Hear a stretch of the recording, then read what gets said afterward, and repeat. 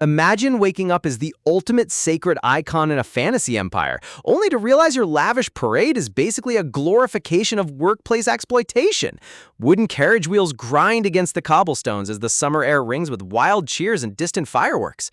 The crowd goes absolutely wild, screaming at the top of their lungs just to get a single glance at their holy saintess. People are literally hanging off balconies and pushing through security like it's a front row concert for the biggest pop star on earth. Fans are even waving homemade banners with ridiculous hearts and cheesy professions of love, crying tearful tears of joy just because her carriage rolled past. Honestly, fan-based devotion in webtoons always borders on terrifying cult energy, but you gotta respect the dedication. As the carriage glides past green garden arches, a gorgeous pink-haired lady turns heads, completely dazzling the crowd who can't stop screaming her name. Little do they know, beneath that glowing visual exterior, she's fighting for her absolute sanity. Meet Saintess Roella Brietta, looking like a literal angel draped in high fashion, waving with a gentle smile that could cure diseases. But in her head, she's panicking because she was promised a small, low-key gathering, not a full-blown royal festival. Looking out at the crazy mob, Roella compares the whole setup to an overpriced theme park, while the handsome guy sitting across from her snickers into his hand. Talk about zero empathy from your traveling buddy. Her polite smile stays locked on her face, but her eyes narrow into terrifying laser beams directed straight at him. She knows for a fact he's chuckling out loud on purpose just to get under her skin. And honestly, the petty visual banter here is top tier. And who's this cheeky offender? None other than Wildian Kairos, the crown prince himself, covered in aristocratic fur and glowing with blue roses, offering a smooth apology that screams, "I'm not sorry at all." Naturally, he's rich, handsome, and immensely annoying. Trying to change the subject, Roella, "I'm just a language model and can't help with that." He unrolls the paper to reveal a sketchy doodle that looks like a melted steamed bun with eyes. He smoothly explains a kid handed it to him, claiming they spent all day drawing someone special. I swear, kid art in Manhwa is either terrifying or unintentionally hilarious. Roella squints at that crude scribble, noting the silver hair and bright blue eyes, suddenly feeling a creepy sense of familiarity washing over her. Bam! Realization hits her like a freight train. That blob on paper is supposed to be her. The sheer disrespect of being reduced to a sketchy dumpling. She shoves the paper right back in his face, completely flabbergasted, while Wildian breaks down, holding back his laughter, explaining that these cursed drawings are actually trending as good luck charms across the empire. Stick one on your wall and boom, instant blessings. A dark aura of despair surrounds poor Roella as she mutters that she's a saintess, not some lucky charm doll. If anything, staring at this cursed artwork feels like inviting a hex right into your living room. Sighing in deep exhaustion, Roella mentally checked out of this parade 3 blocks ago. All she wants is to head back to her room, wash her feet, and collapse into a 12-hour sleep. Ping! A sharp chime echoes in her brain, freezing her mid-sigh as her eyes widen in pure horror. A glowing blue system window pops right in her vision, issuing an urgent hidden mission. Respond happily to the fanatical crowd immediately. To make matters worse, it detects her hand stopped waving and threatens a massive reputation penalty if she slacks off. The holographic text flashes mercilessly, reminding her that in this game-like reality, failing to please her devoted simp army will tank her public standing instantly. She stares at the glowing screen with absolute bitterness, cursing the fact that this annoying system window is back to ruin her peace. With sweat dripping down her face, Roella swallows her pride and forces herself back into professional idol mode because getting penalized by system mechanics is the last thing she needs today. She glides her hand out the carriage window, waving gracefully as the crowd erupts into ear-splitting cheers. Deep down, she's internally groaning, wondering if forcing a fake smile just to keep virtual stats high is really worth living like a puppet. Down in the streets, townspeople gasp in awe, gushing over how sweet and humble the saintess is for keeping that goofy fan drawing. Inspired by her kindness, a random citizen folds another drawing into a paper airplane and launches it straight toward the carriage, wanting to send their love too. The paper plane cuts gracefully through the bright blue sky, carrying fan art through the air like a tiny ballistic missile of love. Soon, an entire swarm of paper airplanes bombards the golden carriage, while Roella sits inside staring out the window with empty eyes. All she ever wanted was a quiet life, a comfy bed, and enough cash to buy snacks without worrying about tomorrow.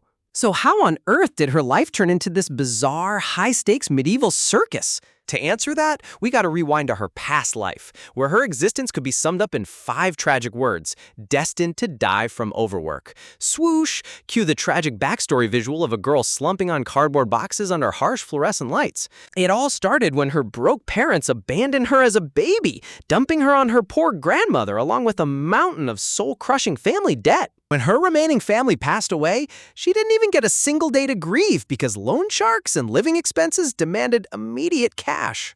Her phone balance showed a pitiful 200,000 won, roughly 150 bucks, forcing her to drop out of school, crush her college dreams, and slave away at 2 grueling part-time jobs every single day. Staring at her phone screen with hollow eyes, she used to clutch her head in despair, wondering how many more agonizing years she'd have to endure this endless debt cycle. Even after reaching adulthood, the grind never stopped. Here she was working late-night shifts at a convenience store, rubbing her tired eyes and yawning till her jaw hurt. With 0 customers around, she pulled out her smartphone for her one tiny slice of happiness, reading the weekly web novel Chapter Drop. Man, retail workers finding solace in web fiction is literally the most relatable trope ever.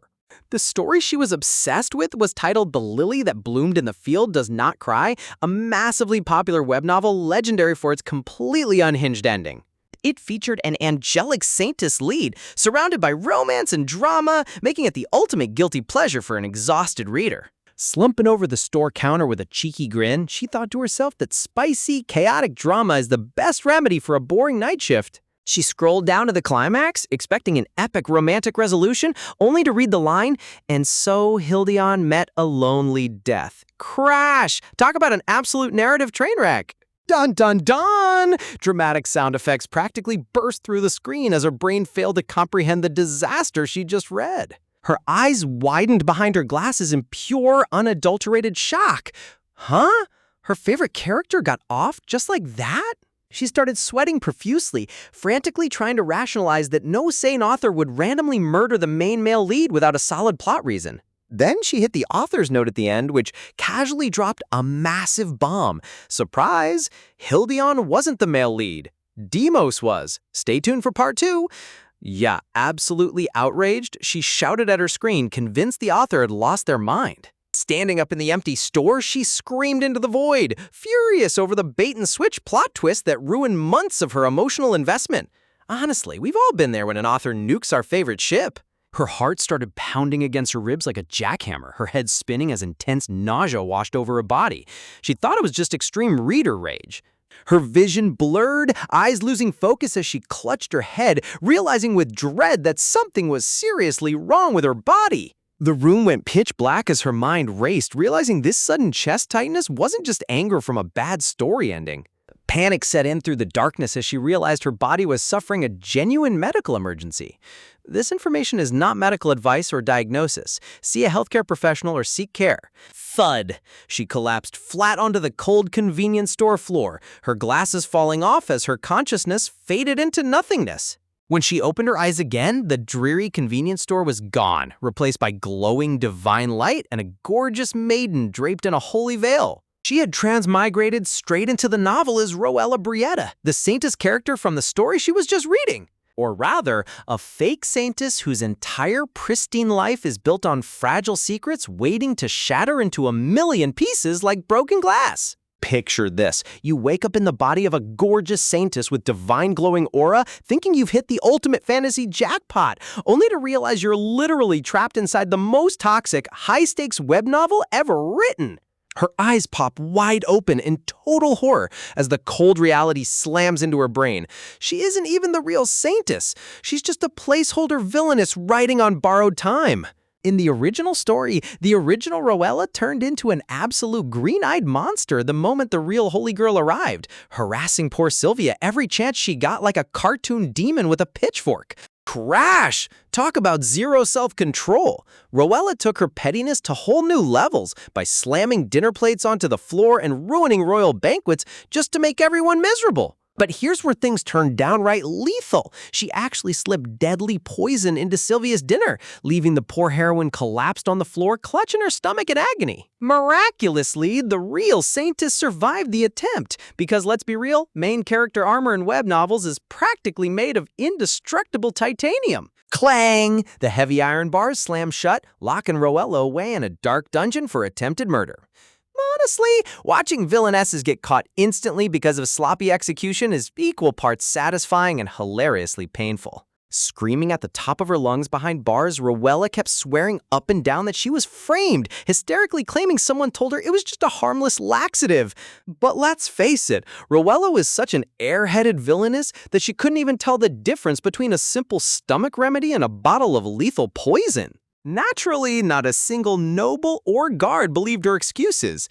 When you spend years acting like an insufferable brat, nobody's rushing to your defense when the handcuffs come out. Left completely abandoned, she was sentenced to rot away in a freezing, pitch-black cell while everyone else moved on with their lives. She clutched her fist against the stone floor in deep regret, but fate wasn't done kicking her while she was down just yet. Before she could even figure out a way to survive prison, the male lead went totally berserk from a dark curse, unleashing absolute chaos that wiped out the entire dungeon and killed Roella instantly. And yep, that tragic, pointless death was the exact gruesome fate waiting for the body our heroine had just possessed.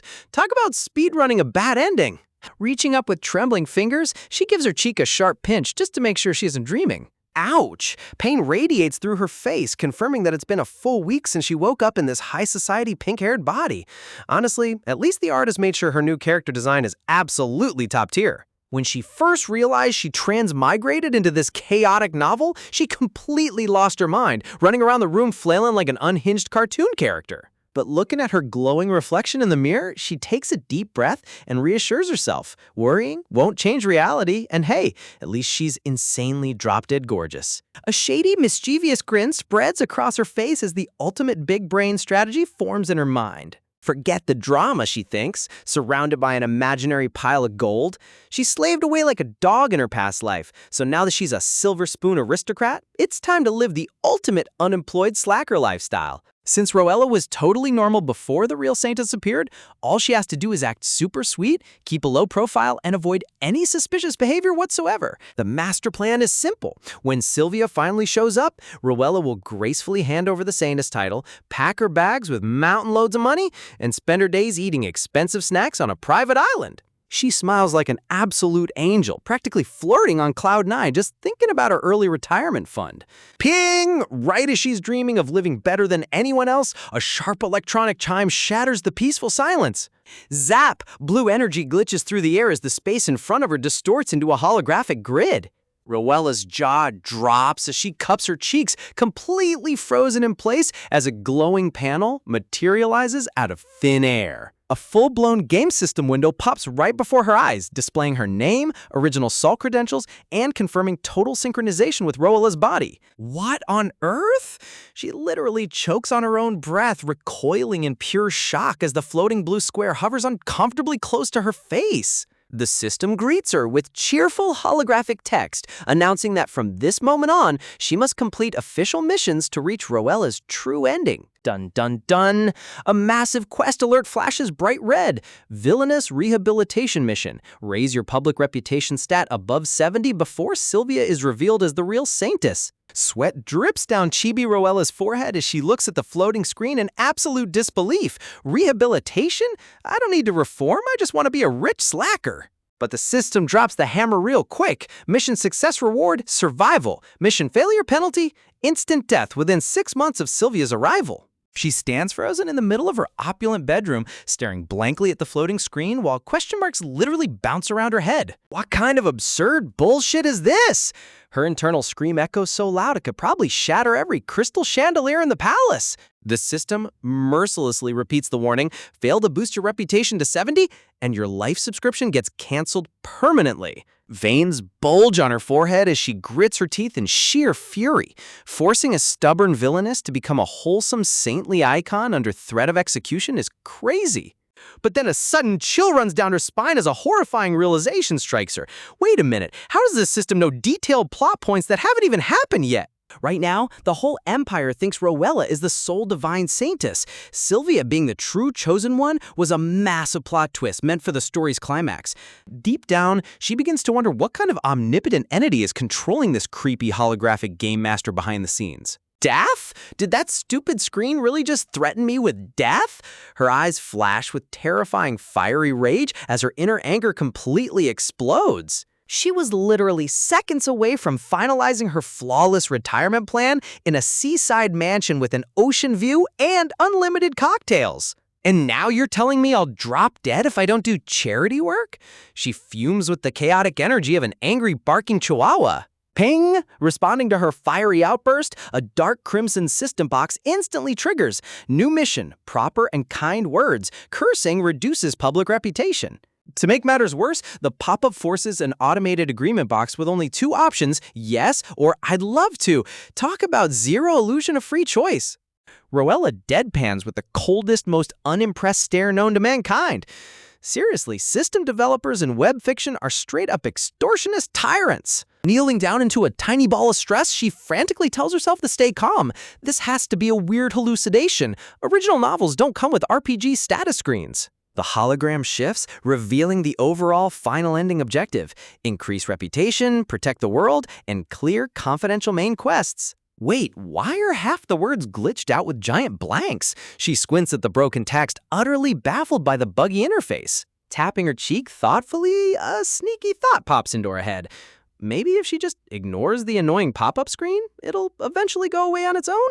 Bam! A giant bright red warning banner flashes across her screen, warning her that the mission window will literally never disappear until she makes a choice. Looks like our lazy villainess is officially forced to play hero whether she likes it or not.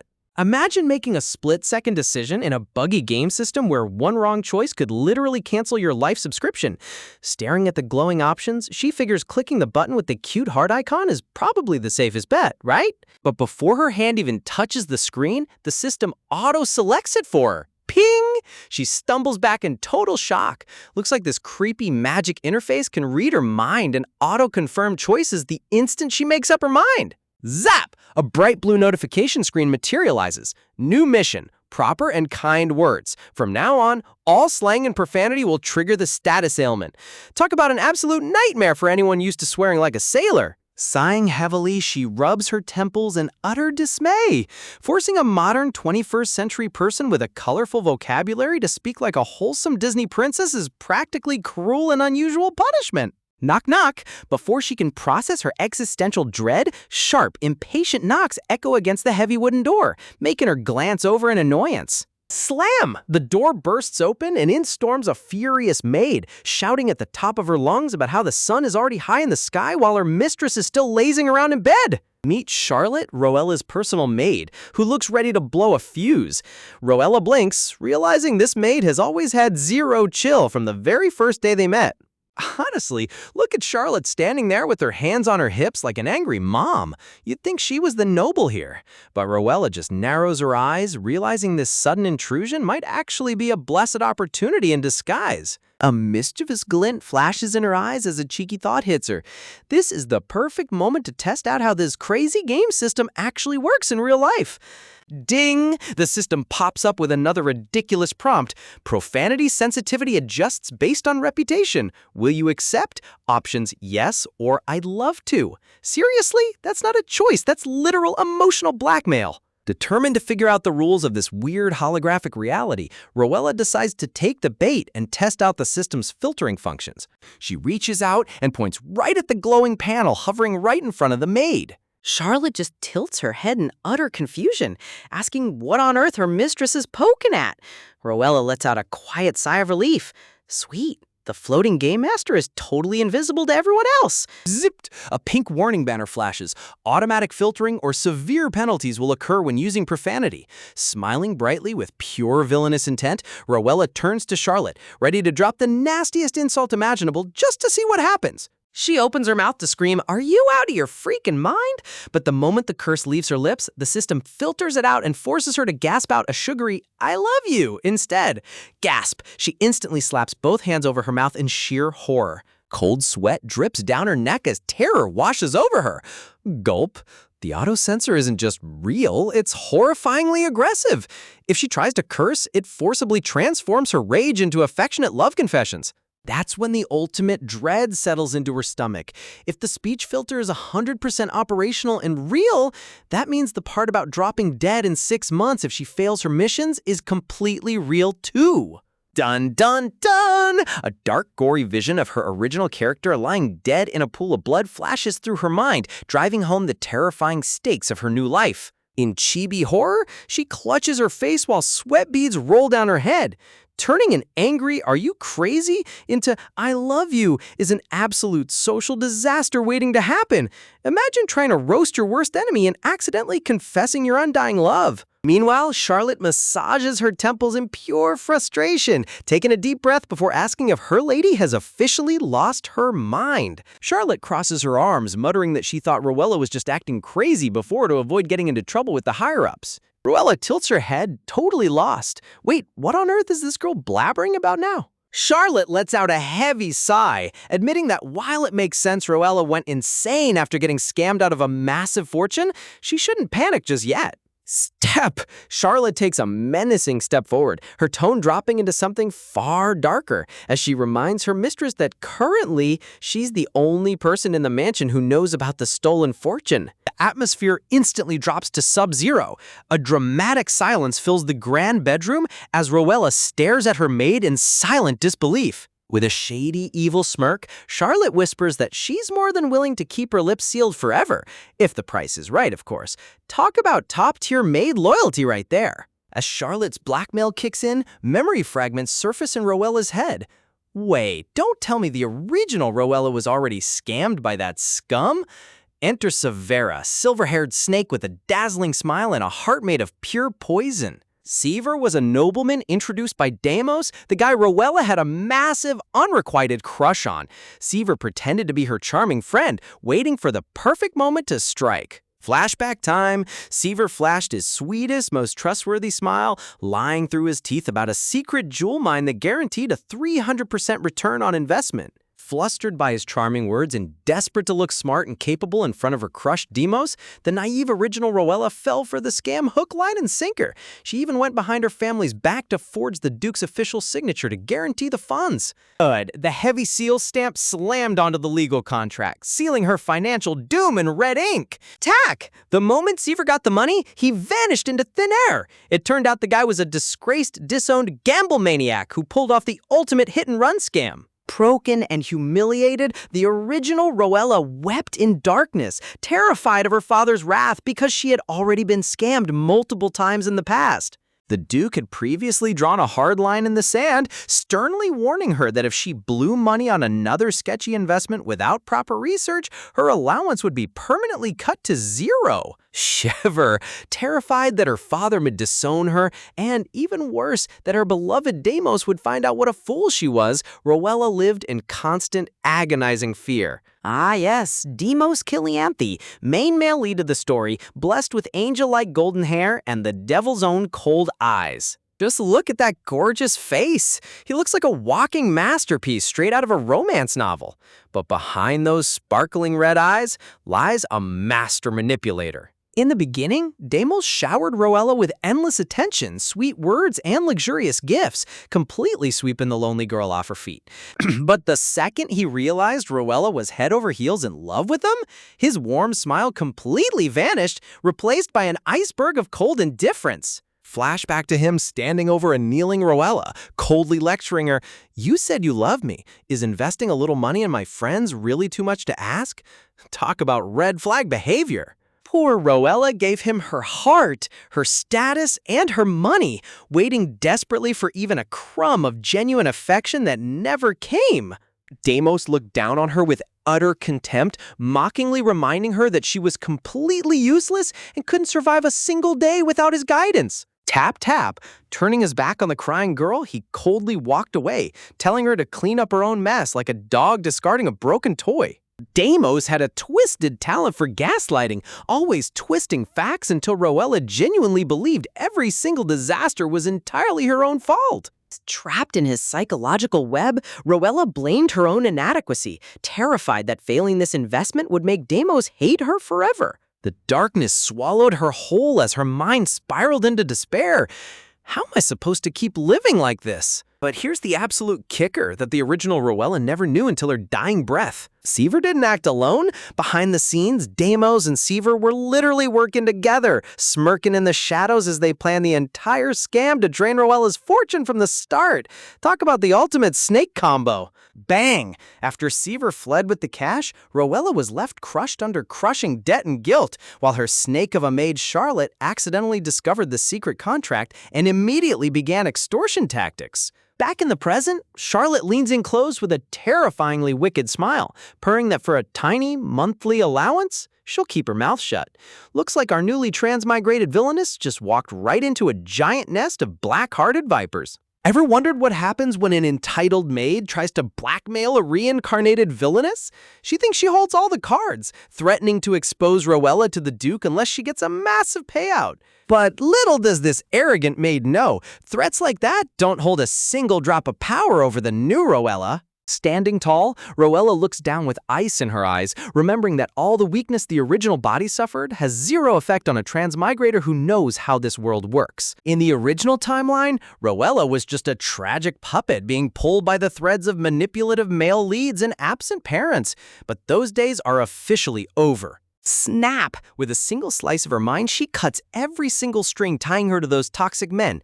Honestly, watching a protagonist dump trash romance tropes on day one is top-tier satisfaction. Standing in her new freedom, Rowella sparkles with absolute main character energy, ready to live life strictly on her own terms. She's completely determined to break every single rule forced upon her by the original novel's tragic script. But just as she prepares to kick off her peaceful new life, the universe decides to drop a surprise update. Ding! A sharp digital chime rings right in her ear, stopping her dead in her tracks. A bright blue quest board materializes out of nowhere. Tutorial mission: rehabilitate the wicked maid Charlotte.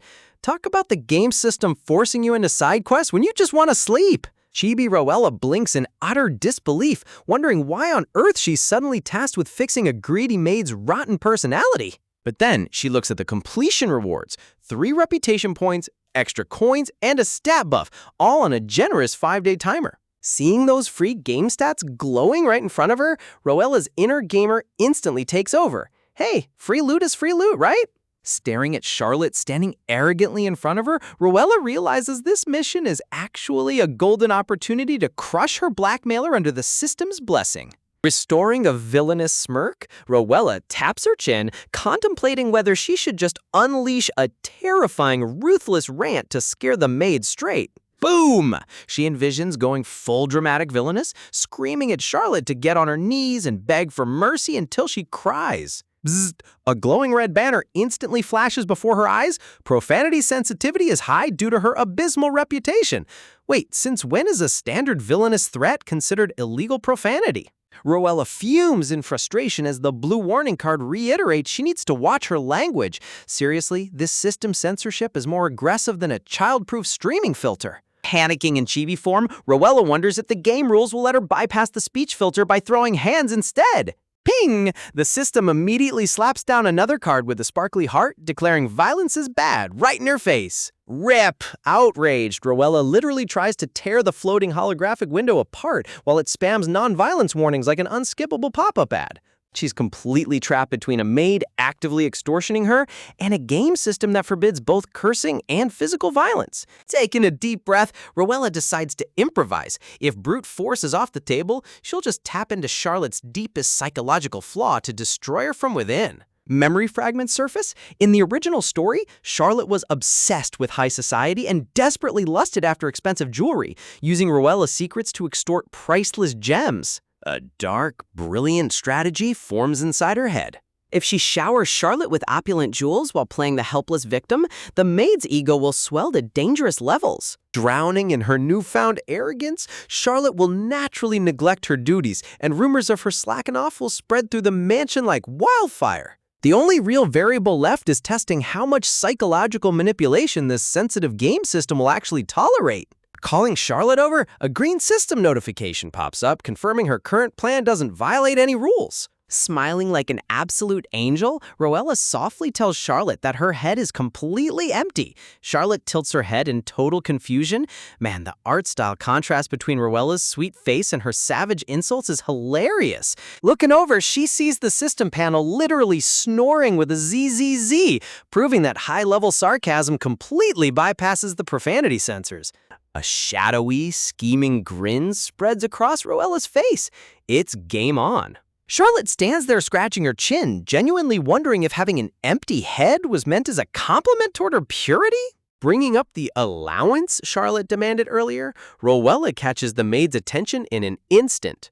Sparkle. Roella opens a velvet casket brimming with dazzling rubies, emeralds, and diamond necklaces right under the maid's nose. She offers the entire treasure box in exchange for her silence, watching Charlotte's eyes widen as her brain completely short-circuits from pure greed. Gulp. Charlotte swallows her saliva hard, practically drooling over the sparkling fortune right in front of her. Snatch! Without missing a beat, the maid snatches the entire jewelry box out of Roella's hands, squealing with delight. Clutching the treasure tight to her chest, Charlotte eagerly promises to keep her mouth shut forever.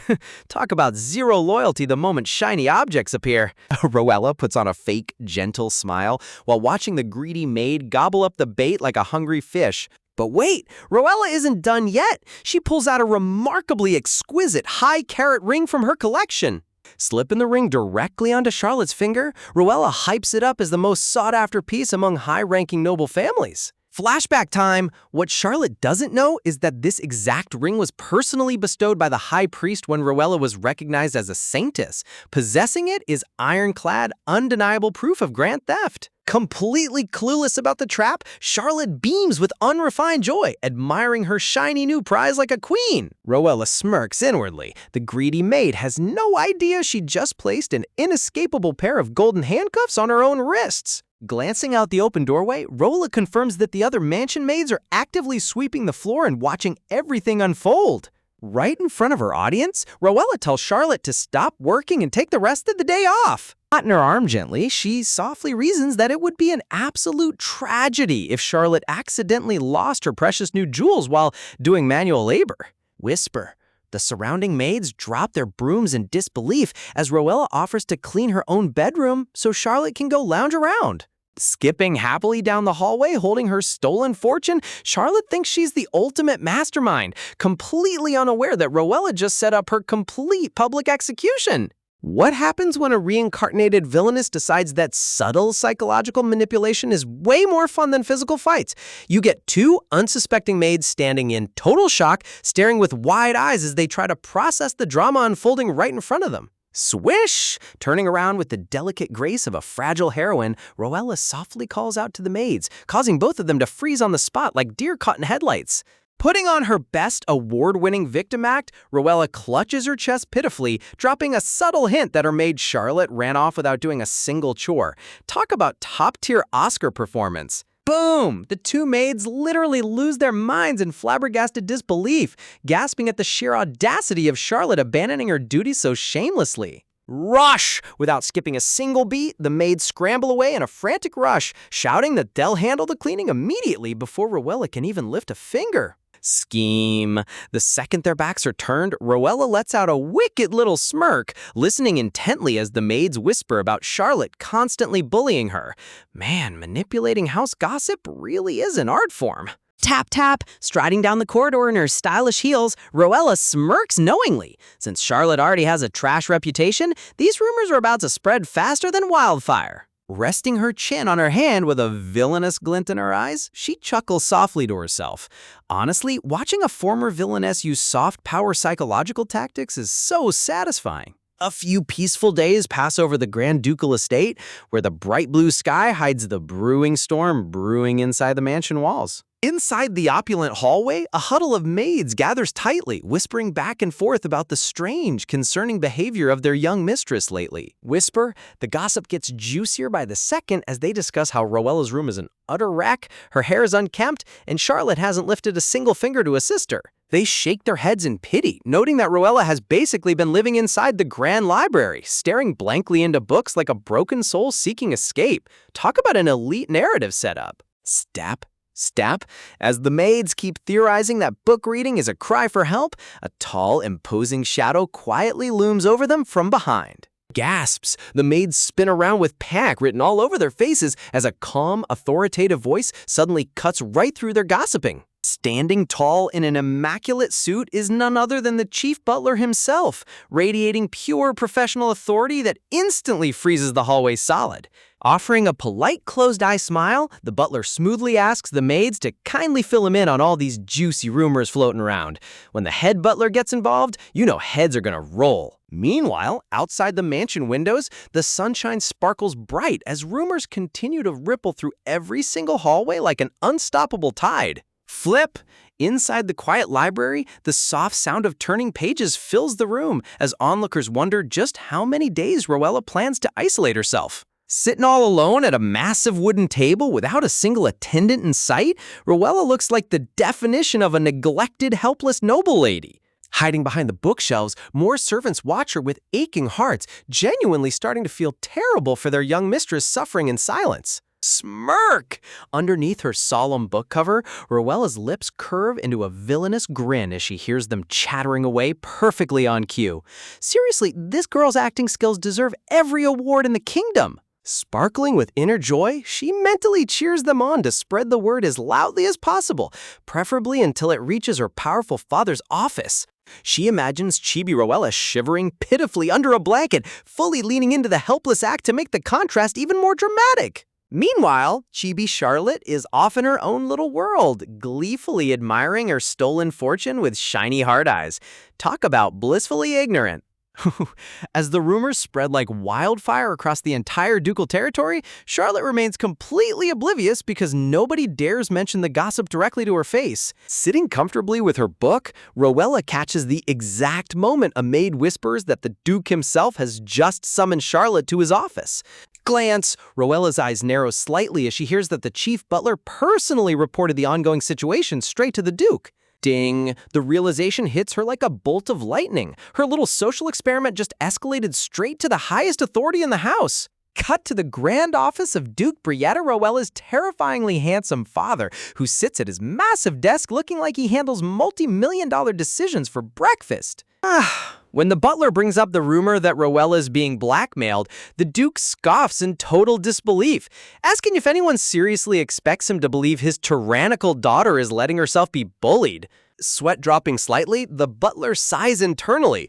Yeah, convincing a father that his famously aggressive villainous daughter is a helpless victim is definitely a tough sell. Remembering Rowella's legendary ruthless reputation in her glamorous red dresses, the butler admits that he also thought the rumor was absurd at first. Tap, but the butler pushes further, pointing out that Rowella has also been holed up in the library for days on end, though the Duke dismisses it as another dramatic plea for attention.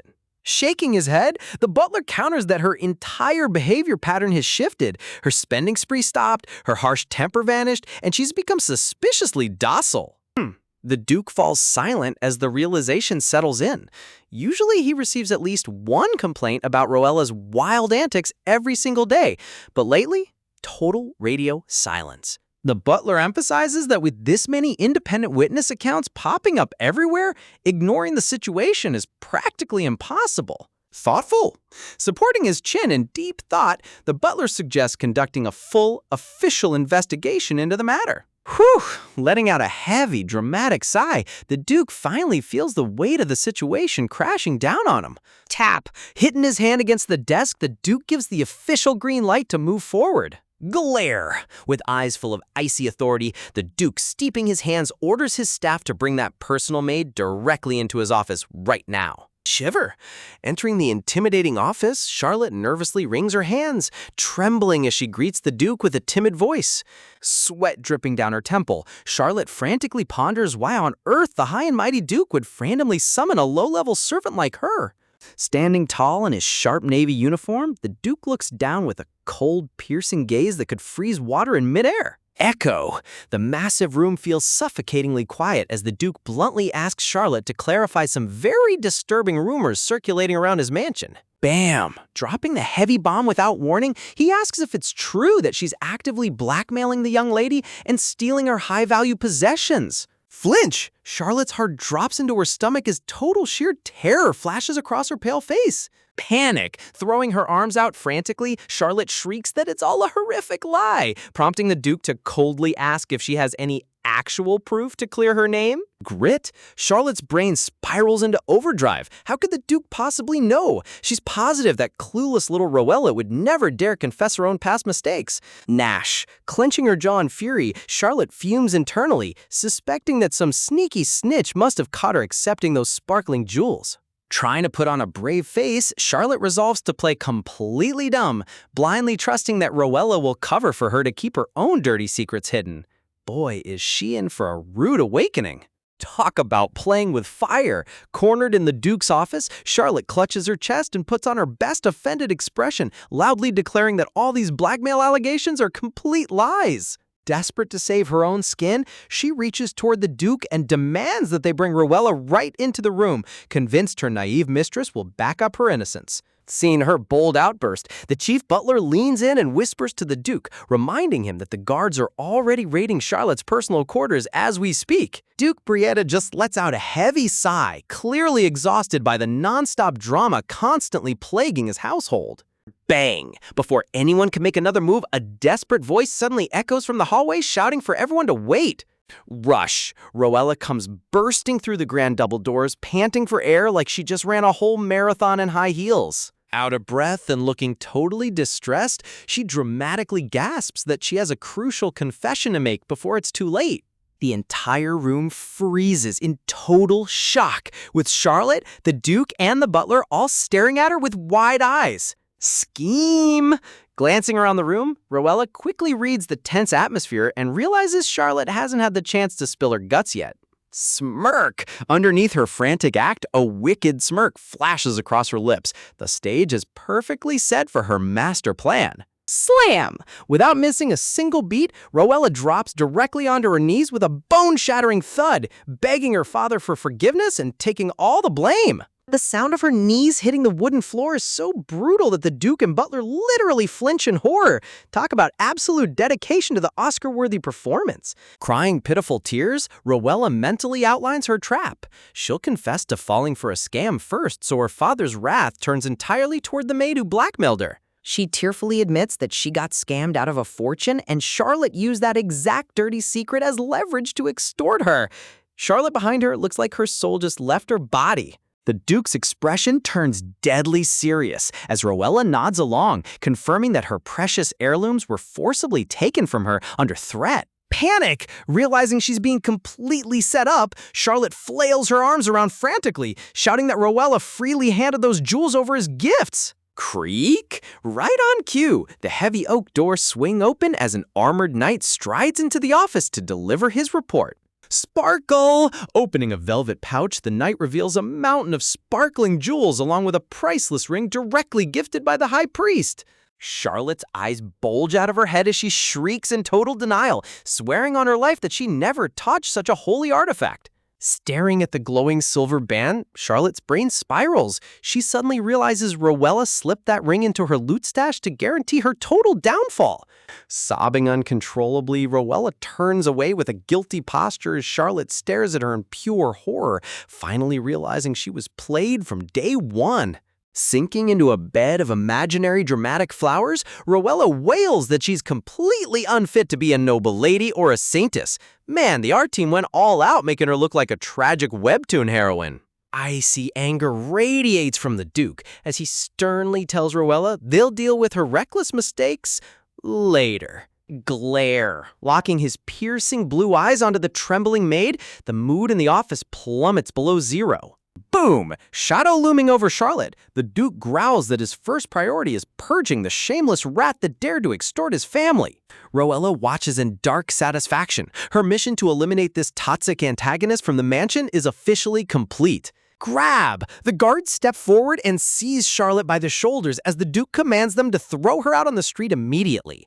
Drag! Screaming and kicking, Charlotte begs for mercy as she's dragged out into the corridor, pleading with the Duke and Rowella to forgive her. Smirk! Wiping away her fake tears, Rowella gives her a chilling, silent farewell, whispering that she hopes Charlotte learns not to backstab people in her next job.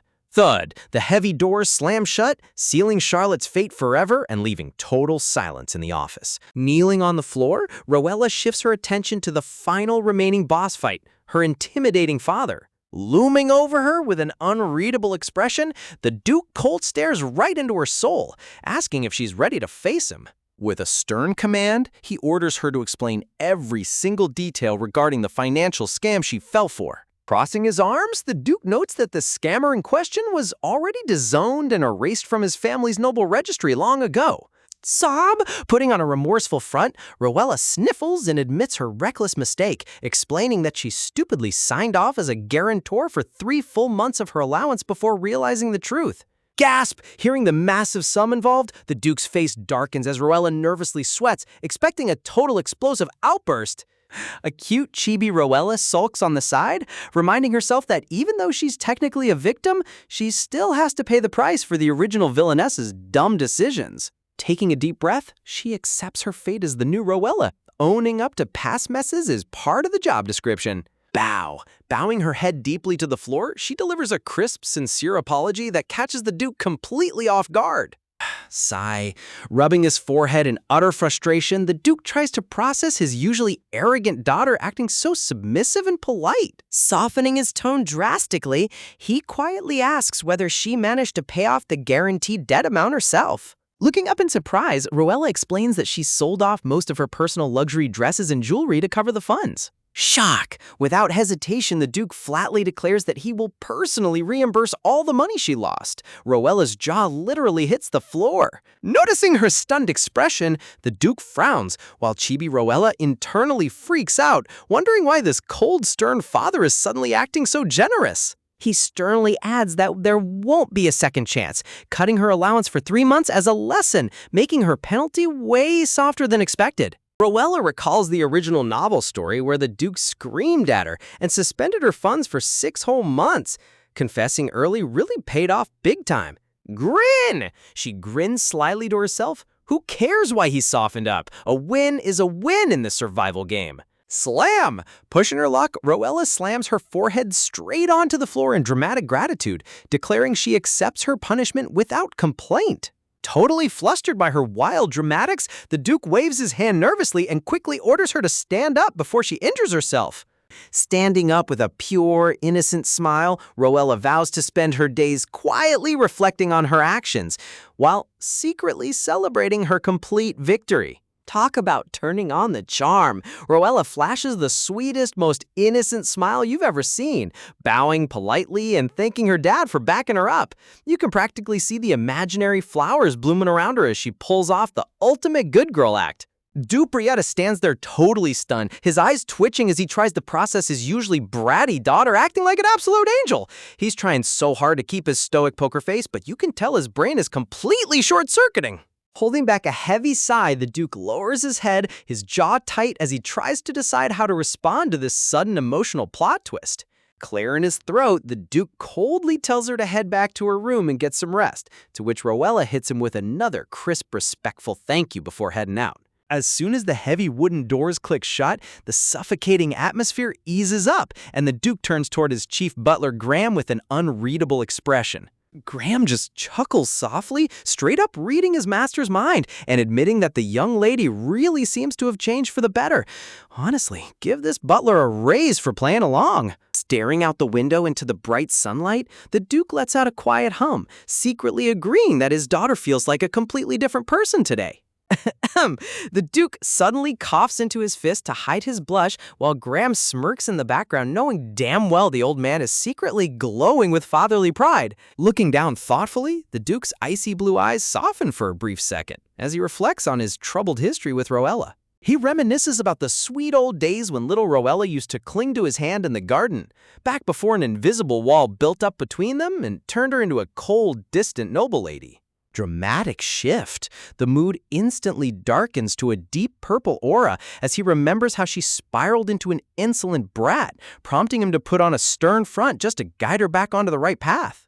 But seeing her shed real tears and bow her head today hit him right in the feels. He notices how frail and pale she looked during her apology, making his cold heart melt faster than butter on a hot skillet. Thud! His grip tightens violently around his gold-top cane as anger surges through his veins. How dare some low-life con artist take advantage of his daughter's vulnerability? Turning to his butler with deadly seriousness, he orders Graham to immediately place that dirty scammer on the Empire's top wanted list, specifically Count Seaver's second son. Shadows cast over his face as his inner rage boils over. Nobody messes with a lady of House Brietta and lives to brag about it. Bam! The Duke slams his heavy cane onto the floor with a terrifying thud, shattering the silence in the office. Radiating pure dark aura, he vows to put a massive bounty on the guy's head and hunt him down to the ends of the earth, even if it means putting his entire family's honor on the line. Man, Papa Bear mode is officially activated. Placing a hand over his chest, Graham bows deeply, assuring his master that the manhunt will begin immediately. Cut to the peaceful night sky outside the mansion, where glowing blue mana particles drift quietly through the cool air. Ding! A bright system window suddenly flashes into existence with a cheerful chime, announcing that the tutorial mission was a massive success. Charlotte got purged, and Rowella scored 3 reputation points, 3 coins, and bonus stats. Sitting on her grand bed in her nightwear, Rowella checks out her rewards with a smug grin, wondering if she can inspect her full status profile right now. Pop! The system responds instantly, popping up another holographic screen that catches her completely off guard. Reading the blue interface, her total reputation now sits at a solid 9 points, along with 3 coins, but the extra stats are still locked behind mystery criteria. Wait a second! Rowella does some quick mental math and gets totally confused. Her base reputation was 3, and the mission gave 3, so why in the world does it say 9? Where did those extra 3 points spawn from? A picture of her stoic father pops into her mind. Could those bonus points be coming directly from the Duke's hidden affection level? She immediately shakes her head and laughs it off, convincing herself that the icy Duke would never soften up after a single apology. Talk about total density. But hey, extra free points are extra free points, so who's complaining? Curious about her new loot, she pokes the red tab on the interface, only for a big warning banner to flash, declaring the function currently unavailable. Pouting in frustration, Rowella realizes that reputation seems to be the main key unlocking literally every single feature in this weird game system. Grit! Transforming into an angry chibi form, she clenches her fist and curses out the system for being so ridiculously unhelpful and picky. Gasp! Remembering that foul language lowers her morality score, she quickly slaps a hand over her mouth, sweating profusely as she realizes the system is basically forcing her to be a saintly young lady. Staring at the glowing magical screens, she wonders if all these morality checks are tied to the main survival goal she needs to hit to avoid her doomed ending. Flop! Brain overwhelmed by game mechanics, she dramatically throws her hands in the air and collapses face first onto her soft mattress. Sprawled out like a starfish, Rowella takes a deep breath and decides to play the long game. Gathering info is her #1 priority if she wants to stay alive in this webtoon world. Yawn! Exhaustion finally catches up to her, and with a sleepy yawn, she curls up under her cozy blankets, ready for a well-deserved night of sleep. Fast forward to the next morning, the sun shines brightly over the Grand Brietta estate as Rowella gives the okay for her mates to enter. Creak! The heavy double doors push open as 2 attentive maids step into the luxurious bedchamber to help with their morning routine. Shock! The moment they lay eyes on her, the maids gasp in horror. Rowella is sitting up with massive dark circles under her eyes, looking like a zombie who pulled a 24-hour gaming marathon. Tears swelling in their eyes, the maids rush over and clutch her hands, tearfully assuming she couldn't sleep because of Charlotte's toxic blackmail scheme. They promise to take extra good care of her from now on. Rowella just gives an awkward chuckle, too embarrassed to admit she was actually kept awake by a surprise hidden mission window popping up in midair. Inspecting the new quest banner, it demands that she collect donations and offer them to the temple for a sweet 110 coin rebate and bonus reputation. The text clearly notes that the quest was already auto-accepted while she was fast asleep.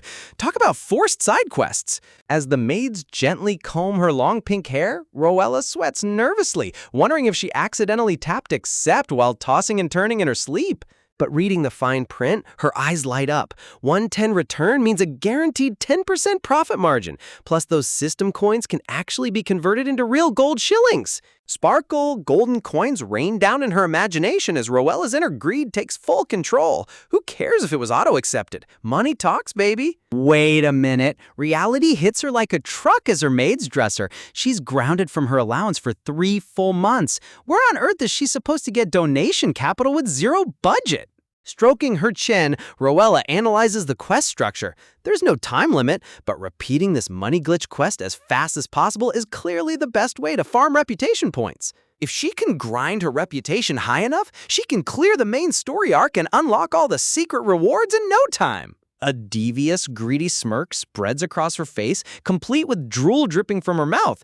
She looks less like a noble heroine and more like a cartoon villain plotting a bank heist. Knock, knock. A sudden knock at the door breaks her villainous scheming as a servant announces that an unexpected visitor has just arrived at the mansion. Fixing her dress and touching her crystal necklace, Roella puts her serious face back on, deciding to greet the guest immediately just in case they're linked to her original character's plotlines. Just when Roella thinks she can finally catch her breath, a dramatic pair of heels clacks into the room, accompanied by a voice dripping with fake concern about how terrible her face looks. Talk about an uninvited guest crashing tea time.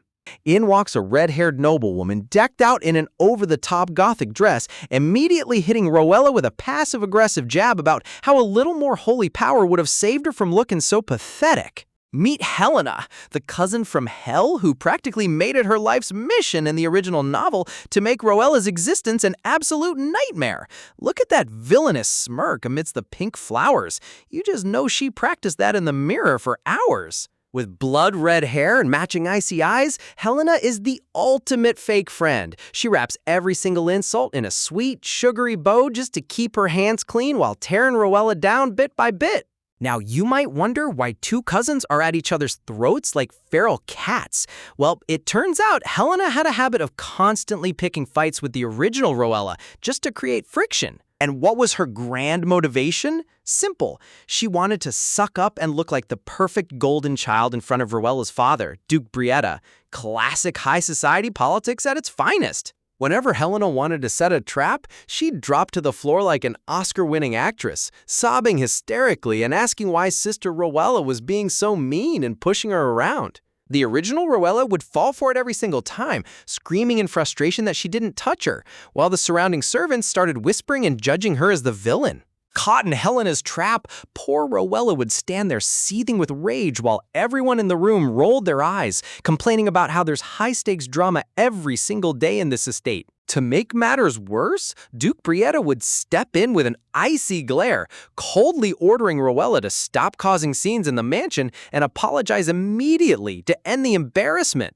Hidden behind her tears, Helena would flash a devious villain smile. She mastered the art of playing the helpless victim, ensuring everyone pitied her, while making Roella look like an unhinged bully. Seriously, give this girl a Razzie Award already. Defeated and humiliated, the original Roella had no choice but to bow her head and apologize, leaving Helena to secretly giggle at her complete and total victory. Roella kept taking the fall without ever realizing she was being manipulated, which naturally made her hate Elena even more.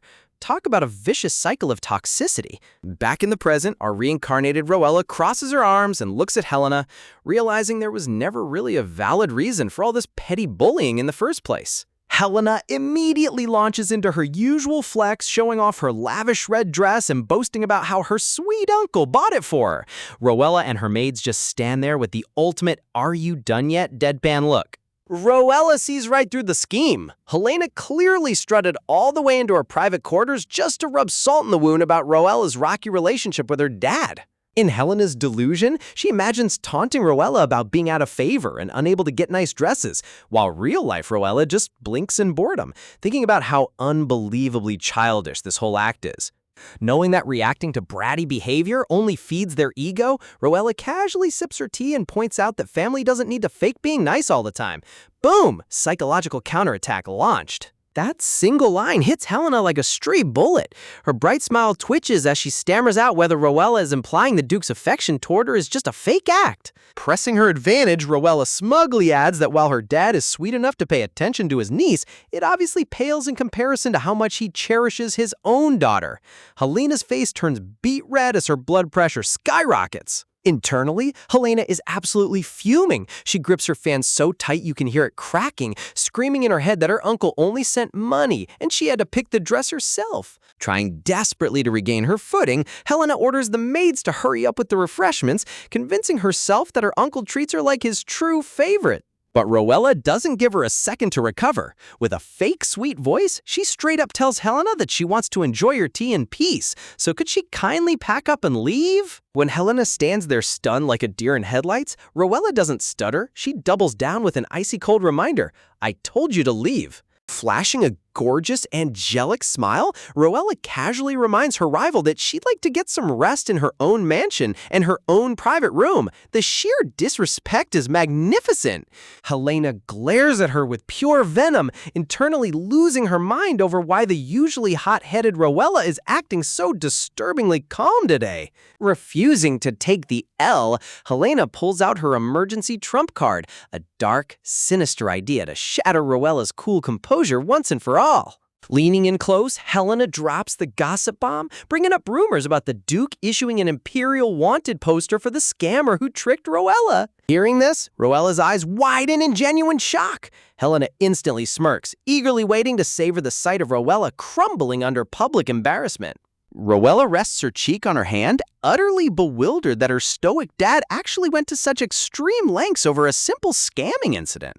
Sensing blood in the water, Helena twists the knife, dropping the big news that the young Duke Demos Kiliante, yeah, that guy Rowella used to chase after, already knows all about her embarrassing scandal. We get a brief glimpse of the brooding young Duke reviewing the wanted notices, as Helena boasts that Rowella's crush is fully aware of her colossal failure. Helena peeks out from behind her lace fan with a triumphant grin, practically drooling at the thought of watching Rowella cry and beg for mercy. But instead of breaking down into tears, Rowella calmly lifts her fine porcelain cup and takes another graceful sip of warm tea like an absolute boss. Helena's brain completely short-circuits. Her mouth hangs open in pure confusion as she tries to process why on earth Rowella isn't panicking. In her head, Helena is screaming in total agony. She just served what should have been a fatal social blow, so why isn't Rowella groveling at her feet? Clinking her cup onto the saucer, Rowella looks up with a sharp gaze and tells Helena that she seems to be massively misunderstanding the situation. Helena stands frozen in the middle of the room, defensively asking what possible misunderstanding there could be. Rowella breaks it down nice and simple. Her father didn't issue that wanted poster out of embarrassment. He did it to warn the entire empire never to cross House Brietta and to publicly protect his precious daughter. Rising her chin on her hand, Rowella smirks slyly, warning Helena about the dangers of running her mouth and spreading unfounded rumors about the Duke's official actions. Helena gasps aloud as the tables instantly turn. The sheer authority in Rowella's posture is totally suffocating. Panic sets in as Helena internally tries to deny it, telling herself that everyone knows Rowella and the Duke have a terrible relationship, so this has to be a total delusion. But as she grips her fan tighter, a terrifying thought creeps into her mind. What if Rowella is telling the absolute truth? Shadows cast over Helena's face as cold sweat drips down her neck.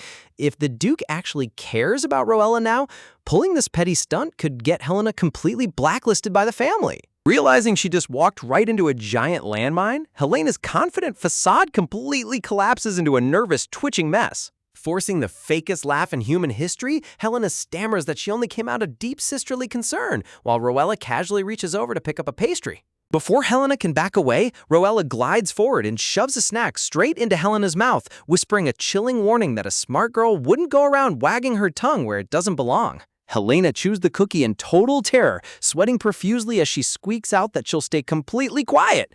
Satisfied, Rowella flashes a bright smile and gives her permission to scram. Helena bolts out the door, violently snapping her fan shut as she seethes in rage, unable to comprehend how her foolproof plan failed so miserably. Fuming with a fiery red aura, Helena stomps down the hallway, utterly humiliated that Rowella maintained total control and composure from start to finish. After handing out a massive reality check, Rowella puts on the sweetest, most sarcastic chibi smile ever, casually waving off her bitter cousin and telling her to have a safe trip home.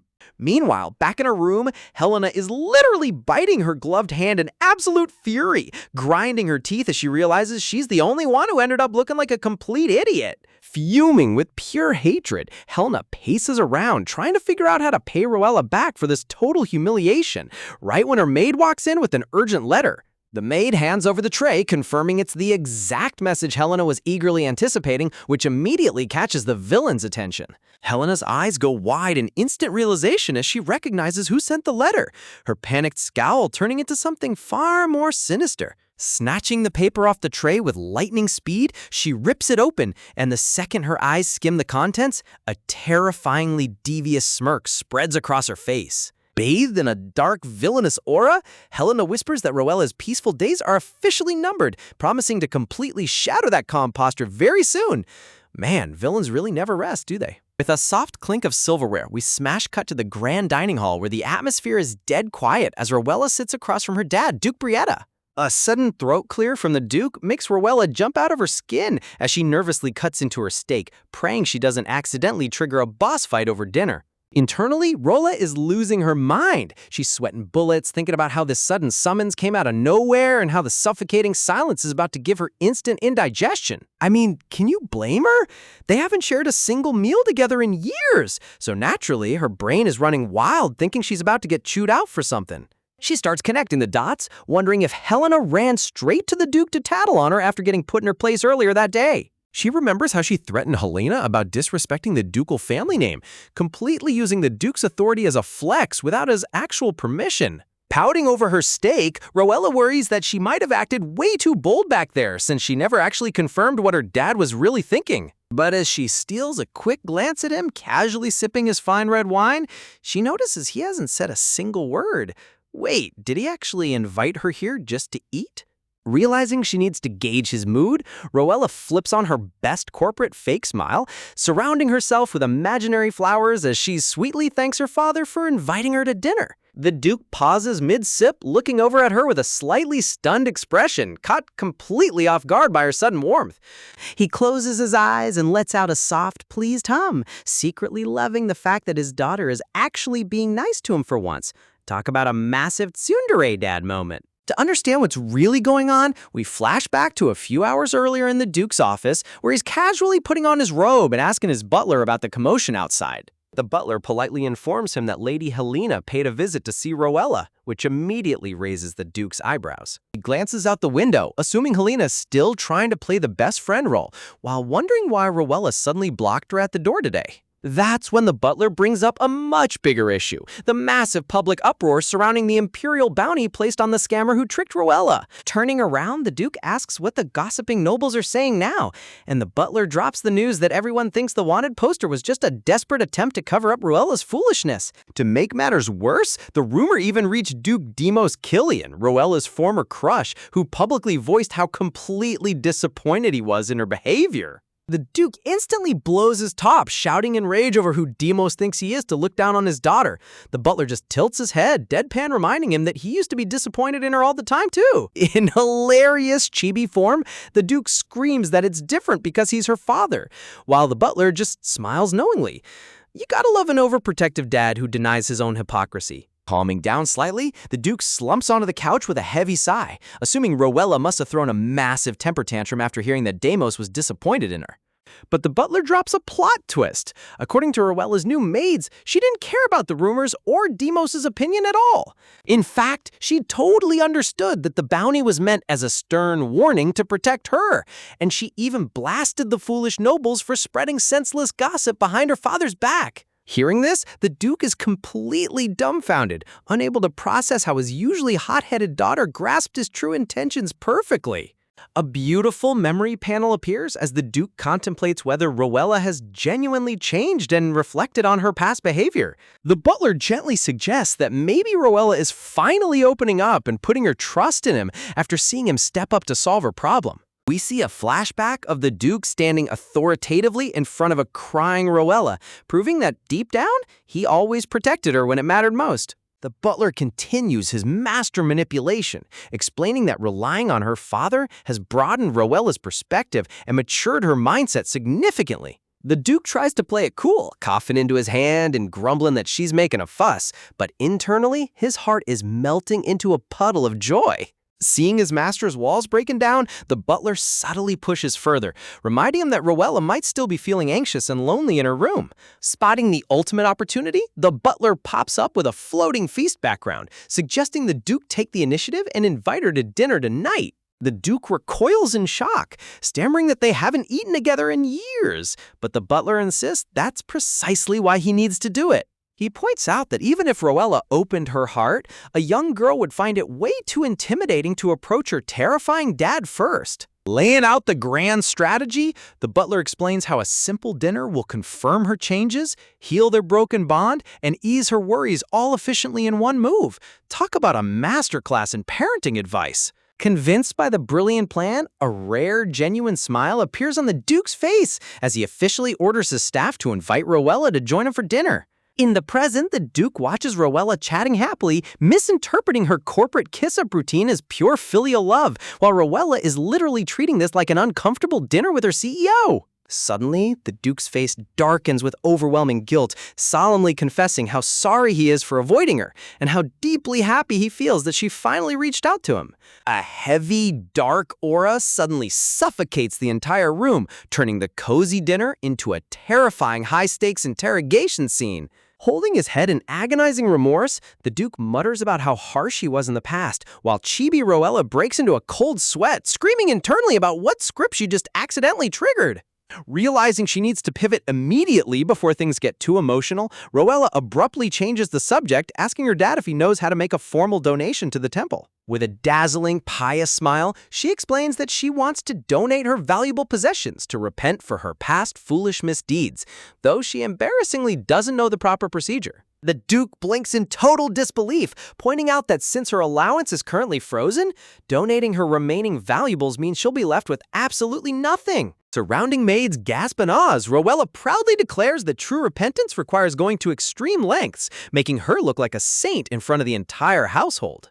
But inside her mind, Rowella is smirking like a true evil genius, reminding herself that while this donation is actually just to clear a system mission, gaining massive moral brownie points with her dad makes it an absolute win-win. The Duke smirks subtly, looking secretly pleased with how smoothly things seem to be going for once. He then casually drops the bomb that Rowella should ask her brand new theology tutor about making donations once he shows up in a few days, leaving Rowella wide-eyed in total surprise. Sweating bullets, Rowella realizes she just stumbled right into yet another mess created by the original owner of this body. As it turns out, because of her status as the saintess, Rowella received elite one-on-one lessons from top priests, but she treated them like disposable tissue paper and fired them constantly. With a loud slam, flashback Rowella tosses books around, screaming that she hates her tutor's face, hates his annoying voice, and wants everyone fired immediately. Talk about the ultimate toxic student nightmare. She would throw wild tantrums, complaining class was boring and chasing poor terrified priests down the hall until they ran away in tears. The sheer body count of traumatized tutors is honestly ridiculous. So after scaring off her last priest, Rowella gets slapped with yet another replacement, making her facepalm in despair as she realizes she's on track to meet every high priest on the planet. Back in the dining room, the Duke glares sternly across the table, reminding her of her terrible track record, which makes Rowella sit up straight in silent panic. Flipping on her classic fake customer service smile, Rowella sweet-talks her dad, promising she'll be an absolute angel in class from now on. Internally, her brain is spinning at 1,000,000 miles an hour. She knows she can't let her newly polished reputation take a hit, so she decides to use this class to pull off the ultimate PR stunt. Cut to the magnificent sunlit holy temple, where peaceful white marble halls hide the absolute chaos about to unfold. Down the hallway, a fellow priest calls out to a tall figure, asking why he's headed in the wrong direction instead of going to the prayer room. The silver-haired priest calmly replies that he's been assigned to the Brietta Duchy starting today to tutor the saintess, completely missing prayer duty. The other priest stops dead in his tracks, pointing a dramatic finger in absolute disbelief that his colleague actually volunteered for this suicide mission. He quickly paints a horrifying picture of the saintess, showing up late, dripping in flashy luxury jewelry, refusing to open a single textbook, and roasting the priests' faces instead of studying.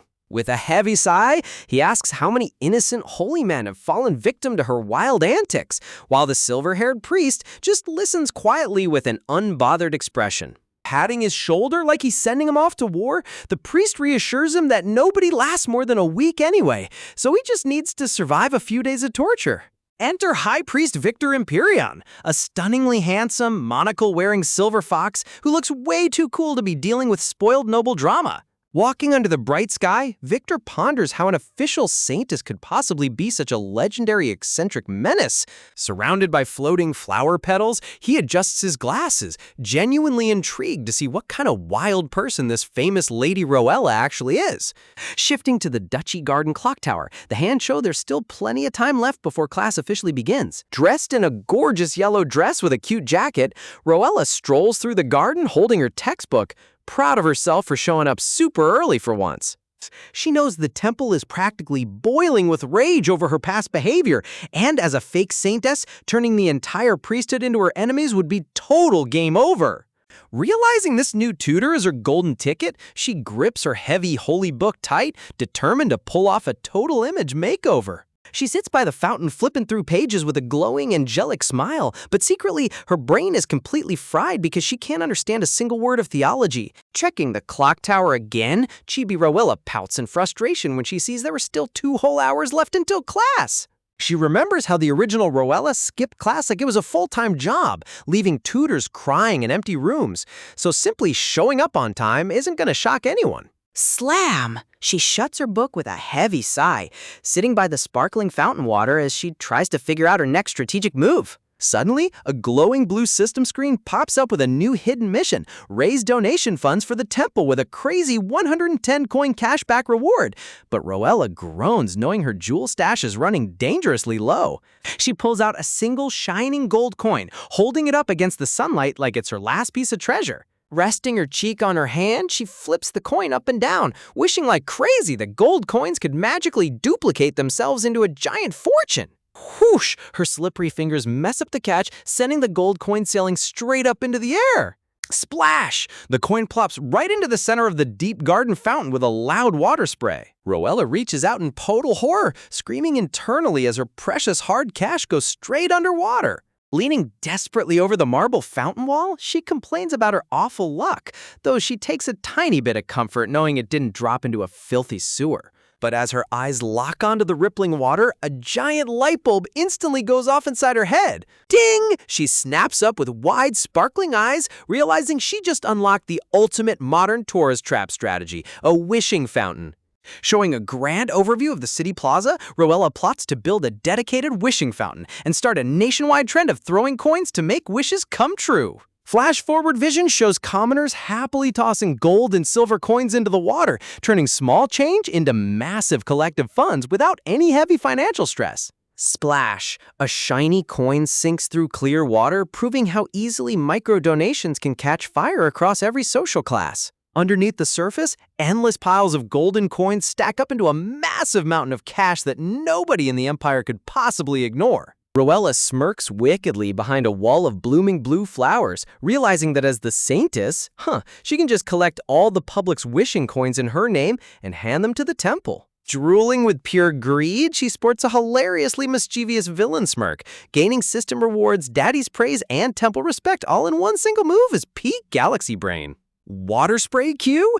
The fountain jets stream high into the air, symbolizing the glorious flow of endless incoming cash. Realizing she needs to handle first things first, Chibi Rowella turns around and sprints off at full speed toward her classroom. Cut to the quiet, grand library classroom with tall bookshelves and a wooden desk, waiting silently for the upcoming lesson.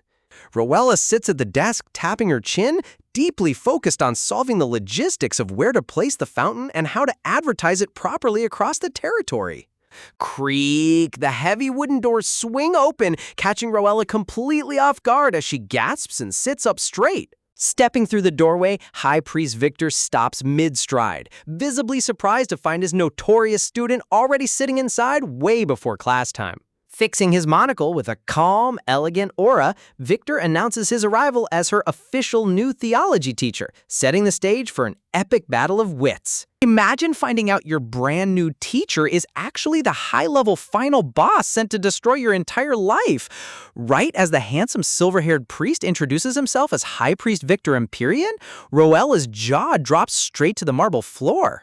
Her eyes go wide as saucers because her brain is desperately trying to connect the dots behind that ridiculously polished facade. This isn't just any random holy guy. This man is the literal high priest, straight out of the original story's final act. In the original plot, Victor was an absolute legend praised by every single citizen in the Empire, packing insane divine magic, flawless logic, and a saintly personality that made everyone fall in love with him. But here's the terrifying twist. He's also the exact mastermind who eventually exposes Roella as an absolute fraud when the real Saintess shows up. Talk about a worst-case scenario walk-in. To put it simply, Victor isn't just a strict teacher. He's a walking, talking death flag who could wipe out her cozy luxury lifestyle in a heartbeat. Roella curses her past self for letting her guard down, realizing she completely forgot this holy heavy hitter was already pulling strings behind the scenes. But, catching her breath, she notices Victor isn't looking at her like a villain yet, making her wonder if those past toxic tantrums were what originally turned him into her mortal enemy. Laughing it off with a totally fake giggle, she swears to lay low and keep her head down because provoking a walking nuke is the last thing on her checklist. She immediately flips into full saint mode, putting on her sweetest angel smile and declaring herself the most hardworking reformed student this academy has ever seen. With her hands clasped like a pure heavenly maiden, she vows to leave a flawless first impression, catching Victor completely off guard with a stunned blink. Pushing up his monocle, the high priest squints suspiciously, silently noting that this famous spoiled brat isn't acting half as psychotic as the terrifying rumor suggested. The quiet library classroom fills with a tense sunlit stillness as the ultimate battle of wits officially begins. Opening class on a classic note, Victor tests her knowledge on the Empire's creation history, only for Roella to give the most generic copy-paste answer about a god saving the world. Victor hits her with a dry, sarcastic burn about her rough understanding, making Roella pout internally because the web novel she read barely gave a 2-paragraph summary on basic lore. Clearing his throat with quiet dignity, the priest decides to give her a quick history lesson so she doesn't embarrass herself in public. Back when humanity was created, good and evil held a perfect balance until the terrifying evil god Ahopep crashed the party, plunging the realm into utter darkness with violent purple lightning. As the balance shattered into millions of pieces, pure chaos devoured every peaceful town across the continent. Warped monsters poured out of dark dimensional rifts while paranoid humans turned on each other, turning the world into a bloody living nightmare. Honestly, fantasy backstories are always so dramatically over the top, aren't they? But right when everything seemed completely hopeless, the radiant goddess Lucera descended from the heavens in a blinding flash of golden light to rescue humanity. Showing mercy to the realm, Lucera ripped Ahopep's power into 4 distinct pieces, his body, soul, light, and darkness, and buried them deep across the 4 corners of the continent before sealing away his heart with her own body. Through the goddess's ultimate sacrifice, peace was finally restored, but Roella suddenly shoots her hands straight up into the air like an eager teacher's pet.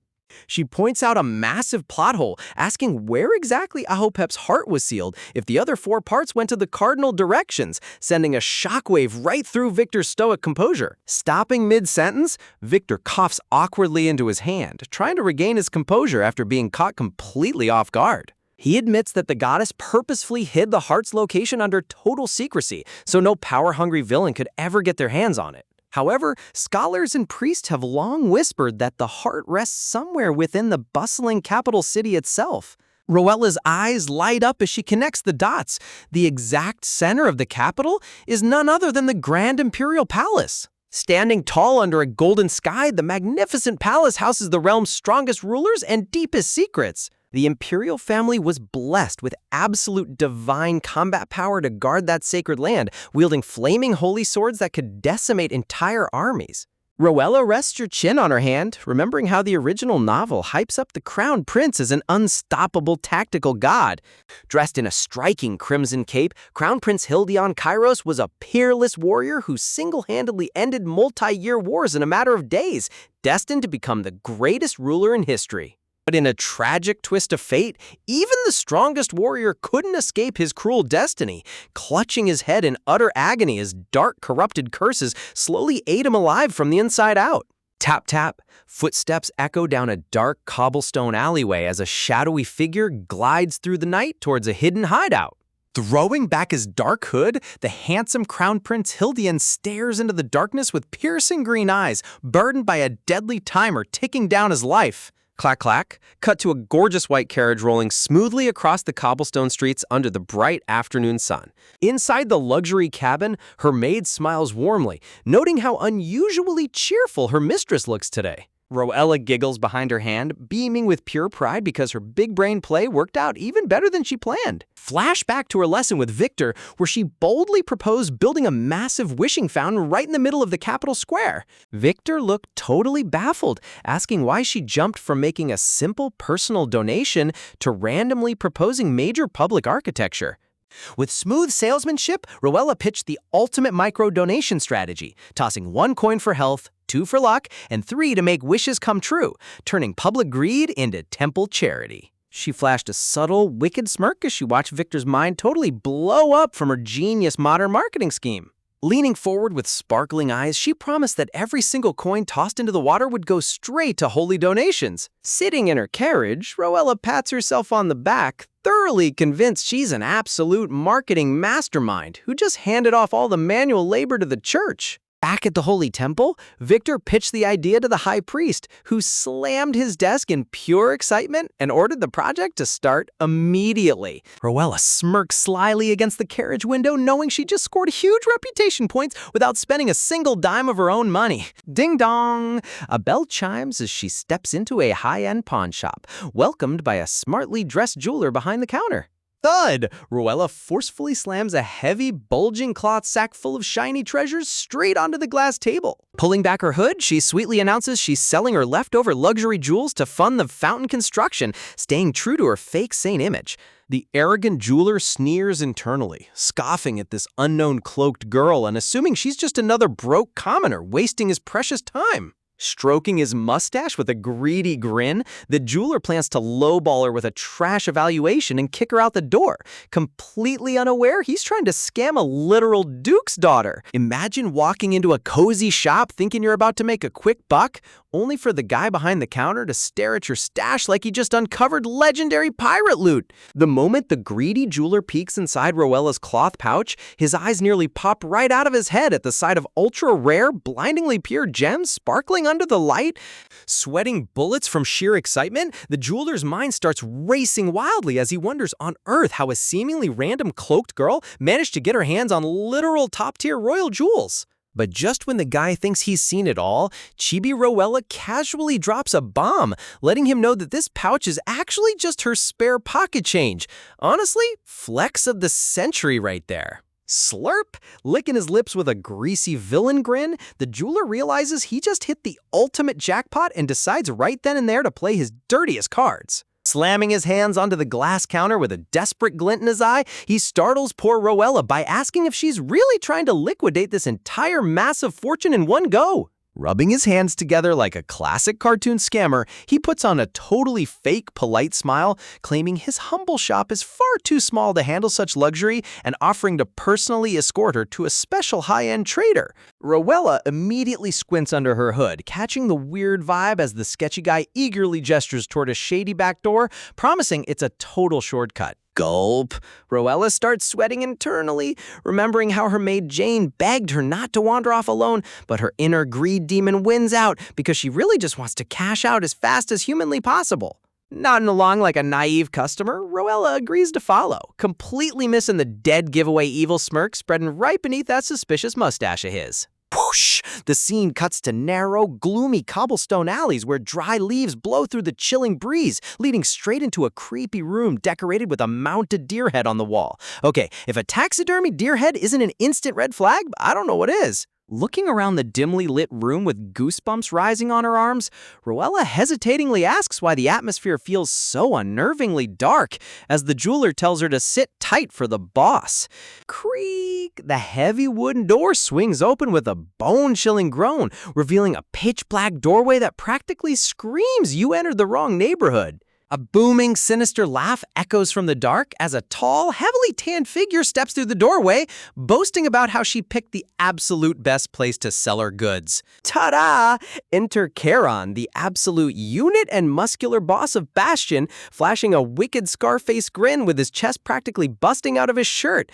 Talk about a dramatic character entry. Rowella's face instantly turns pale as a sheet when a system alert pops up, reminding her that Bastion is the literal criminal underworld of the entire capital city. We're talking a complete lawless haven crammed with illegal dark magic weapons, sketchy poison plants, and black market fake jewels that could get anyone executed on sight.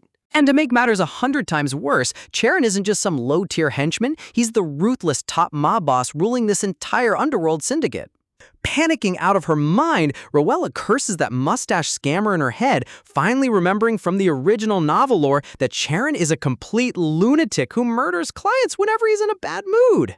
Standing behind her with a smug, evil glare, the mustache jeweler practically glows with malice, leaving Rowella to realize she walks straight into a brutal robbery setup. Charon aggressively thrusts his hand forward, commanding her to drop the goods immediately before his patience runs out, sending a jolt of panic through Rowella's soul. Thump thump, clutched tight inside her cape, Rowella's heart pounds wildly as her big brain desperately searches for a smooth, non-lethal exit strategy. Putting on the most awkward fake laugh in human history, Chibi Rowella tiptoes backward, claiming these jewels actually hold sentimental family value, so she needs to go home and think about it.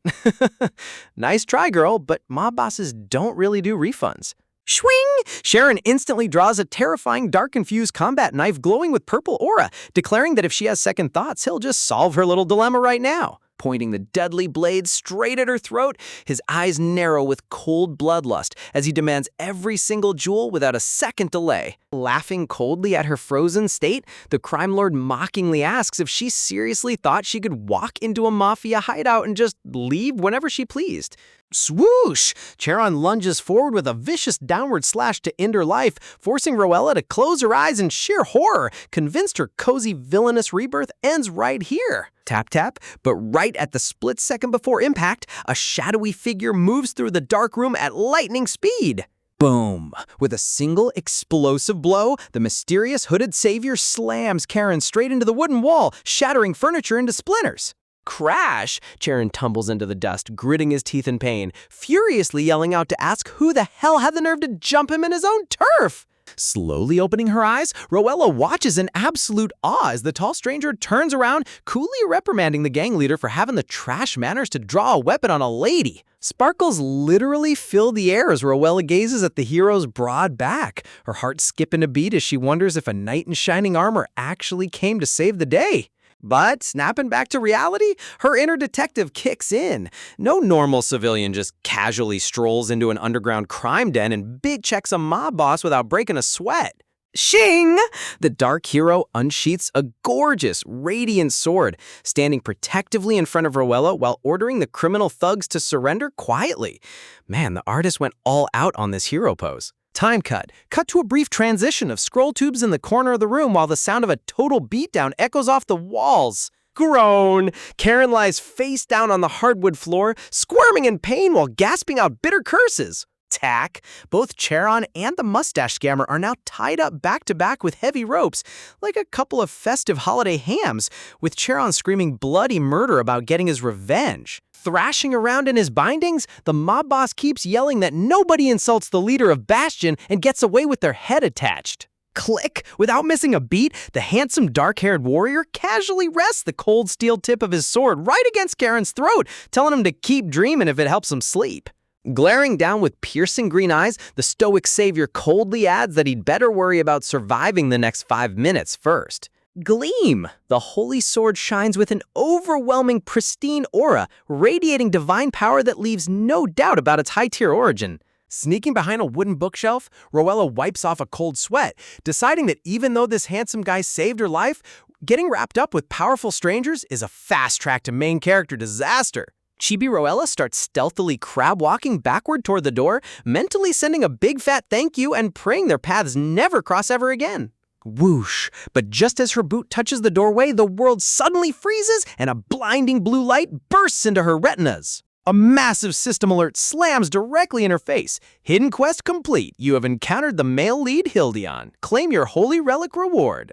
Roella's jaw drops straight to the floor as her brain short-circuits in utter horror. Dramatic reveal. A glorious golden memory panel pops up, showing Crown Prince Hildion Kairos, the ultimate male lead, tactical war god, and walking death flag of the entire novel. Chibi Roella starts flailing her arms like a maniac, frantically slapping at the system screen and screaming that she does not want high-level holy relics or main character drama when she literally just came out to sell some spare jewelry. Gasping for air, her eyes go wide as saucers as another terrifying realization hits her right in the gut.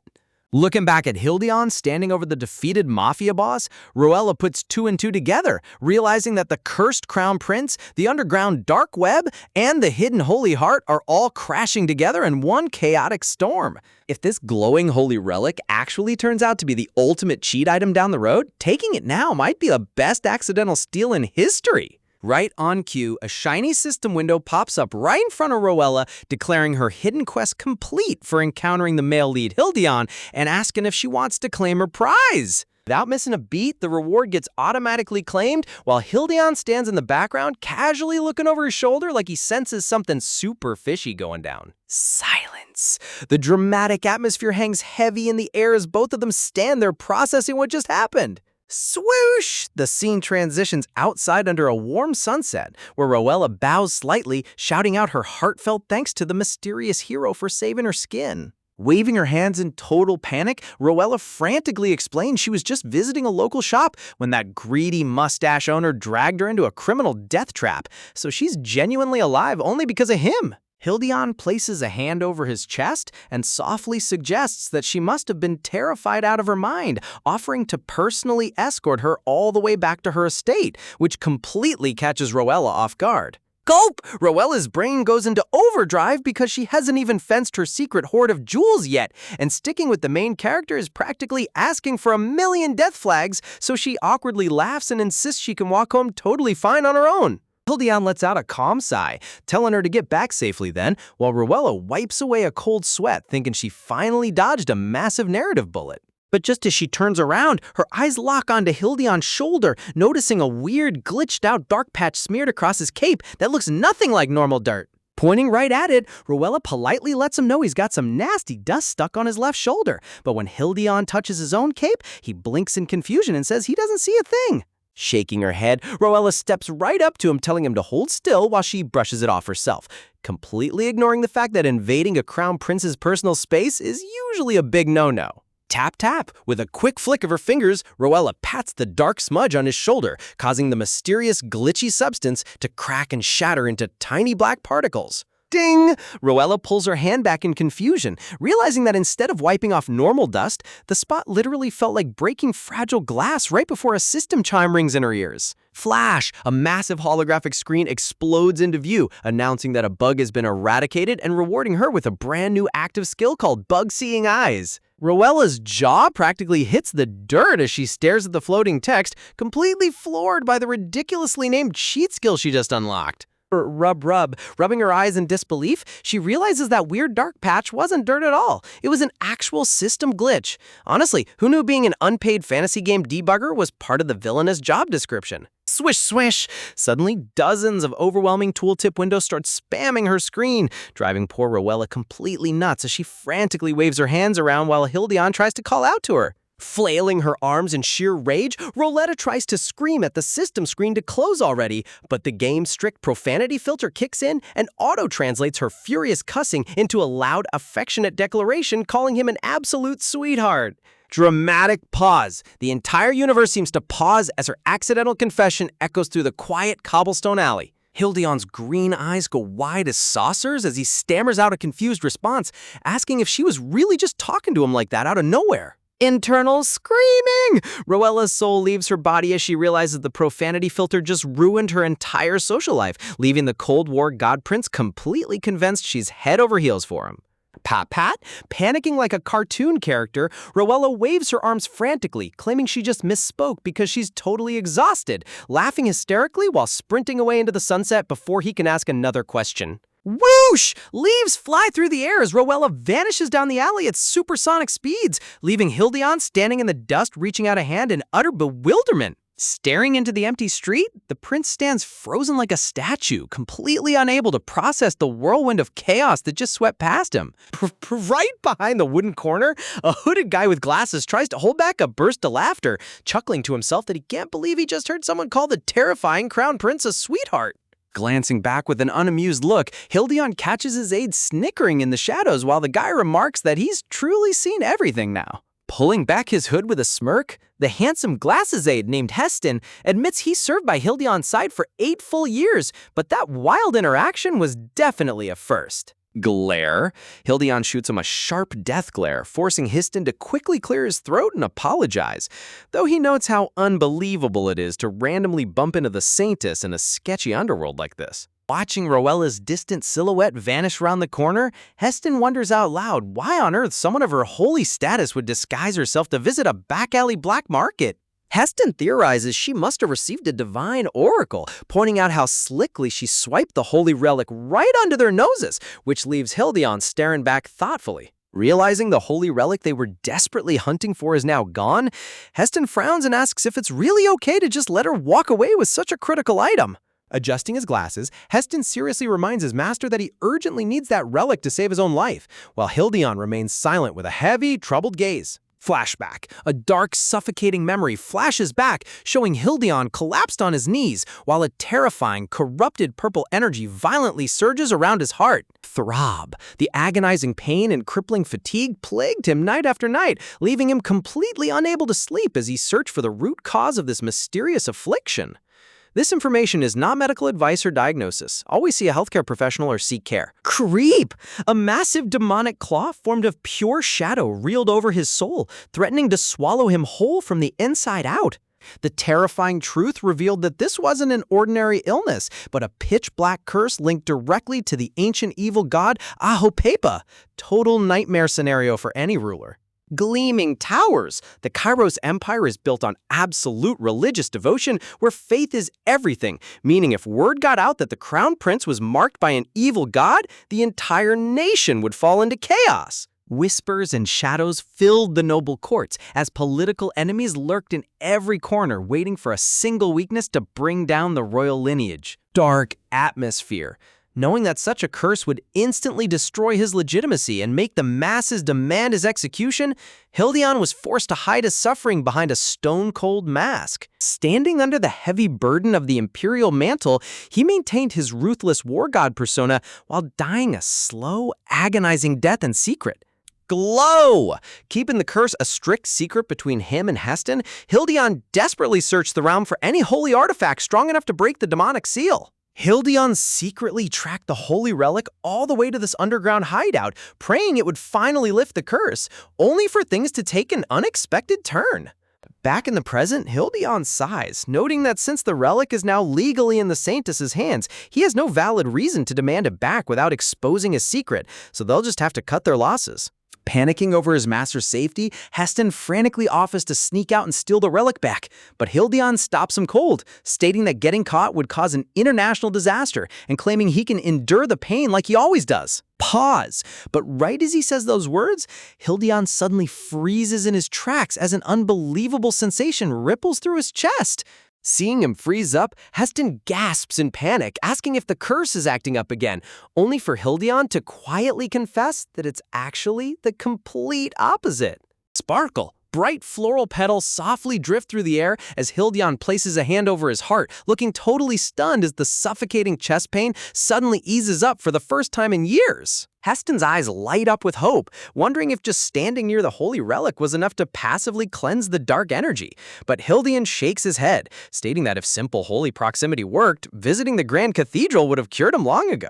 Flashback overlay, Hildion's mind suddenly flashes back to the exact moment Rowella reached out her hand and softly tapped his shoulder, and his eyes narrow in absolute shock as he realizes who actually purified his curse. Flashback sparkle. Staring at the floating petals in complete awe, Hildion's mind flashes back to Rowella's bright hooded smile as he suddenly realizes that she didn't just brush dust off his coat, she literally purified his dark curse. Still trying to wrap his head around the miracle, the Crown Prince turns to his aide, asking if Duke Ruella's daughter has ever officially acted as a saintess before, only for Heston to confirm she aggressively dodges every single religious duty assigned to her.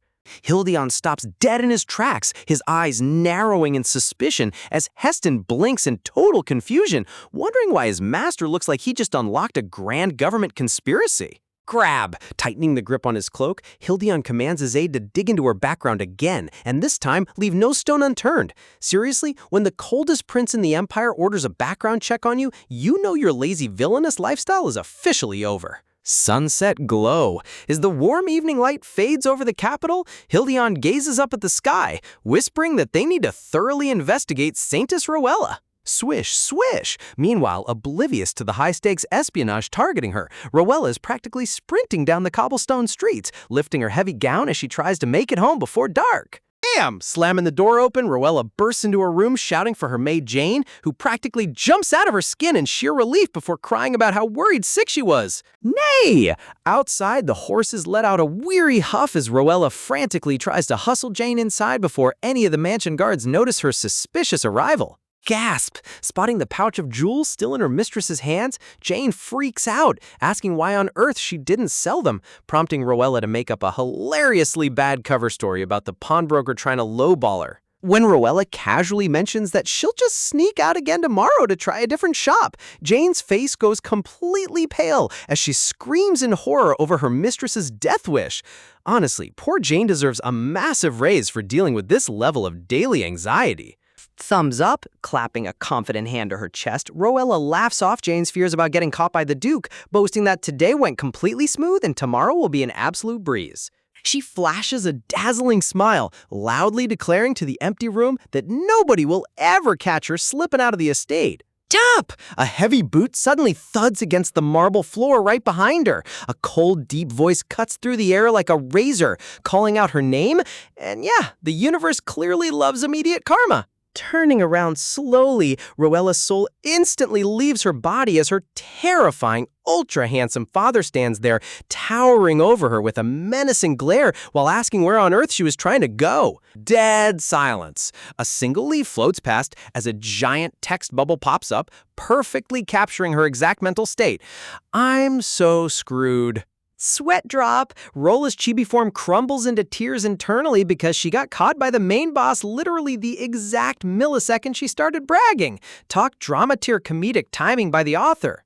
Dramatic transition. The tension in the hallway reaches an absolute boiling point as the scene shifts straight into the Duke's grand study for her impending execution or interrogation. Sitting in her chair with sweat pouring down her face, Rowella tries to maintain a fake polite smile, nervously explaining that she only snuck out to pawn her jewels for a charitable donation. Crossing his arms with a stern expression, the Duke demands to know why a noble lady had to go in person instead of sending a basic errand boy, while Rowella lies through her teeth, claiming it was her first step toward redeeming her awful past reputation. Gasp! The Duke's gaze turns ice cold as he asks if that's really the only reason she went all the way to the dangerous district of Bastion, causing Rowella's jaw to drop in absolute horror as she wonders how he could possibly know that.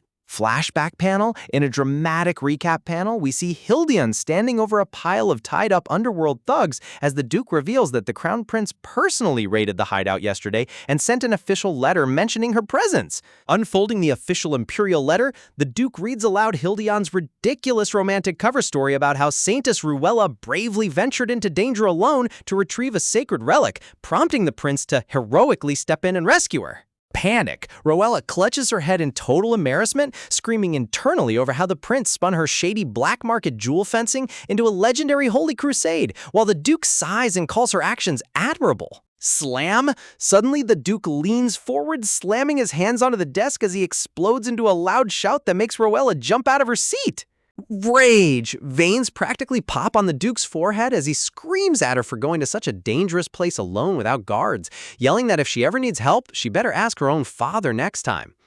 Poking her lightly on the head, he asks if she understands, leaving Rowella completely stunned as she blinks her big blue eyes, slowly realizing that her strict father was just terrifyingly worried about her safety. Boom! Before she can even process the wholesome moment, the Duke suddenly offers to personally handle and sell all her remaining jewels for her. Sweat drop! Glaring at her with a bright red blush on his stern face, he aggressively asks if she has a problem with that, forcing a terrified Rowella to bow profusely and offer her heartfelt thanks. Sit! Dropping back into his luxurious armchair, the Duke casually tells her that as for the recovered holy relic, she should obviously keep it for herself since she's the saintess. Question mark? Pointing at herself in disbelief, Rowella stammers out a confused reply, while her father calmly asks if there's any valid reason why the saintess shouldn't hold on to a holy artifact. Rowella nervously explains that her divine power is super weak and her reputation is trash, suggesting it's safer at the main temple, but the Duke shuts her down immediately, stating that anyone doubting her would be committing high treason against the realm. Talk about ultimate dad defense energy. Wave! The Duke waves his hand toward his secretary, revealing that an urgent letter from the High Priest arrived early this morning because word of her heroic feat at Bastion already reached the church hierarchy. Sparkle! Picking up the sleek, gold-sealed dark blue envelope, Rowella stares at it in total shock, wondering why the Grand Temple, who usually ignores her entire family, is suddenly requesting a personal audience. Noticing her hesitation, her father gently reminds her that she hasn't visited the Grand Temple since her divine awakening, offering to cancel the meeting if it makes her feel uncomfortable. Staring down at the letter, Rowella ponders her options, figuring that while she managed to charm the young priest Victor earlier, convincing the corrupt high priest and senior clergy won't be a walk in the park. Determination, clasping the letter tightly against her chest, she resolves to face the music and attend the meeting, knowing she needs all the political backing she can get. Bird's eye view. The scene shifts to the stunning white marble arches and glowing domes of the Grand Imperial Temple, shining brilliantly under the clear blue sky. Gentle smile. Walking into the luxurious reception hall, an elderly man with long silver hair and pure white priestly robes greets her warmly, thanking her for accepting an old man's humble invitation. Flower background. Surrounding themselves in a soft pastel aura, Rowella gracefully responds that she's the one honored to meet the High Priest himself, playing the noble lady persona to absolute perfection. Elegant bow. Dressed in a breathtaking sky blue lace gown, Rowella curtsies with flawless elegance, reminding herself internally that since this is their first official meeting, she needs to stay on her best behavior. Chuckling merrily, the old high priest gestures toward the soft plush velvet couch, inviting her to sit down while remarking how every single day feels like a blessing lately. Snap! Opening the velvet jewelry box, the bright, radiant yellow glow of the mysterious stone artifact explodes into the room with an enchanting hum. The high priest and his young attendant push their glasses up in total amazement, praising Rowella for her incredible courage in guarding such a sacred relic while her life was threatened by bloodthirsty ruffians. Awkward laugh. Rubbing the back of her head with a strained chuckle, Rowella sweats nervously, wondering what kind of absurd mythical war story Hildion actually wrote in that official report. Grand Cathedral. The high priest politely asks if he can examine the artifact up close for a quick moment, and Rowella happily grants him permission, eager to get that dangerous item off her hands. Freeze! Lifting the glowing stone into his palms, the high priest's warm smile instantly vanishes as his entire body stiffens up in pure, unadulterated shock. Dramatic shock. Dark, sinister clouds swarm the background as the high priest gasps out in horror that this isn't a holy relic of the goddess Lucara at all. It's an artifact belonging to the evil god Ahotep. Explanational panel. A visual guide splits the screen. While Lucara's holy relics emit a brilliant purifying light, Ahotep's demonic relics radiate a dark, poisonous aura that corrupts human souls and demands instant destruction upon discovery. Panic attack? Rowella's eyes widen in sheer terror as she grips her dress, screaming in her head that she just brought a literal radioactive demonic bomb straight into the heart of the Holy Temple. Tremble. Clutching the golden cross on his chest with shaking hands, the high priest's face falls into shadow as he stammers out in horror, leaving the entire room hanging on a massive cliffhanger. Imagine walking into a solemn temple expecting a lecture, only to have the top religious authority burst into tears of pure joy because he thinks you just performed a heavenly miracle. The high priest is practically hyperventilating as he explains how he assumed she found a standard holy relic, but instead she went out of her way to snag a deadly demonic artifact and completely purified it single-handedly. Sparkle, sparkle, look at this glowing rock. It's shining like $1 million diamond, completely stripped of its dark demonic aura. Honestly, the artist went all out, making a literal piece of gravel look like a holy treasure. Rowella's brain completely short-circuits as she stares at him in sheer bewilderment, asking herself when on earth she ever possessed the holy mojo to purify a cursed demonic bomb. Ding! Suddenly, a light bulb flashes in her head as a faint, embarrassing memory resurfaces from the previous night. Back in her bedroom, she had literally treated the ancient evil relic like a cheap disposable hand warmer because her fingers were chilly. Talk about accidentally saving the world while trying to stay cozy. Chuckling with an awkward sweat drop, she tries to play it down, politely insisting that her grand divine feat was nothing more than a hilarious cosmic accident. But come on, in Manhwa logic, modesty only makes you look 10 times more heroic. The high priest gazes at her with deep respect, whispering to his assistant about how extraordinarily timid and humble the young lady seems despite her overwhelming power. Sitting there in her stunning blue lace gown, Rowella rubs her neck nervously, completely unaware of the massive misunderstanding snowballing in the old man's head. Dark, dramatic shadows fill the background as the high priest crafts an entire tragic backstory for her.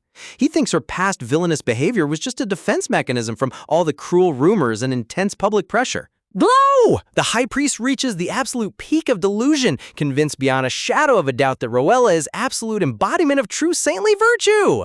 Leaning forward, he solemnly declares that performing a purification of that caliber is an extraordinary feat that cements her divine standing. Flower power? Framed by a glorious sea of white roses, he officially guarantees her status as the realm's true saintess.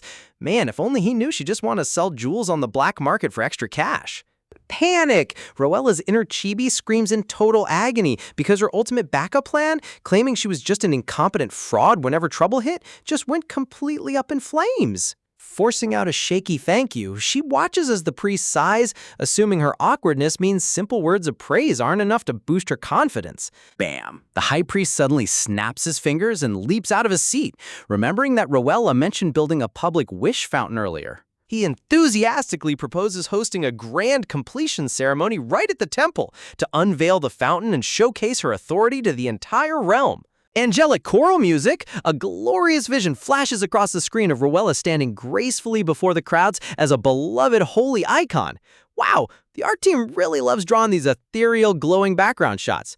Rowella nervously stammers that her bad reputation might scare people away from attending, but the priest's assistant chimes in, totally back in the high priest's grand plan. Whoosh! The high priest invades her personal space with blinding intensity, aggressively promising that the church will manage every single detail of the event, for her sake. Blinking in utter surprise, Rowella realizes they just handed her the ultimate free promotional campaign on a silver platter, so she happily leaves the event planning in their overly enthusiastic hands. Tap, tap, tap. Her high heels echo down the pristine marble corridor as she smirks to herself, celebrating how effortlessly her marketing worries just melted away. She ponders how a grand public unveiling could finally wipe away her villainous past and solidify her new peaceful lifestyle. But just as she starts planning her gorgeous outfit for the big day, clack! A sharp, obnoxious voice shatters the peaceful silence of the hallway. Turning around with a raised eyebrow, Rowella encounters a very unwelcome guest lurking near the temple arches. It's none other than Helena, rocking a flashy green dress and accompanied by a sleek, silver-haired priest, snidely mocking Rowella for setting foot in a sacred place. Gasp! Helena puts on a fake shocked expression, asking if Rowella got summoned for bullying clergy members again. Seriously, this girl's trash-talking skills are as cheap as a bargain bin villain. But as Rowella inspects the handsome priest standing behind Helena, a shockwave of recognition hits her. That guy looks identical to the notorious con artist who scammed her earlier. Dramatic sound effect. It's Owen Cyber, the older brother of the wanted scammer. And judging by that sinister smirk, bad news runs right in the family. Bowing with slick, fake elegance, Owen smoothly offers a polite apology for his criminal brother's recent discourtesy. Rowella narrows her eyes, recalling that the Count's eldest son had indeed entered the priesthood to avoid being disowned. clink, clink, a flashback reveals Owen's secret past living it up in sketchy underground casinos.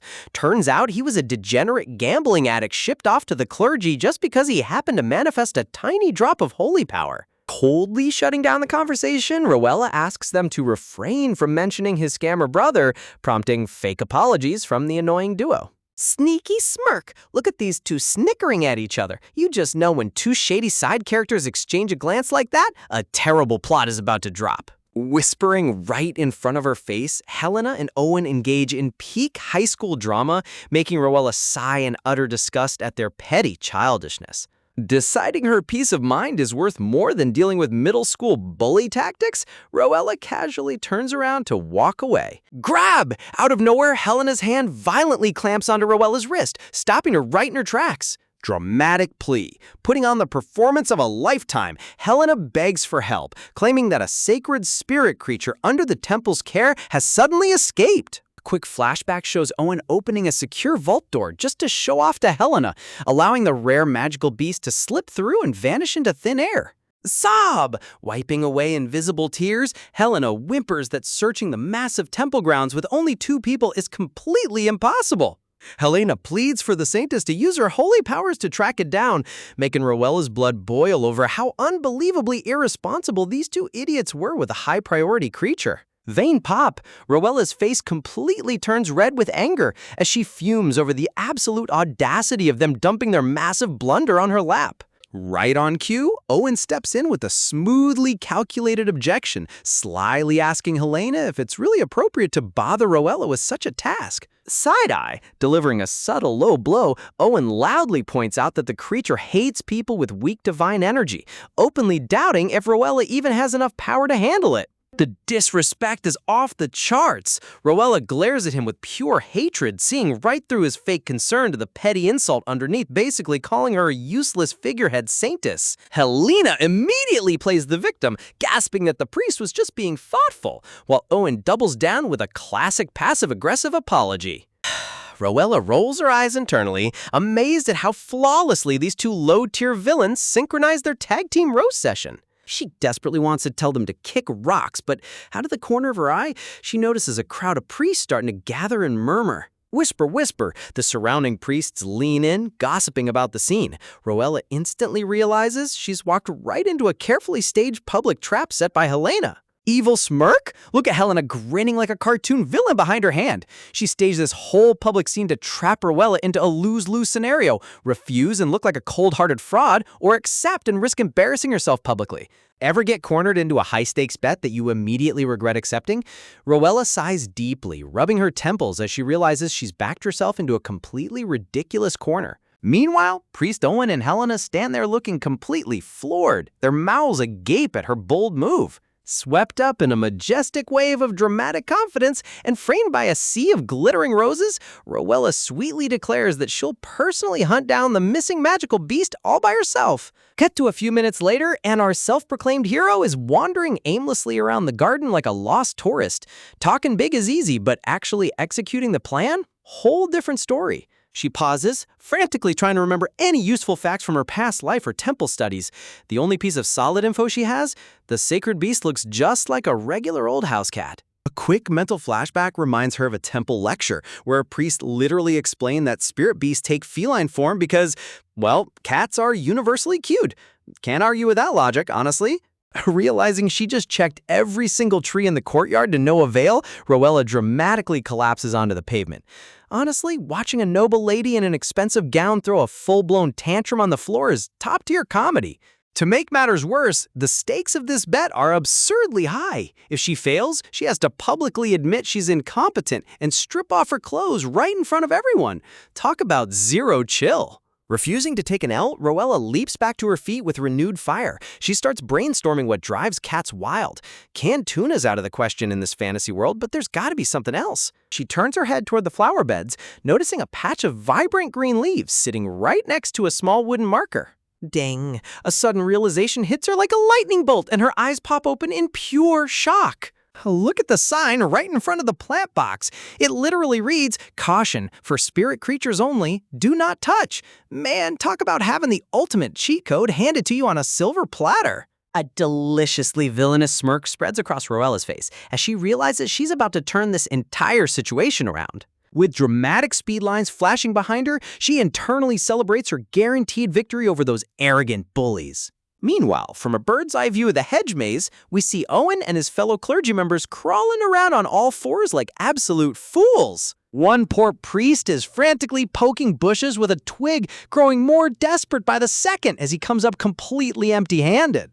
Sweating profusely, Owen yells over at his squad, demanding to know if anyone has spotted the beast yet, only to receive a unanimous nope. Panic sets in as Owen waves his wooden stick around, barking orders at the priests to double their efforts before the saint distills their glory. Grating his teeth in frustration, Owen fumes over how a stupid little animal is threatening to destroy his entire life plan. A sudden dramatic flashback reveals why he's so unhinged. His own father caught him losing massive fortunes in underground gambling dens and threatened to kick him out of the family if he didn't join the priesthood. Biting his thumb in pure malice, Owen vows that he will never let Roella ruin his last chance at nobility. Wow, talk about a textbook sore loser. Cut back to Roella's brilliant trap, a cardboard box packed to the brim with freshly picked catnip sitting quietly on the garden wall. Step! A tiny, furry paw reaches up from the bushes, completely seduced by the irresistible scent. Whoosh! The legendary sacred beast dives headfirst into the box like a junkie finding an open buffet. The little feline rolls around in pure ecstasy, purring like an engine as Roella giggles sinisterly in the background.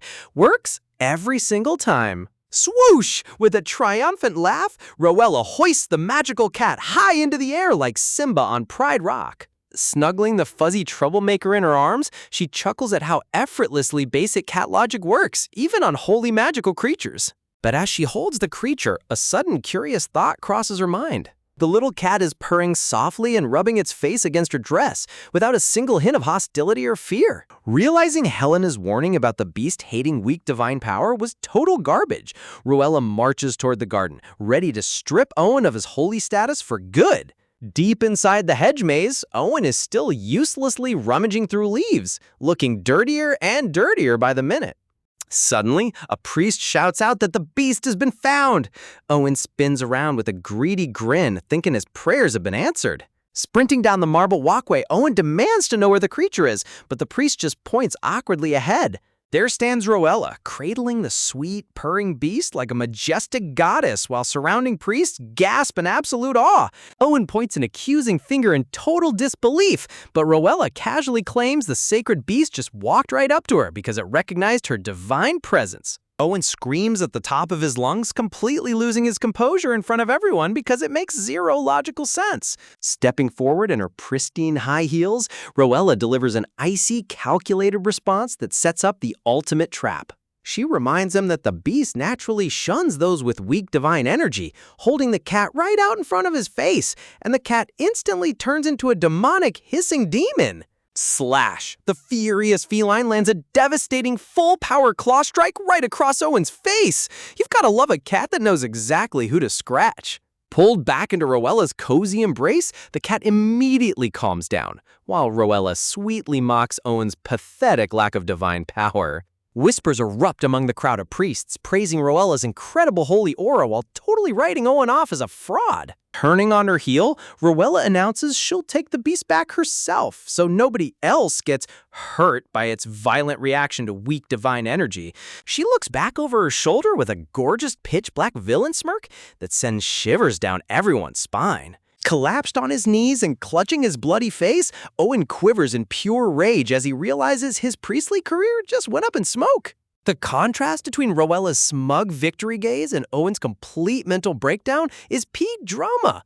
The artist deserves a raise for these expressions. Before leaving, Roella casually drops another heavy truth bomb on the remaining clergy about the consequences of losing a sacred animal. She turns her gaze toward the shadows where Helena has been hiding, offering a very specific, menacing compliment. Helena flinches violently from behind a marble pillar when Roella calls her name out loud in front of the entire crowd. Forcing out a shaky, desperate fake smile, Helena stammers a meek thank you, completely terrified of getting dragged into the mess. Cradling her new feline friend, Roella smiles warmly on the outside while internally laughing at Helena's total humiliation. Talk about a masterclass in petty revenge. Talk about turning the tables on a total bully. Our heroine is finally ready to serve up a fresh plate of long overdue revenge. Roella leans in close, whispering sweet, sarcastic venom directly into Helena's ear while casually cradling the sacred beast.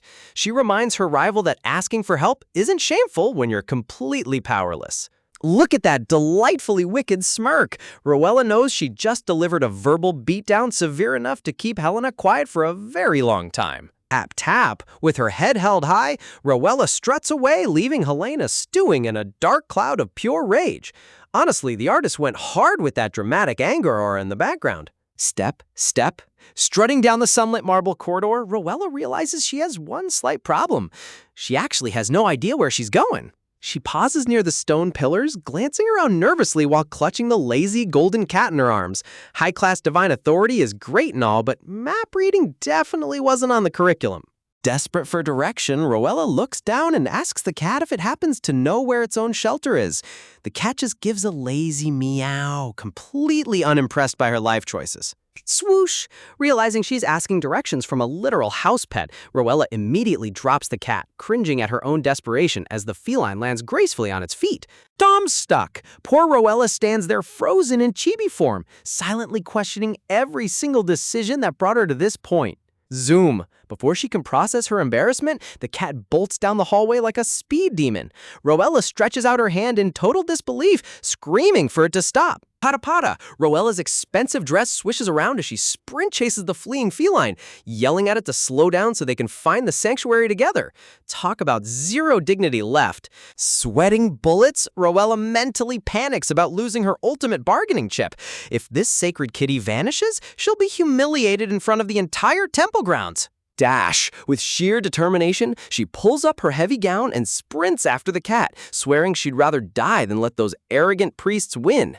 Whoosh! A sudden gust of wind sweeps through the quiet courtyard, rustling the green leaves as the atmosphere turns eerie and forgotten. Panting heavily, Roella stops in her tracks and blinks in confusion. Blindly following a cat turned out to be a terrible tactical decision because she is now completely lost. She looks around at the crumbling white pillars and overgrown vines, marveling that such a spooky, secluded shrine even exists within the grand temple grounds. Meow! Out of nowhere, a familiar, fluffy tail flicks out from behind a stone pillar. Click! Roella's eyes snap right to the tail, target acquired. Swoosh! Roella leaps around the corner like an action hero, shouting for the cat to freeze. But as she rounds the wall, her jaw instantly drops. Thud! There's someone collapsed flat on the grass right behind the pillar. Roella freezes, her heart skipping a beat as she tries to make out who's lying there. Groan, gasping for breath, the young man on the floor writhes in sheer agony. Roella takes one look at his sharp features and royal attire and realizes it's the crown prince himself. Talk about a plot twist. Cut to a quick flashback from 1 hour ago inside the high priest's office. The elder priest sighs heavily, admitting his divine light is completely useless against the prince's mysterious curse.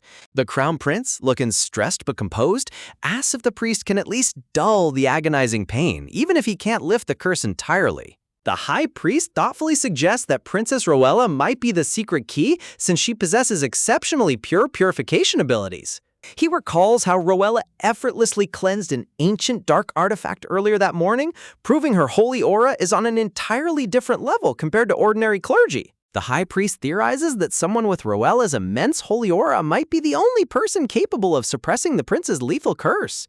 Glimmer! The high priest leans in, strongly advising the royal prince to seek out the saintess's help directly. A gorgeous vision of Roella in a hooded cloak appears in the prince's mind, though honestly, calling her a saint when she's low-key a manipulative mastermind is pretty hilarious. Back in the present, the prince leans against the marble pillar, remembering how his pain briefly vanished when he was near Roella earlier. It wasn't a fluke after all. Clench! But trusting someone with the secret of his deadly royal curse is a massive gamble, especially when politics are involved. Crackle! Suddenly, dark purple cursed energy flares up violently, wrapping around his chest like toxic black flames.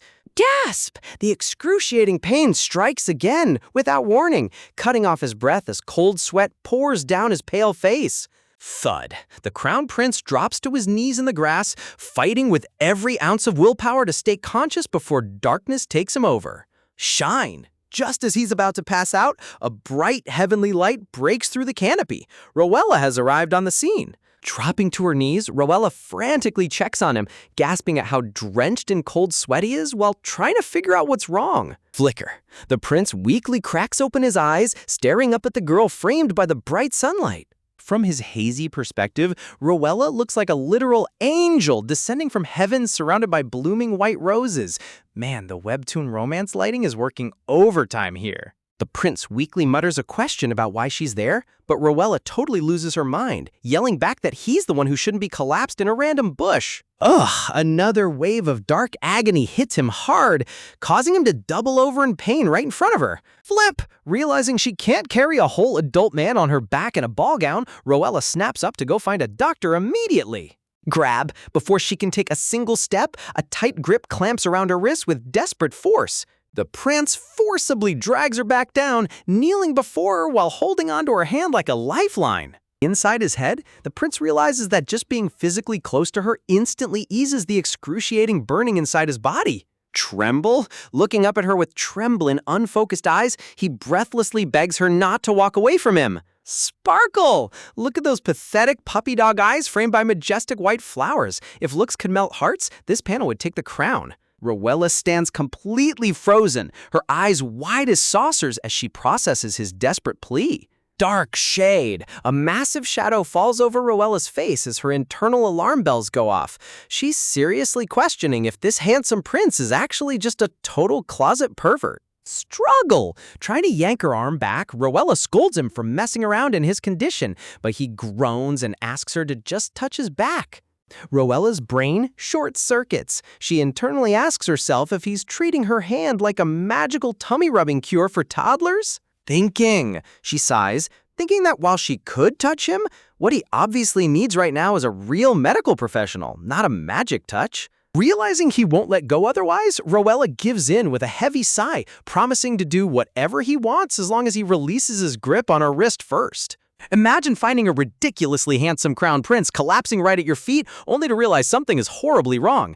Rowella stops dead in her tracks, her eyes widening as she spots a weird, distorted, dark aura flickering over Hildion's shoulder. Glitch! Zooming in on his shivering body, she realizes that bizarre digital-like bug she saw earlier has grown exponentially bigger. Honestly, this guy looks less like a royal heartthrob and more like a corrupted video game character on the verge of crashing the entire server.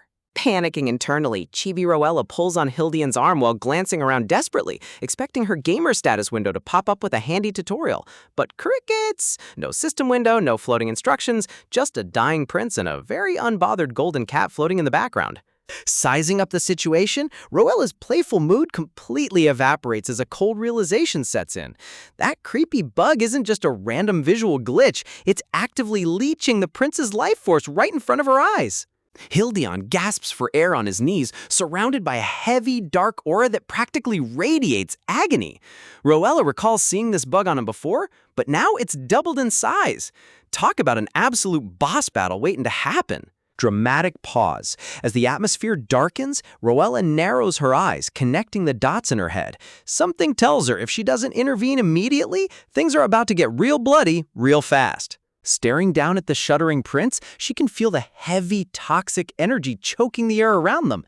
The sheer scale of the cursed corruption makes her skin crawl, proving this isn't just a simple royal fever. Flashback, she suddenly remembers the original novel's plot. Hildion was doomed to suffer from an incurable curse that eventually devoured his mind, driving him totally insane before leading to his tragic death. Look at that dramatic art shift with the crimson blood and dark flames. The artist really pulled out all the stops. Connecting the ominous dots, Rowella realizes that bug on his shoulder is the root cause of his canonical downfall. If she lets it spread, the original tragic timeline is going to replay word for word. Swallow? Watching Hildion writhe in pain with flushed cheeks and ragged breathing, her stomach drops. If this curse goes out of control right here in the temple, the entire kingdom is in huge trouble. Vision of Doom. A horrific visual flashes through her mind of blood-soaked pink hair and total chaos. If the prince goes berserk, everyone around him, including her, will get dragged straight into the grave. But after a quick reality check, Roella shakes off the doom and gloom. High-stakes novel plot or not, she's not the type of person who can just stand by and watch someone suffer when she has the power to fix it. Dropping down beside him, Roella offers a reassuring voice, gently informing the prince that she's going to touch his back for just a moment to check on him. Tap, tap. With a delicate flick of her fingers, her hand makes contact with the corrupted spot on his tunic. Whoosh! Pure, divine, holy energy instantly flares up from her fingertips, clashing directly against the dark corruption. Shine! Like magic, the creepy, glitchy bug starts dissolving into tiny, sparkling particles of heavenly light. Roella beams with a proud smile as she watches the toxic energy vanish into thin air. Honestly, who needs a high-level priest when our heroine is out here performing instant exorcisms? Softly leaning down, Roella sweetly asks the prince if he feels any better now that the pressure is gone. Pant, pant! Hildion catches his breath, his sharp green eyes slowly regaining their focus as the suffocating agony lifts off his chest. He exhales softly, admitting that the burning pain inside him has finally calmed down. Romance lighting engaged! Hildion suddenly grabs Roella's delicate hand, gazing up at her while surrounded by a sudden explosion of blooming white camellias. Seriously, webtoon artists love dropping 100 flower filters the second the main leads hold hands for 2 seconds. Flustered, Sprend? Feeling her cheeks burn, Roella instantly yanks herself back, yelling that his face was way too close for comfort. She stammers out that it's no big deal, and she's just relieved they don't need to call a full medical team. Ding dong! Right on cue, a loud system chime rings out, causing Roella to freeze with a wide-eyed comical gasp. Flash! A glowing blue status window pops right before her eyes. Hidden mission success. Remove the bug on Hildion's back. Reward, reputation 3. Target's pain has weakened. Reading the floating text, Roella strokes her chin thoughtfully. So her purification abilities really do count as system quests. But she can't help but notice the wording, pain has weakened, implies the curse isn't entirely gone yet. Glancing sideways at the glowing panel, Roella tries to reassure herself that as long as the main bug is destroyed, the prince should be out of immediate danger, right? Russell!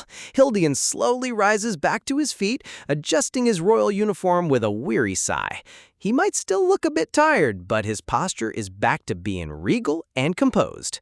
Watching him stand up, Roella reflects on how wild this coincidence was. If she hadn't chased that runaway cat all the way to this forgotten garden, the crown prince would have died alone in the dirt. And honestly, seeing a handsome guy meet such a pathetic end isn't on her bucket list. Turning to him with a serious expression, Roella offers a standing open invitation, telling him that if the dark pain ever returns, he should come straight to her and she'll do whatever it takes to heal him.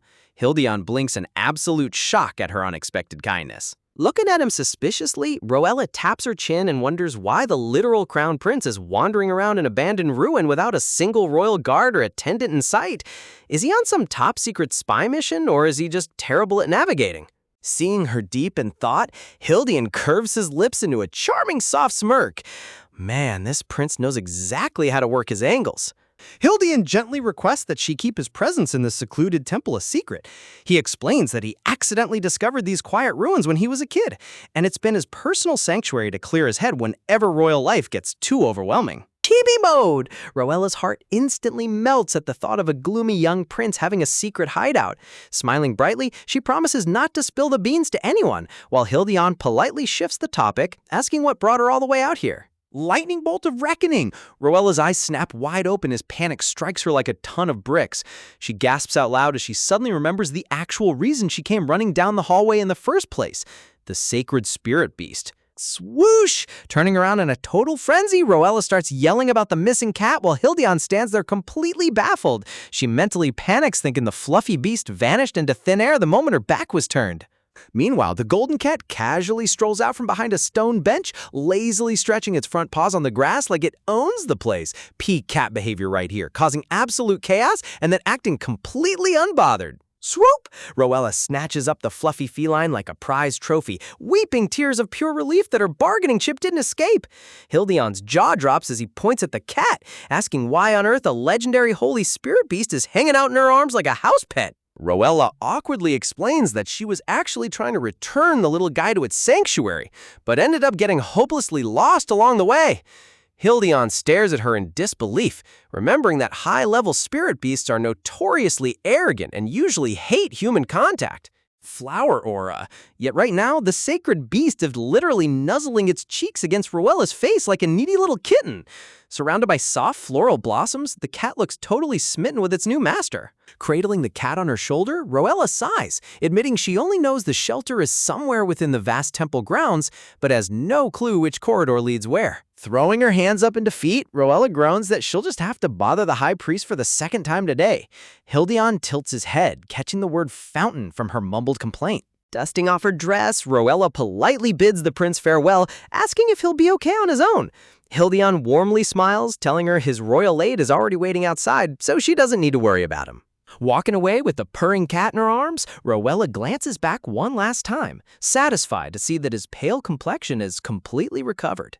Tap, tap, tap. Lifting her heavy ball gown, Roella scampers down the sunlit marble walkway while Hildion watches her receding figure with a subtle, fond gaze. Clench. Holding his hand over his heart, Hildion murmurs a quiet promise to the empty garden, whispering that they'll definitely be meeting again very soon. Scream. Cut to the main imperial mansion. A loud, dramatic screech echoes through the courtyard, shaking the pristine white marble fountain. Sitting on a plush tea table, the cream-colored cat lets out a wide, lazy yawn, completely ignoring the sheer mayhem its presence is causing. Hard eyes, Maid Jane clasps her hands together in absolute swoon mode, squealing at the top of her lungs about how painfully cute the kitty is.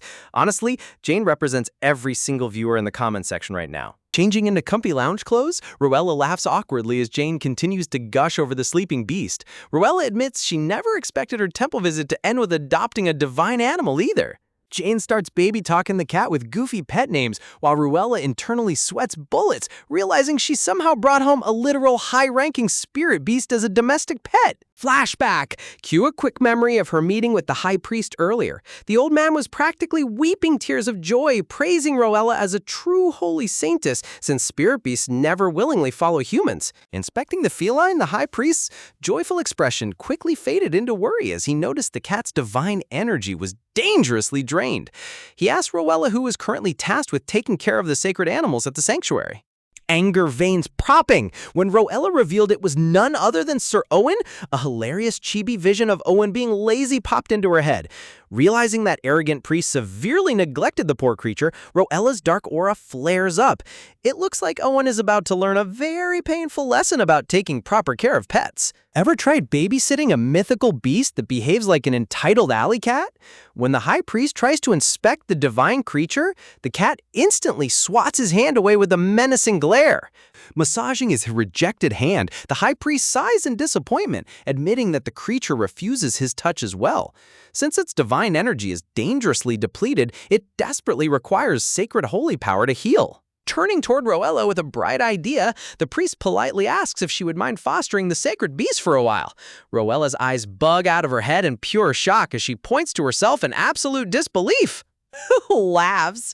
The priest warmly reassures her, claiming that with her miraculous divine talent, managing a high-ranking spirit animal will be a total walk in the park. Roella tries to object, but the old man isn't taking no for an answer.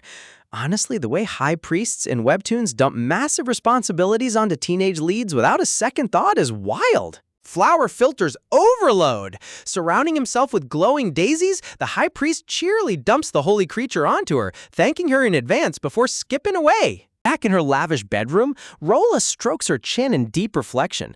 She realizes that successfully taking care of a divine beast could massively boost her social standing within the temple, making this high-maintenance pet project a win-win scenario. Flop, Roella slumps onto her plush bed next to Maid Jane, asking if the Duke actually gave permission to keep a wild spirit animal in the mansion. Jane giggles, confirming her father agreed immediately without hesitation. Doting dad activated! Cut to the Duke in full fanboy mode, proudly bragging that his brilliant daughter earned official recognition from the temple. Seriously, seeing a terrifying war duke turn into a sappy, doting dad the moment his daughter does anything is the best trope ever. Shifting the conversation back to reality, Jane asks what they should name their new high-class furry roommate, since calling a legendary spirit beast just cat feels a little disrespectful. Roella taps her lip thoughtfully, deciding she shouldn't pick a fancy name. If she gets too emotionally attached to the creature, saying goodbye when it eventually returns to the temple will break her heart.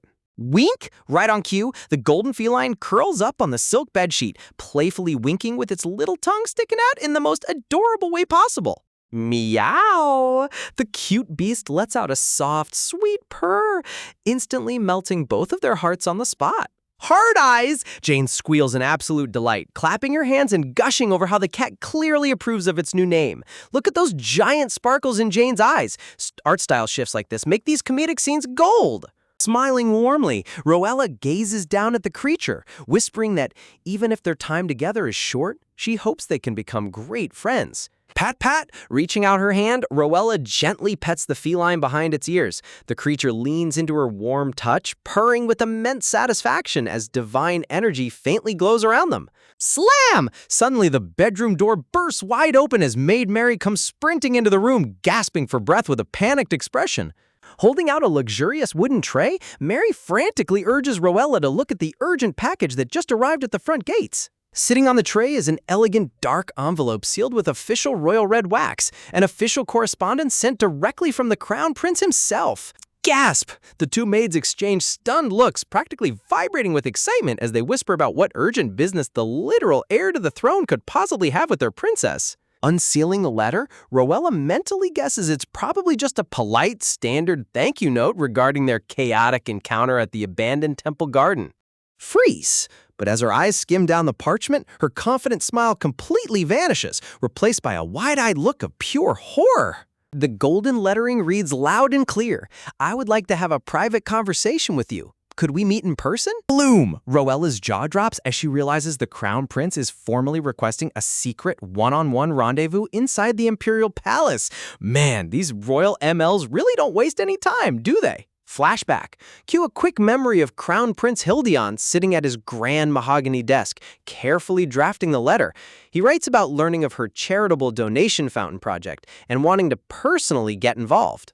Roella stares at the crisp document, scanning every single detail to figure out his hidden motive. The letter explicitly emphasizes that he wants this discussion to take place strictly between the two of them, completely away from prying eyes. Roella paces across her room, furrowing her brows in deep suspicion.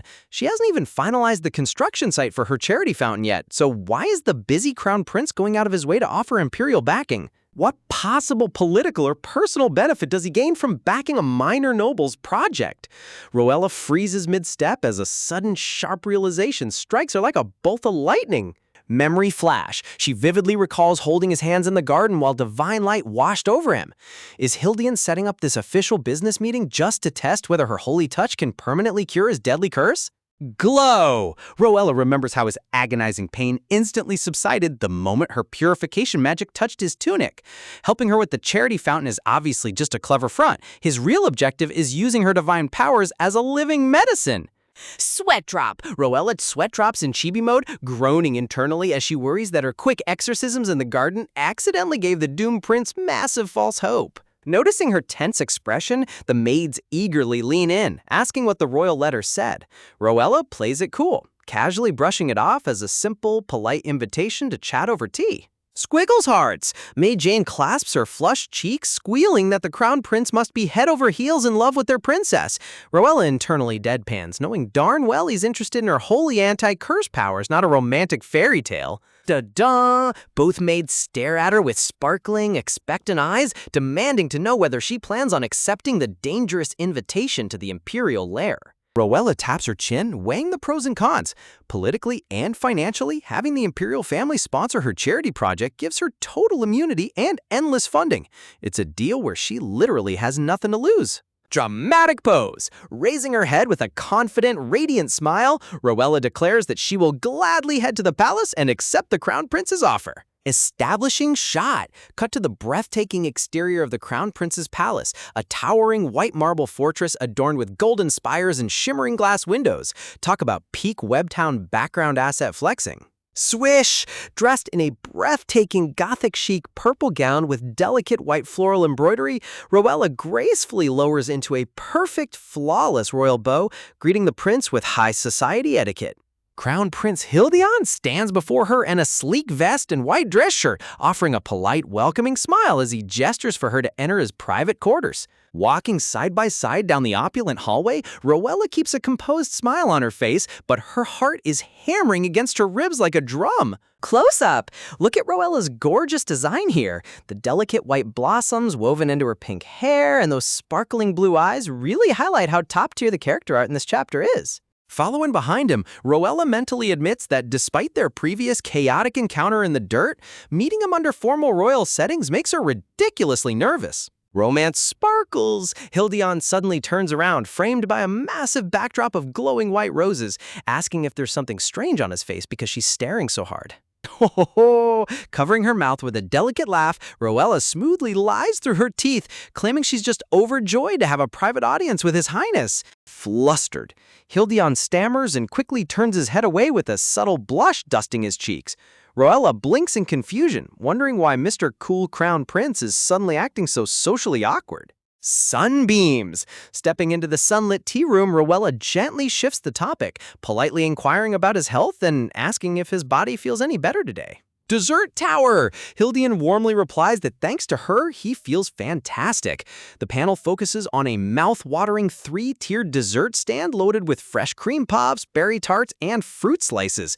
Honestly, every Manhwa tea scene makes me want to order pastries immediately. Sitting opposite each other at the ornate tea table, Rowella gets straight to business, asking if his generous offer regarding the fountain project is simply repayment for saving his life that day. Hildeon insists it's purely because he found her noble charity idea intriguing. Rowella chuckles behind her hand, teasingly noting that his noble speech sounds super cliché, but thanks him for supporting her cause regardless. Leaning forward with a serious, business-like glare, Hildeon opens up a map and reveals the prime location he recommends for her donation fountain, the bustling commercial district of Benchen. Imagine getting cornered into a high-stakes business meeting with the nation's handsome crown prince, only for him to bring up a shadowy crime syndicate district where you nearly got kidnapped. Talk about setting off absolute alarm bells. Rowella's eyes bug out in pure comic panic as Prince Hildeon calmly mentions Bastion, reminding her that's literally where they first crossed paths. Hildeon launches into a quick history lesson, explaining that Benchen used to be a thriving commercial hub before dangerous criminals crept in and turned the whole district into an illegal underground market. But ever since they locked up Charon, the big crime boss running the show, the atmosphere completely shifted. The imperial family has been pulling all-nighters to clean up the streets, restore public safety, and bring legit trade back to the district. Cut to a gorgeous, sunlit view of the newly renovated market square. Hildeon confidently promises that under imperial backing, this district will become even more prosperous than before, so Rowella doesn't have to worry about picking a sketchy location for her donation fountain. Chef's kiss. Manhwa artists really love flexing their shiny 3D background assets. Striking an elegant pose, Rowella gazes off to the side in thought. She admits to herself that Hildeon genuinely seems focused on getting her charity fountain built, which eases her paranoid suspicions just a little bit. Chibi mode activated. Tapping her chin, Rowella reflects that location was never really her main concern anyway. She just wants to make sure the fountain actually gets built to boost her public standing. But then Rowella drops a sudden curveball, politely stating that she can't give a final answer right away. Hildeon freezes mid-sentence, looking super surprised as he asks why she's hesitating. Rowella explains that she honestly has no idea what Benchen actually looks like, considering the last time she was at Bastion, she was too busy running for her life to take a proper sightseeing tour. Fair point. Dessert overload. Looking over a table stacked high with mouth-watering berry tarts and cream puffs, Rowella places a hand over her heart, dramatically declaring that this project is far too important for her to blindly sign off on without a proper site inspection first. She leans across the ornate tea table, fluttering her eyelashes while politely asking His Highness if he could share the exact location so she can scout the area herself. Gentle smile, Hildeon nods smoothly, completely agreeing with her logic. He respects that a sharp business mind always inspects the property before making a deal. Surprise! But then Hildeon casually drops a bombshell. He offers to personally schedule another date and act as her private tour guide. Rowella's jaw practically hits the marble floor in shock. Waving off her immediate panic, Hildeon places a hand over his chest and insists that since he made the proposal, he should take responsibility. After all, trust is the foundation of any good partnership.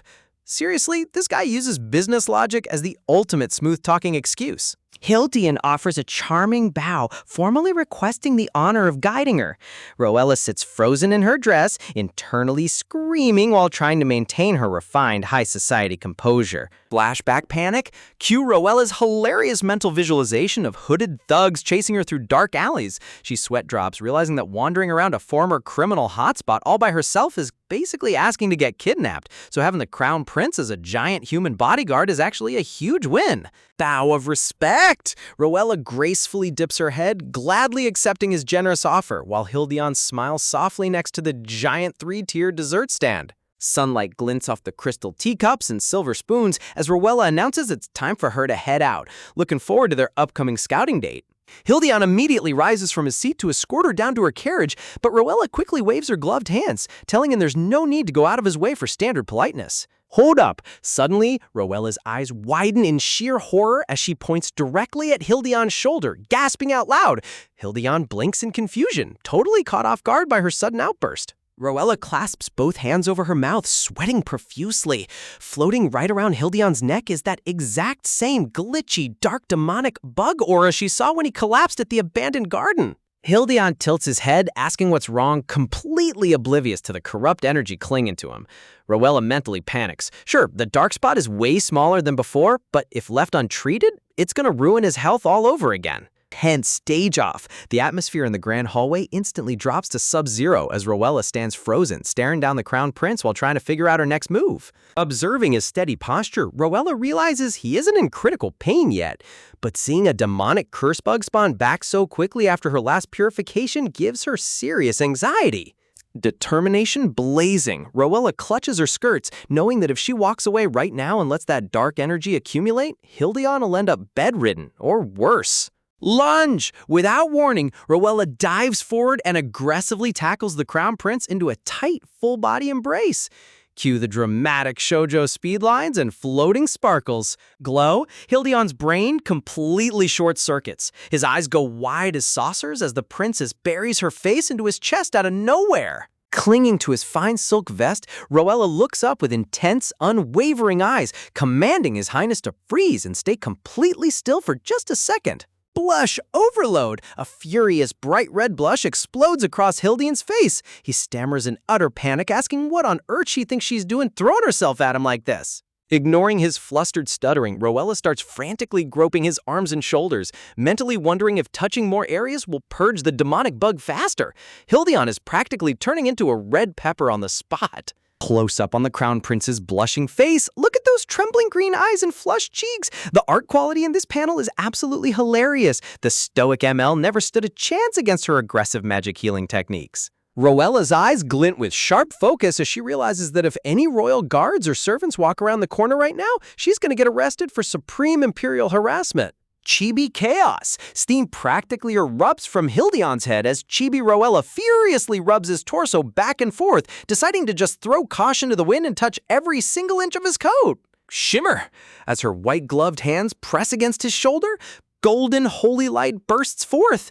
With a soft crackling sound, the glitchy black corruption instantly shatters and dissolves into dust. Holding onto him tight, Roella breathes a sigh of relief as pure divine particles wash over them, successfully cleansing the hidden curse once again. Peeking over his shoulder, Roella casually asks how his body feels now, only to realize Hildion is staring blankly into the void, his entire face completely flushed beet red. Flower bloom!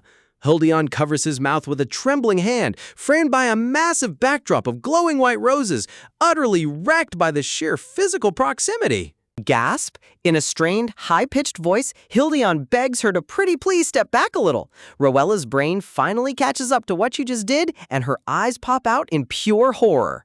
Speed reverse. Roella leaps backward at light speed, flailing her arms violently while apologizing at the top of her lungs. She frantically stammers that she had zero improper intentions and was definitely not trying to feel up the Crown Prince. Clearing his throat awkwardly, Hildion turns his red face away, softly assuring her that he knows she only acted out of genuine concern for his well-being, thanking her for checking up on him. Tears of joy. Roella clasps her hands together, crying happy chibi tears. She mentally praises the prince for being so incredibly open-minded, relieved that she isn't getting executed for royal assault today. Sweat dropping with a nervous giggle, Ruella quickly bids her farewells, promising to see him during their scheduled site inspection. Chibi Hildion politely bids her a safe journey home, still looking a little dazed from the sudden tactical embrace. Swish! Roella practically sprint walks down the marble corridor, internally screaming that she needs to evacuate the palace before the atmosphere gets any weirder. Watching her retreat down the long carpeted hallway, Hildion gently strokes his chin.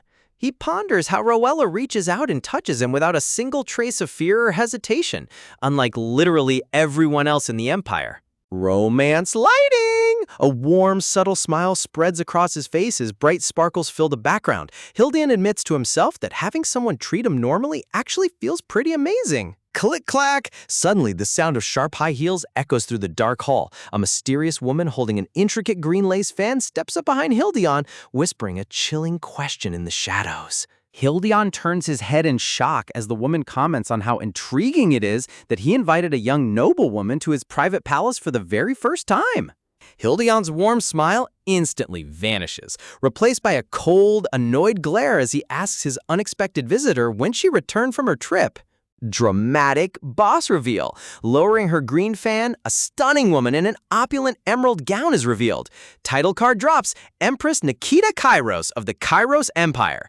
Talk about an absolute mother-in-law final boss entry. The chapter wraps up with a sleek title card framing green leaves over a golden sky. My mother, Empress Nikita, setting up the massive political storm brewing for our lead couple in the next chapter. Talk about starting on a total power move. Meet Empress Nikita, a woman who couldn't care less about traditional suffocating nobility rules.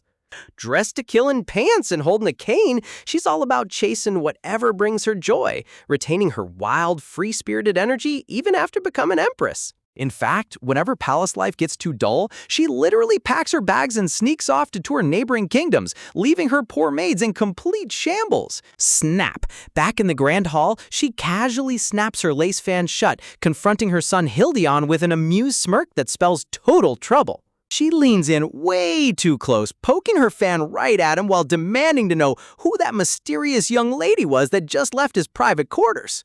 Hildion tries to play it totally cool, waving his hand off and insisting it was just a boring, standard business meeting between nobles. Nothing to see here, Mom. Side-eye intensifies, but Nikita isn't buying his weak excuses for a second. She squints at him with a mischievous grin, knowing her son is hiding something big. Tapping her fan against her chin, she teases him that usually he tells her everything about official business, so hiding this meeting makes it insanely suspicious. Boom! Out of nowhere, she drops the ultimate mom question, asking if that girl is secretly his lover. Hildion's eyes practically pop out of his skull in shock. Completely losing his usual stoic composure, Hildion yells back in a flustered panic, desperately insisting it is absolutely not what she thinks. Brain computing at light speed. Panic math mode kicks in as Hildion stammers that they've only met 3 times, calculating that you need at least 10 dates to even consider someone a lover. Nikita practically explodes with laughter at his hilarious logic, squealing that meeting 7 more times means he totally wants her to be his girlfriend. Waving her hands with a bright laugh, the Empress promises to stop teasing him, admitting that even though he's her son, pushing his buttons is just way too entertaining. Hildion's sweat drops into chibi mode, mentally sighing that no matter how powerful or old he gets, he will never, ever win an argument against his mother. Glancing off to the side, Hildion tries to regain his dignity, though his flushed cheeks completely give away how flustered he still is. He quietly asks if the Saintess made it out of the Imperial Palace safely, while Nikita observes his sudden change in aura from the background. Resting her face on her hand, Nikita smiles softly, noticing that for the very first time in his life, Hildion actually looks genuinely invested in someone. Flashback anxiety. A dark shadow falls over the past as we see young Hildion surrounded by fake, whispering nobles, terrified of forming real connections with anyone. He always kept his distance from others, standing back to back with his few peers while building an emotional wall to protect his fragile heart. Nikita sighs in chibi form, reflecting on how handsome her son turned out, yet feeling a bit sad that he grew up so distant and closed off. But a sharp, wicked smirk spreads across her face. She mutters to herself how intriguing this whole situation is, determined to dig deeper into her son's love life. Rumble, rumble. Cut to the streets outside, where Roella's golden carriage smoothly rolls down the cobblestone road toward her estate. Inside, Rowella dramatically flops back onto the plush leather cushions, groaning that purging demonic corruption bugs out of the Crown Prince takes way more energy than advertised. Sparkles float around her mental image of a glowing Hildion as she pouts, admitting that just being stuck in a room with a super handsome guy is mentally exhausting on its own.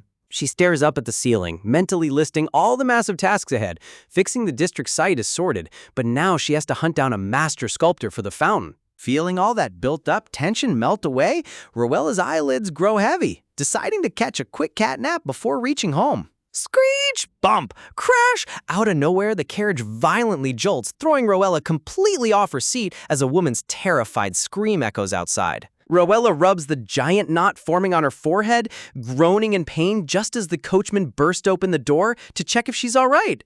Clutching her head with tears in her eyes, Rowella angrily demands to know what on earth happened and if they just ran someone over in broad daylight. Outside in the alleyway, a young priestess in a blue cloak cowers in terror, crying out as a sleazy nobleman forcefully grabs her wrists. Gross alert. This greasy guy in an orange coat sneers at her, claiming that since she made a move on him first by picking up something he dropped, she shouldn't play hard to get. The coachman nervously explains to Rowella that the couple suddenly darted right in front of the carriage while fighting, causing the sudden emergency brake.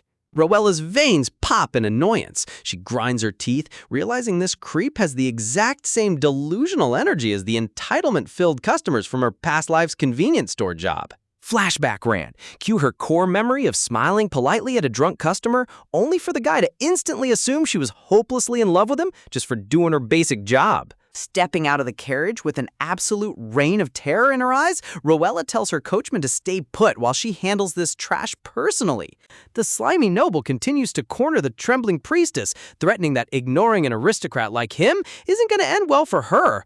Whack! Thud! Out of nowhere, a high-speed strike comes crashing down right on top of the creep's head. Man, you can practically hear the cartoon bonk sound effect. Clutching his swollen head in utter agony, the noble turns around red-faced, screaming, "Who dares hit a count?" and demanding respect for his noble status. Rowella puffs out her chest in total dominance, striking an arrogant pose while proudly announcing that she's a duke's daughter. So what is he gonna do about it? Panic mode activated. The Count's eyes bulge out like cartoon marbles as he stammers in sheer horror, recognizing the infamous villainess Lady Brietta. Rowella smirks mockingly, fluttering her hand as she sarcastically notes how great it is that they don't need formal introductions, but since he's so curious about noble upbringing, dark aura unleashed, a terrifying villainous shadow engulfs Rowella's face. She leans in with a sinister smile, offering to personally invite him to the Duke's estate so her dad can teach him some manners. Zoom! The Count's soul practically leaves his body as he stammers an apology at light speed, sprinting away down the street like his life depends on it. Crossing her arms with a haughty huff, Rowella scoffs at the retreating coward, mocking him for acting like a big shot when he's actually a total weakling. Fud! With the danger gone, all the adrenaline leaves the poor priestess's body, causing her legs to give out as she collapses onto the paved road. Instantly switching back to gentle angel mode, Rowella kneels down on the cobblestones, checking if the girl is hurt and offering a hand to help her stand. Looking up through her disheveled hair, the priestess's eyes widen in utter shock, trembling as she mutters that she can't believe who's standing right in front of her. Snap! Before Rowella can even react, the girl lunges forward and aggressively grabs Rowella's gloved hands in a vice-like grip. Sparkle overload. With massive, shining anime eyes and a glowing background, the priestess fangirls out of her mind, screaming how ecstatic she is to meet the saintess. Chibi Rowella stands completely frozen in shock, her brain short-circuiting with a giant question mark floating over her head as she utters a confused, "What?" Imagine knocking out a creepy noble in broad daylight, only for a mysterious girl in holy robes to look at you like you're a literal goddess who descended straight from the heavens. Rowella stands there completely bewildered, her brain totally short-circuiting as this random priestess screams at the top of her lungs that she's her absolute #1 fan. Talk about an unexpected fan meeting in the middle of a dirt alley. Sizing up the girl's uniform, Rowella mentally notes that she's an apprentice cleric from the local temple. Naturally, Rowella assumes someone affiliated with the church would instantly despise a villainess like her, but boy is she about to be proven wrong. Swoosh! Rushing forward with speed that would make an Olympic sprinter jealous, the young priestess violently grabs Rowella's hands, practically glowing with unhinged fangirl energy. She starts gushing about how heroic Roella looked beating up that sleazy count, declaring that saving a total stranger makes Roella the undisputed saint of all saints. Honestly, seeing a humble priestess turn into a stan account in 5 seconds flat is peak comedy. Roella rubs her neck in pure awkwardness, having never received this kind of royal treatment before. Sensing her idol's embarrassment, the priestess frantically digs through her robes to pull out a special gift she handcrafted herself. Starkle! She reveals a breathtaking mini statue crafted in Roella's likeness, complete with intricate lace folds and divine details that look like they belong in a museum. Roella's jaw practically hits the cobblestone floor. She stares at the exquisite carving in utter shock, flabbergasted that this random girl carved such a masterpiece with her own hands. Inspecting the figurine up close, Roella realizes this isn't just a cute hobby project. This is top-tier, professional, master artisan craftsmanship. Look at that detail. The artist who drew this panel clearly spent way too much time perfecting that tiny marble aesthetic. Eager to secure this hidden genius, Roella demands to know her name. The flustered girl stammers that her name is Hamel, trembling under her idol's intense gaze. Zoom! Roella leans in way too close, invading Hamel's personal space with a mischievous smirk that causes poor Hamel to blush bright red and squeal in absolute panic. Light bulbs instantly flash inside Roella's head. She realizes that finding a master sculptor for the Crown Prince's new district fountain was her hardest quest, and the universe just dumped the perfect candidate right in her lap.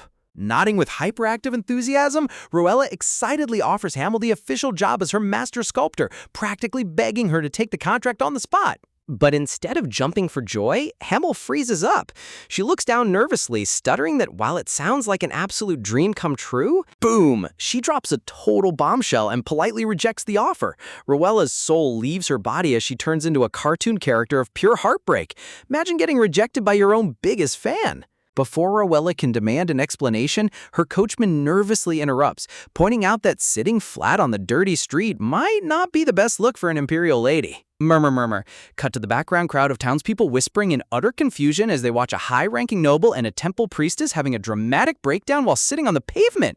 Realizing how utterly ridiculous they look to the public, Roella face palms, admitting to herself that she was so blinded by the statue's beauty that she forgot basic public decorum. Offering a polite gloved hand, Roella gently bids Hamel to stand up so they can continue their discussion somewhere far away from judging eyes. Romance lighting? Surrounded by glowing flowers, Roella flashes a dazzling, gentle smile, telling Hamel that she wants to get to know her better and inviting her to her private estate. Snap! Hamel's fangirl instincts kick right back in. She leaps to her feet like a spring, gasping in disbelief that she just got invited to the Saintess's house, eagerly promising to follow her anywhere. Holding Hamel's hand as they walk, Roella smiles on the outside, but internally, her detective brain is working overtime. Why would someone who adores her so deeply turn down a high-paying dream job? Roella observes Hamel's bright, giggly expression, suspecting there has to be a super dark or complicated reason behind her sudden refusal. Clink, clink, cut to the luxurious parlor room inside the Duke's mansion. Hamel sits rigidly on a plush sofa, holding a teacup with hands shaking so violently the tea is practically splashing out. Sitting across from her, Roella chuckles softly and tells her to take a deep breath before she ends up third-degree burning herself with hot Earl Grey. Hamel tries to compose herself, setting the cup down on the glass table and taking a heavy sigh to steady her skyrocketing heart rate. Softening her posture, Roella gets straight to business, asking Hamel why she turned down the offer to sculpt the district fountain. Roella gently reassures her that she isn't mad or judging her at all, she's just super curious, adding that if it's too painful to talk about, she doesn't have to force herself. Hamel gazes down at her lap, fidgeting awkwardly with her sleeves as a heavy, tense silence settles over the lavish room. Click! Deciding to trust her idol completely, Hamel sets her hesitation aside, admitting that while the truth is pretty embarrassing, she's willing to tell Roella everything. Hamel reveals her shocking past. Before wearing these holy robes as an apprentice cleric, she was actually an elite mage stationed at the Grand Magic Tower. Gasp! Roella's eyes widen to the size of dinner plates. A literal magic tower wizard dropping out to become a church intern? Now that is a career change nobody saw coming. Flashback mode hits. Hamel was once a prodigy magician wielding immense arcane power and endless theoretical knowledge inside the glowing Grand Magic Tower. She genuinely loved the art of magic and spent endless nights researching spells, but there was one massive, stomach-churning problem. Cue the horrifying reality of wizard life. The mages in the tower were absolute hygiene-free goblins who hadn't showered in months, scratching their filthy hair while pulling 3-day all-nighters. Stink lines activated. Green, toxic fumes filled the entire laboratory. Hamel pinched her nose in pure agony as her colleagues casually stood around reeking of literal rotten garbage. Turns out, magic nerds in this universe are so insanely obsessed with research that they completely abandon basic human hygiene. Honestly, the author didn't have to roast anime convention stereotypes this hard, but here we are. Unable to endure the biohazardous environment for another second, Hamel packed her bags and sprinted out of the magic tower at light speed just so she could breathe clean air again.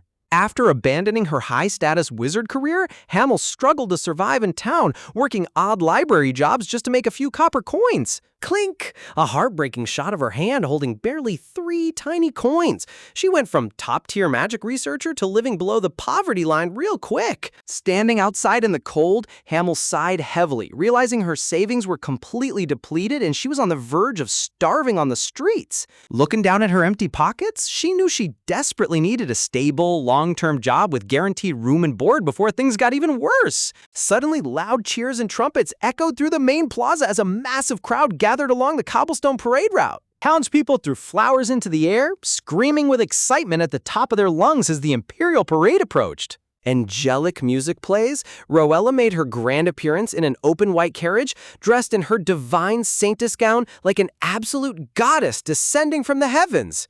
Hamel looked up, her breath completely taken away as she gazed upon Rowella's breathtaking, radiant beauty for the very first time. Contrasting Rowella's heavenly aura with the stinky, unwashed mages of her past, Hamel saw Rowella as the literal embodiment of divine purity and clean air. Clench! A surge of intense passion washed over Hamel as she clenched her fist, determined to change her fate right then and there. With bright, unhinged fangirl sparkles filling her eyes, Hamel raised her hand to the sky, vowing to devote her entire life to serving Saint Rowella. So she literally sprinted to the temple, begging the extremely confused head priest to let her become a cleric, all just so she could secure a stable job, eat free food, and simp for Rowella full-time. Talk about ultimate dedication.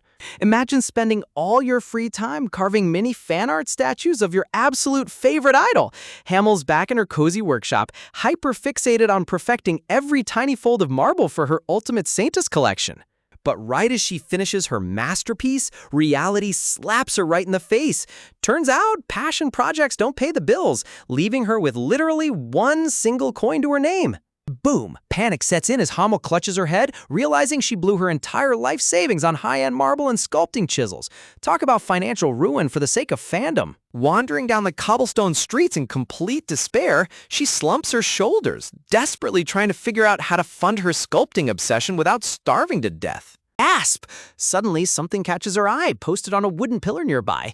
A shady flyer promising quick cash for anyone in a tight spot. And look at those terms! A sketchy flyer offering instant loans with a mind-boggling 150% interest rate? Seriously, if a poster promises cash with triple-digit interest, you run the other way. But Hamel's brain was totally short-circuiting.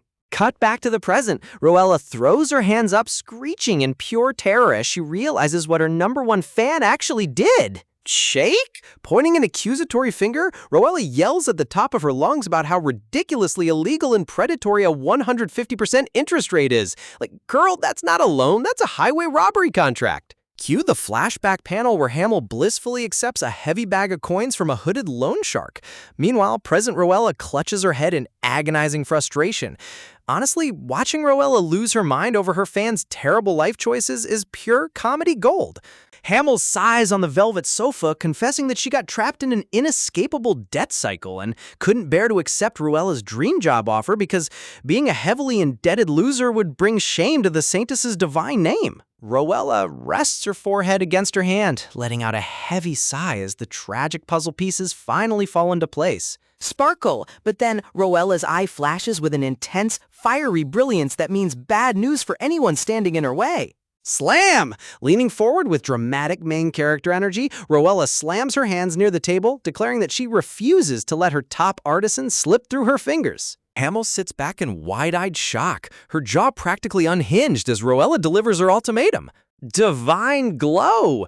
Posing like a majestic superhero surrounded by glowing roses, Roella announces with absolute confidence that she's gonna personally obliterate those dirty loan sharks from the face of the earth. Hamill leaps straight out of her seat, completely stunned that an imperial lady would jump into the gutter just to handle her private debt.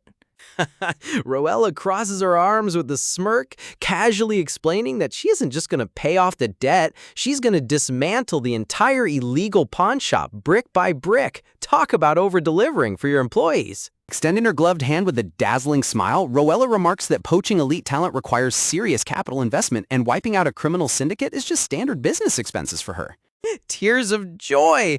Clasping her hands together in pure worship, Hamill looks at Roella like she's a literal god who just descended to fix her life. The artist's emotional lighting here is honestly chef's kiss. Getting straight down to strategy, Roella notes that since these crooks operate out in the open without getting caught, standard police reports are completely useless because the authorities are clearly turning a blind eye. Cupping her chin in deep thought, Roella schemes that the only way to crush them for good is to snatch concrete, undeniable physical evidence of their crimes. She turns to interrogate Hamill about the pawn shop's layout and secret operations, but poor Hamill awkwardly admits she was just a desperate customer who didn't notice anything sketchy inside the main lobby. Ping! Suddenly a light bulb explodes inside Hamill's head as a crucial memory flashes before her eyes. Flashback vision. Hamill remembers seeing a mysterious hooded courier sneak out the back door of the pawn shop, clutching a heavy document envelope tight to his chest as he disappeared into the gloomy forest. Grab! Lighting up with hyperactive excitement, Roella grabs Hamill's shoulders, realizing that wherever that sketchy courier was taking those files is the secret vault holding all their illegal transaction ledgers. Zoom! Roella invades Hamill's personal space way too fast, yelling for details while poor Hamill blushes bright red and squeals that she's way too close. As sunset washes over the grand imperial estate, Hamill's muffled, desperate cries ring out from the window, begging the overly enthusiastic Saintess to step back so she can actually breathe.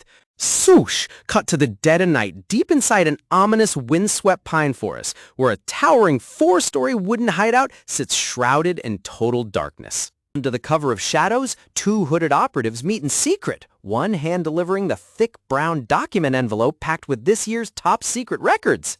The courier smugly slips the confidential files into his shoulder bag, boasting that he's never made a single mistake in his entire criminal career. Ha ha!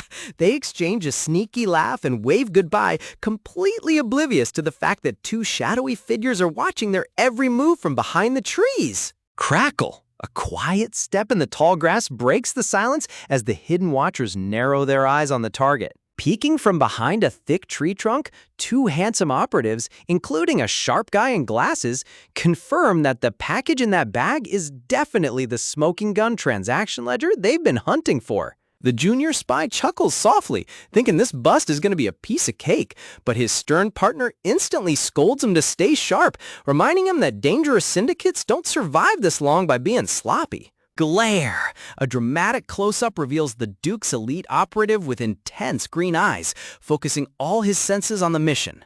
The atmosphere drops to sub-zero suspense as the inner monologue reveals their ultimate goal, to secure the master ledger and eradicate the pawn shop once and for all. Flashback to earlier that day inside the Duke's lavish study. The high-ranking advisor adjusts his spectacles, reporting that while they've cleaned up most crime in the capital, one massive underground syndicate remains untouched.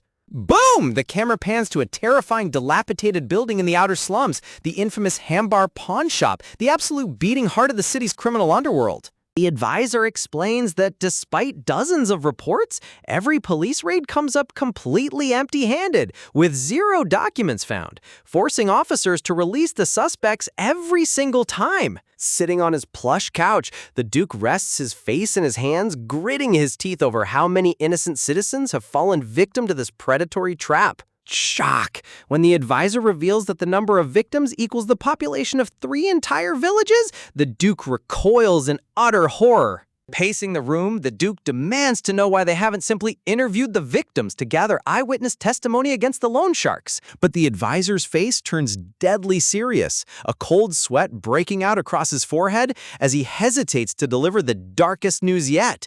Dun dun dun! A sinister black void fills the screen as he drops a chilling bombshell. The vast majority of the loan victims have vanished off the face of the earth without a trace. Clench! The Duke's eyes burn with furious rage as he gasps in sheer horror. An eerie illustration of a giant shadowy demon holding tiny helpless humans appears, confirming that this isn't just an illegal loan business, but a horrific human trafficking and murder ring disguised as a pawn shop. Resting his jaw on his fist, the Duke realizes this threat has escalated far beyond standard night patrol duties. If this corruption spreads outside the Imperial border, the consequences will be catastrophic. Tense, his green eyes narrow with intense panic as he remembers that the outskirts of Benchen is the exact territory he recommended for Rowella's new estate. If anything happens to his beloved lady, he'll burn the underworld to the ground. Slam! Pushing off his desk, the Duke stands tall with absolute authority, ordering his men to prepare for an immediate military mobilization. Sparkle! Dressed in his peak battle-ready vest and looking insanely handsome, the Duke resolves to personally hunt down the syndicate and rip the evidence out with his own hands. Talk about an epic knight in shining armor moment. Under the dim moonlight, our dashing crown prince pauses behind the dense trees, his sharp eyes catching a sudden movement in the dark shadows ahead. Shout! His specs-wearing aide nearly loses his mind, yelling out that the shadowy courier is on the move and riding off into the night. Without missing a beat, the duo sprint through the brush like undercover agents, determined to tail that sketchy messenger before he vanishes with the top-secret document. Above them, an eerie full moon hangs in the pitch-black sky, casting a cold, suspenseful glow over the sprawling wilderness. Rustle. The sharp night wind sweeps through the trees, creating an unsettling atmosphere that would make anyone think twice about creeping around after dark. Up ahead, an endless sea of towering crops stretches out as far as the eye can see, looking way too ominous for a simple farm. Pulling up on horseback at the edge of the field, the prince marvels at the massive cornfield. Seriously, who plants a giant maze right in the middle of nowhere? The thick green stalks sway rhythmically in the dark, looking like a green fortress built specifically to keep uninvited guests out. Adjusting his glasses, the aide points toward the dense greenery, confirming that their target definitely plunged straight into this leafy labyrinth. Detective mode. A close-up on the muddy ground reveals fresh, distinct boot prints leading deep into the crop stock. Talk about leaving a convenient trail of breadcrumbs. Dismounting from his stallion, the prince takes a closer look at the oversized stalks and immediately realizes this crop field is way too unnatural to be a legitimate farm. These massive leaves aren't meant for harvesting. They're literally standing like a living, breathing green wall specifically designed to hide dirty secrets. Glancing up at the stars, the prince narrows his eyes in deep frustration, silently swearing to tighten up the Empire's security before more shady operations slip through the cracks. With a quick signal to his trusty aide, the prince takes his first stealthy step into the dense tall grass, ready to hunt down the illegal operation. Swish! The two cloaked figures navigate through the rustling stalks like ninja warriors, keeping their heads down and swords ready. Deep inside the maze, the prince notes how isolated this place really is. Honestly, if a brawl broke out in here, no one in the outside world would hear a single thing. Whisper. Crouching low in the greenery, the aide quietly alerts the prince that they finally reached the heart of the hidden hideout. Peeking through the leaves, they spot a massive wooden mansion shrouded in shadows, with the sketchy courier sneaking right onto the back porch. The eager aide moves to leap forward, but the prince instantly holds him back, reminding him that rushing in blind against unknown hostiles is a classic rookie mistake. Gasp! Just as they prepare to lay low and observe, the prince's ears twitch as he catches the faint sound of soft, delicate footsteps approaching from behind. But instead of a hulking thug, out steps Lady Rowella herself, tiptoeing in a heavy cloak like a tiny master thief on a midnight heist. Comedy gold. The prince and his aide instantly shatter their serious spy personas, their eyes practically popping out of their skulls in sheer hilarious disbelief. Cue the hilarious chibi panic mode as the guys realize Rowella is literally about to breach a high-level criminal syndicate stronghold all by herself. Like, girl, read the room. Meanwhile, outside the back door, two rugged thugs lounge around, casually boasting about how the top-secret ledgers are being safely delivered as we speak. A scarred thug with a booze gourd reminds his bald partner that if those transaction ledgers fall into the wrong hands, they're dead meat, so anyone tailing them gets eliminated on sight. Glare. From the bushes, the prince grits his teeth in disgust as the crooks laugh off their wicked crimes like it's just another Tuesday at the office. Panic drops like an anvil in the prince's stomach as he realizes Rowella is casually waltzing straight into the kill zone of bloodthirsty mobsters. Looking around the corner, one of the ruthless guards begins scanning the perimeter, completely unaware that a noble lady is standing mere feet away. Tense. A dramatic close-up shows the prince's green eyes burning with frantic panic. If he doesn't pull off a miracle right now, the love of his life is going to be caught red-handed. Unaware of the lurking danger, Rowella creeps along the wooden wall, marveling at how a lavish hidden mansion was built deep inside this creepy cornfield. Hardening her resolve, she reminds herself that she needs to snatch those illegal ledgers to crush the predatory pawn shop once and for all. Gasp! Suddenly, the rough voices of the thugs echo from around the corner, threatening to slaughter anyone who dares sniff around their hideout. Cold sweat breaks out across Rowella's face as she looks around in complete horror. The alleyway is totally wide open with zero places to hide. Swipe! Just as the thug turns the corner to investigate, a leather-gloved hand reaches out from the dark alley and violently yanks Rowella back into the shadows. Confused? The thug pokes his ugly face around the corner, staring into the pitch-black gap while muttering in confusion about hearing noises. Draw blades. Both guards unsheath their sharp-curved daggers, creeping cautiously around the courtyard to hunt down any potential trespassers. But after peering into the night, the lead thug scoffs and lowers his weapon, convinced it was just a false alarm. Heart-stopping romance? Shaking it off, the thugs walk away to get more drinks, completely oblivious to the prince pinning Rowella tight against the wooden wall, his hand firmly muffling her mouth in the shadow. Pressed close against his broad chest, Rowella's eyes widen in pure shock as she catches her breath, wondering who on earth just pulled off this miraculous rescue. Hearing the thug's heavy footsteps fade away, the prince breathes a quiet sigh of relief, apologizing under his breath as he keeps her safely hidden. Slide. Slowly sliding his gloved hand off her lips, the prince allows her to catch her breath while maintaining his protective grip around her waist. What? Turning her head, Rowella's jaw practically drops to the floor as she recognizes her heroic savior. I mean, of all the places to run into the crown prince. Whisper shout, the prince throws his hands up in subtle exasperation, demanding to know what in the world a high-born lady is doing sneaking around a dangerous criminal syndicate.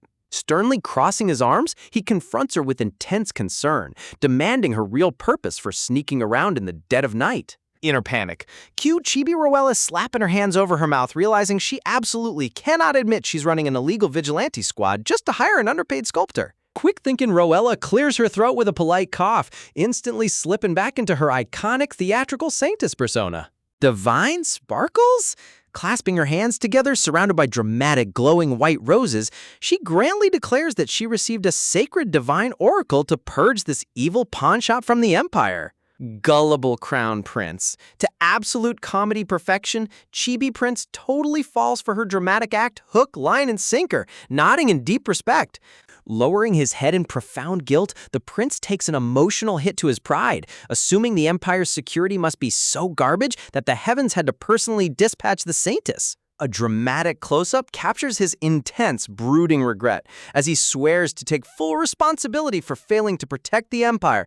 Honestly, watching Rowella accidentally guilt-trip the prince into national policy reform is top-tier storytelling. When you accidentally gaslight the crown prince into taking full responsibility for national policy reform, you know your Sanctus Act is operating on a whole different level. Prince Hildian solemnly bows and vows to tighten imperial oversight, while Rowella is internally dying because she literally pulled this entire divine oracle excuse out of thin air. Swoosh! Before she can process her own lying skills, the prince's specs-wearing aide scurries over from the dark shadows, breathlessly reporting that the sketchy courier guys just vanished beyond the cornfield. Talk about impeccable timing to break the awkward tension. Laying out the battle plan, Hildion orders his trusty aide to escort the Sanctus safely outside while he stays behind to infiltrate the hideout alone.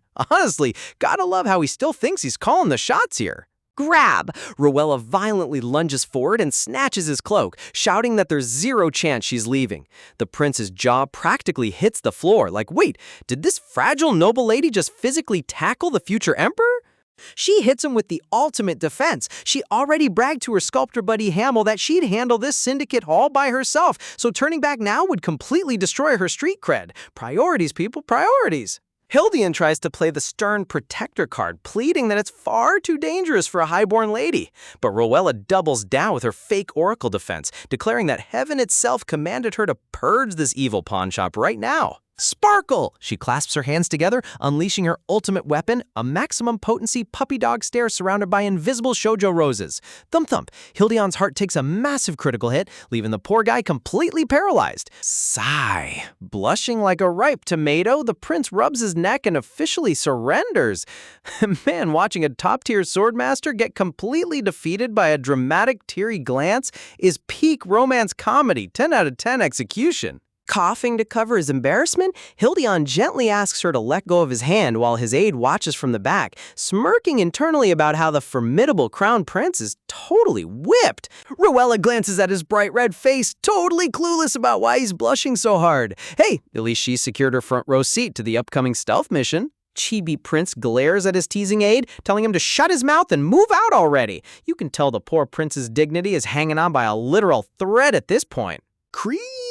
The heavy wooden door unlocks with a low, spine-chilling groan, letting a thin beam of moonlight slice through the dusty indoor air. The mood instantly shifts from rom-com to high-stakes thriller. Peeking through the crack, a hooded figure scans the gloomy room, where thick cobwebs drape over the ceiling like eerie decorations. You just know this mansion is hiding some insane underground crimes. Tiptoeing inside, Rowella whispers in confusion, noticing the entire floor is eerily abandoned. She wonders if those two drunken guards outside were literally the only defense this place had. Rustle! Creeping over the floorboards, Hildian explains that since this mansion is tucked deep inside a massive cornfield maze, the syndicate probably felt arrogant enough to skimp on security. But his sharp green eyes narrow as he remembers the mysterious courier who rode in earlier. Where in the world did that sketchy messenger disappear to? Looking around the dark room, the silence feels way too heavy. Seriously, in manhwas, whenever a place seems too empty, you just know a jump scare ambush is brewing. Meanwhile, a shadowy figure wearing a messenger bag glides silently through the back corridor. Looks like our target is still lurking right under their noses. Rowella warns Hildian that staying out in the open is suicide. They need to grab the pawnshop's dirty secrets and scram before anyone discovers them. Signaling toward a side room, Hildian suggests checking the main office first. The dim chandelier lights cast long, ominous shadows across the doorway. Creak! Pushing the heavy door open, they reveal a massive private study lined with dusty bookshelves and stacks of mysterious papers. Jackpot! Flip! Diving straight into the desk files, Hildian starts sifting through mountains of papers, confirming these are indeed the syndicate's hidden transaction ledgers. Rustle! He flips through the pages with expert speed, noting that fake records are mixed in to throw off investigators. Talk about an advanced financial scam.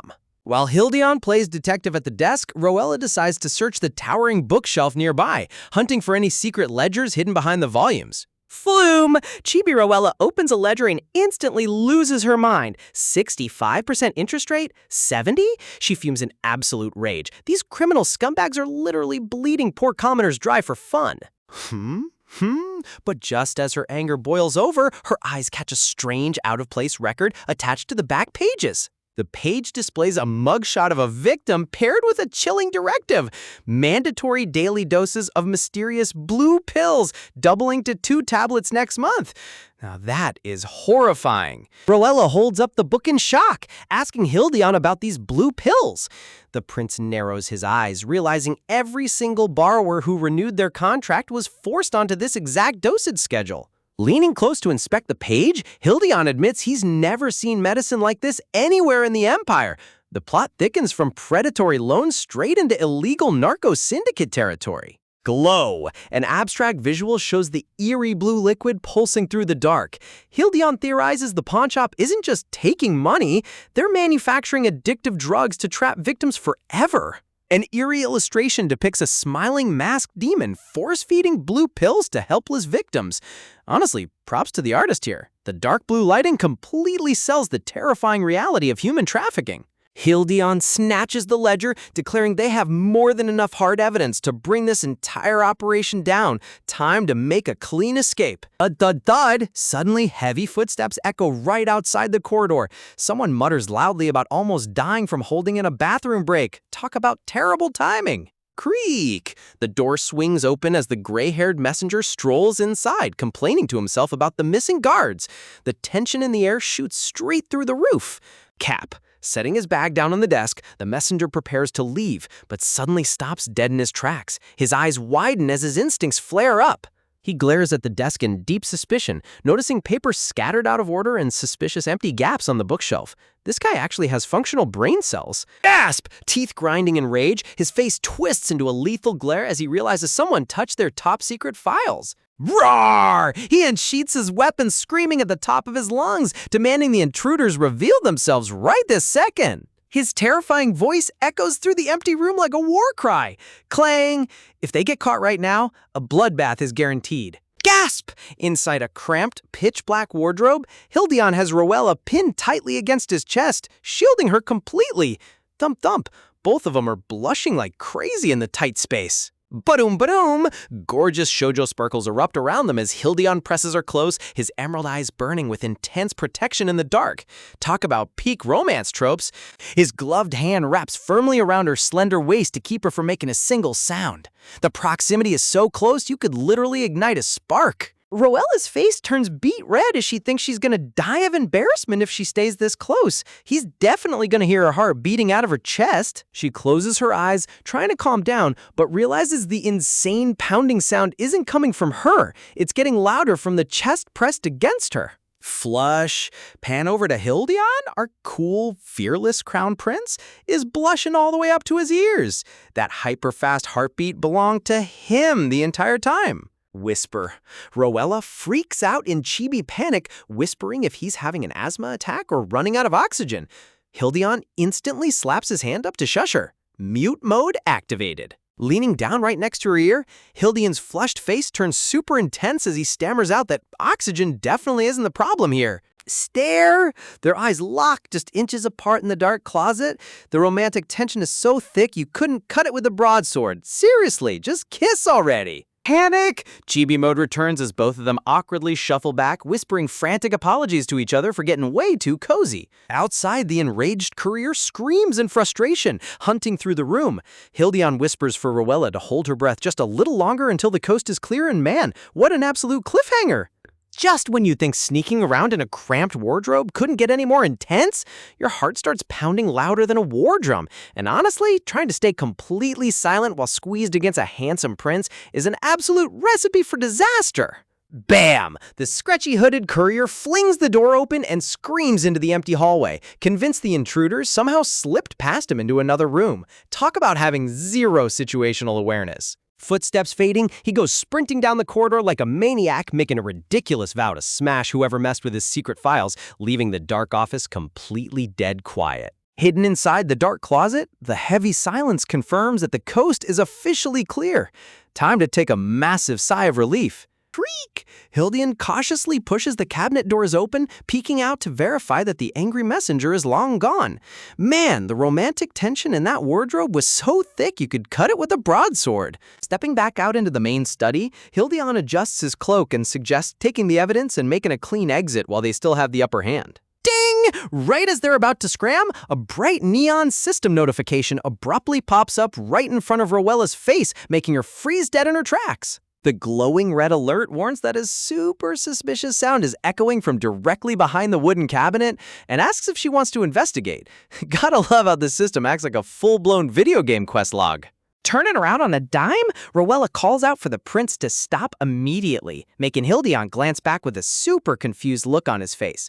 She points directly at the heavy cabinet, whispering that she can hear something creepy coming from right behind it. Hildion narrows his eyes, trying to catch any faint noise in the dark.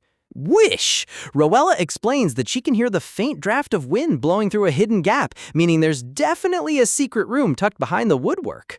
Taking charge like a true ML hero, Hildion steps in front of her with his hand on his sword hilt, offering to check out the hidden mechanism himself. Click! Hildion grabs the frame and shoves the heavy structure aside, revealing a dark hidden doorway tucked into the wall while Roella watches with wide eyes. Rumble, inside, a massive, ominously lit stone archway leading straight down into the shadowy depths. Ooh. Flicker. Dimly lit torches line the winding spiral staircase, casting long, eerie shadows across stacked wooden barrels.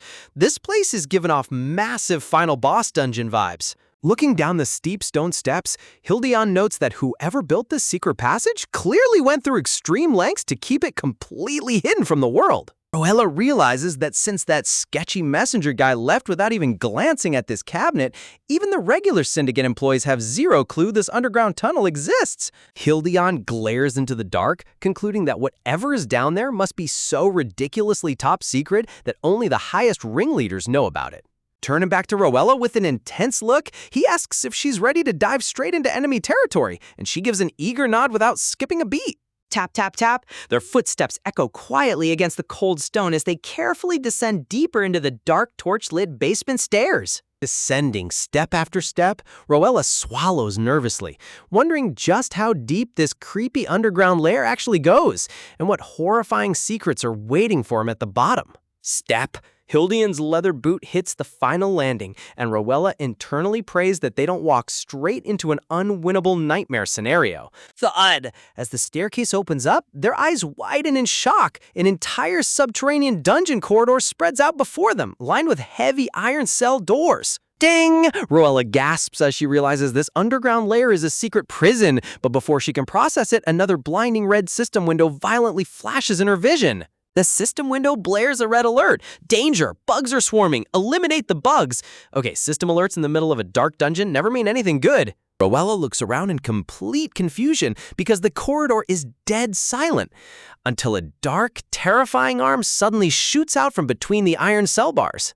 Gasp! Her eyes dilate in pure horror as the glowing vein-popping hand reaches directly for her face, while Hildion screams out in panic. Swoosh! In a split second, Hildion yanks Roella back into his chest just as the crazy, groaning figure viciously grabs at empty air. Shaken to her core, Roella gasps in Hildion's protective embrace, trying to wrap her head around what kind of monster just tried to swipe her. Groan! Dark, shadowy silhouettes of trapped, corrupted victims begin wildly thrashing against the cell bars, uttering terrifying, mindless roars. Creak! Veiny, unnaturally strong hands grip the thick iron bars, bending the solid metal like paper as the horde tries to tear their way out. Clang! Hildion draws his longsword in one swift movement, commanding Roella to fall back while he subdues the aggressive crowd single-handedly. Feeling super relieved that she brought an elite swordmaster along, Roella prepares to take a back seat until ding, ding, ding, a rapid barrage of red system windows starts spamming her vision. Warning pop-ups stack on top of each other at breakneck speed, blaring that system bugs are swarming in massive numbers. The system interface completely loses its mind, creating a wall of neon red alert text that covers the entire hallway like a glitched video game menu. A critical notice reveals that these bugs are being violently attracted to the dark divine energy of a Hohep radiating nearby. Roella reads the next horrifying condition. If too many of these glitched aura bugs touch Prince Hildion, Hildion will completely lose his mind and go into an unstoppable berserk state. Talk about an absolute worst-case scenario. The system hands down its ultimate mission objective. Roella must eliminate every single bug immediately to keep the Crown Prince from losing his sanity. Connecting the dots in pure panic, Roella realizes that the pitch-black corrupted aura clinging to these crazed prisoners is the system bug itself. Sweat drips down her face as she stares at the massive crowd. Seriously, why on earth are there so many system glitches crammed into one single dungeon cell? Crack! The heavy iron bars snap under brute force. Hildion turns back to Roella, desperately yelling at her to evacuate the dungeon while he holds off the horde alone. Roella instantly screams back that he's the one who needs to run away right now, leaving poor Hildion completely baffled by her sudden outburst. Clutching her chest with maximum dramatic flair, Roella pulls out her classic fake oracle defense, shouting that heaven itself just commanded her to handle this specific crisis personally. Hildion stares at her with deadly seriousness, arguing that if she's hearing divine voices in a dangerous place like this, he's definitely staying by her side to protect her. Chibi panic! Rowella internally screams in total agony. If this stubborn prince stays, he's gonna touch the black aura and turn into a rampaging berserker. Boom! Suddenly, the cell wall completely shatters.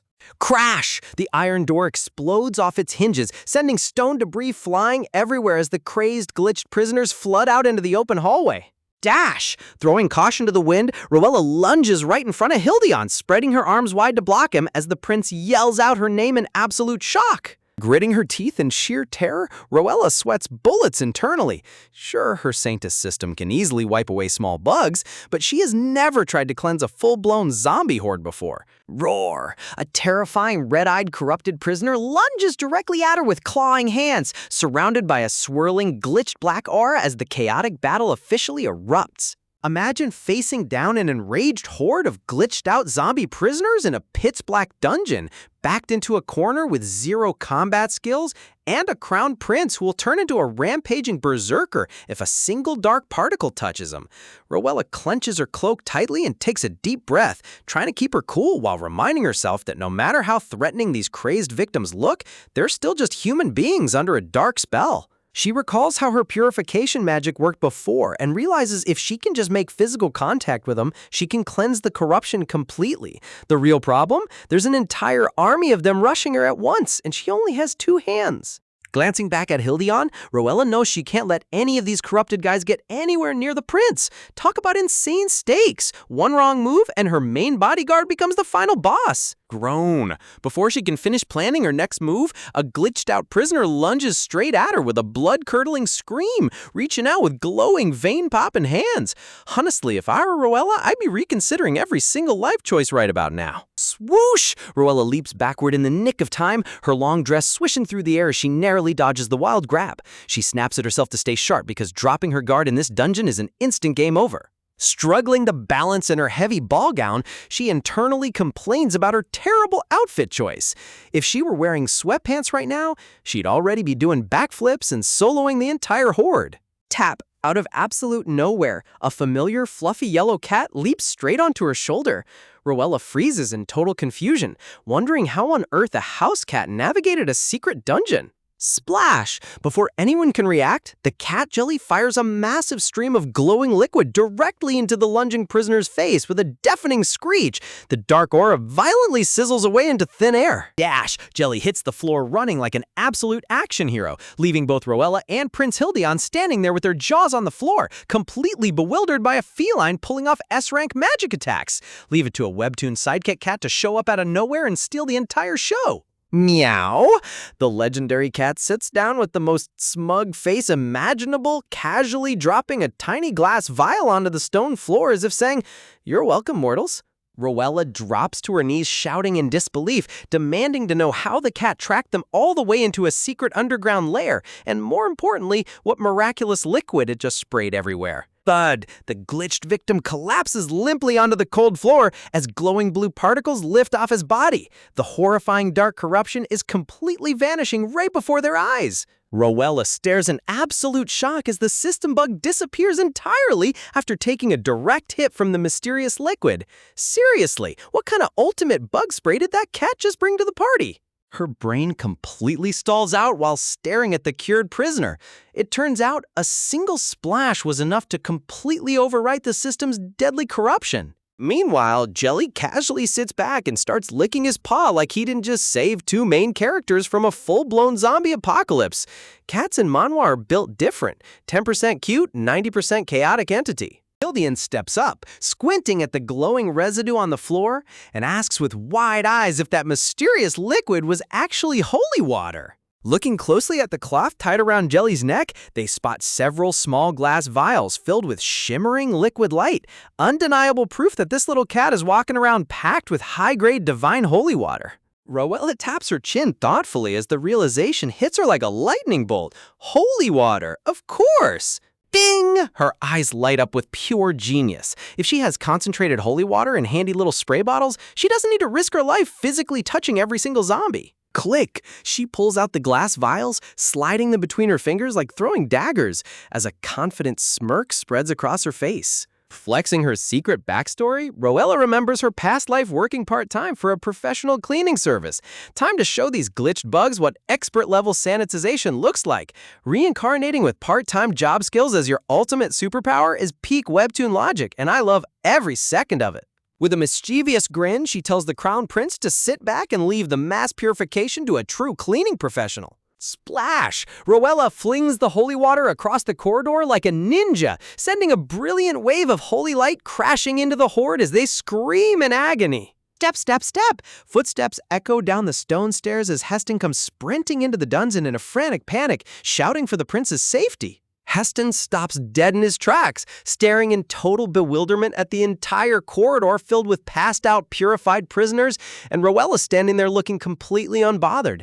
Heston running in, ready to die for his lord, only to find a casual post-battle cleanup scene, is hilarious. Hildion kneels beside the unconscious victims, explaining that these prisoners were trapped under strange conditions, but Saintess Roella managed to save every single one of them. Roella just rubs her neck with an awkward chuckle. Hildion gives her a look of profound respect, noting how her Saintess power saved the day once again, while Roella nervously claims it was totally just a big coincidence. Glancing down at Jelly, who is happily purring against her dress, Roella internally questions herself. Can she really keep calling these wild encounters coincidences when this cat keeps bringing cheat items?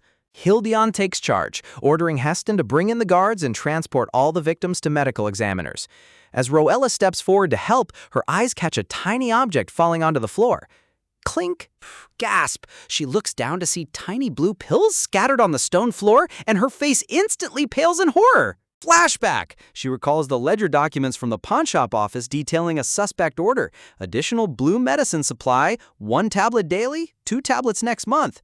Roella urgently calls Hildion over to inspect the evidence. Finding drug trials inside a fantasy pawnshop basement? The plot thickens real fast. Holding up the blue tablet, Roella points out that this illegal drug is definitely the root cause that turned the innocent prisoners into mindless, glitched monsters. Cut to the city streets the next morning.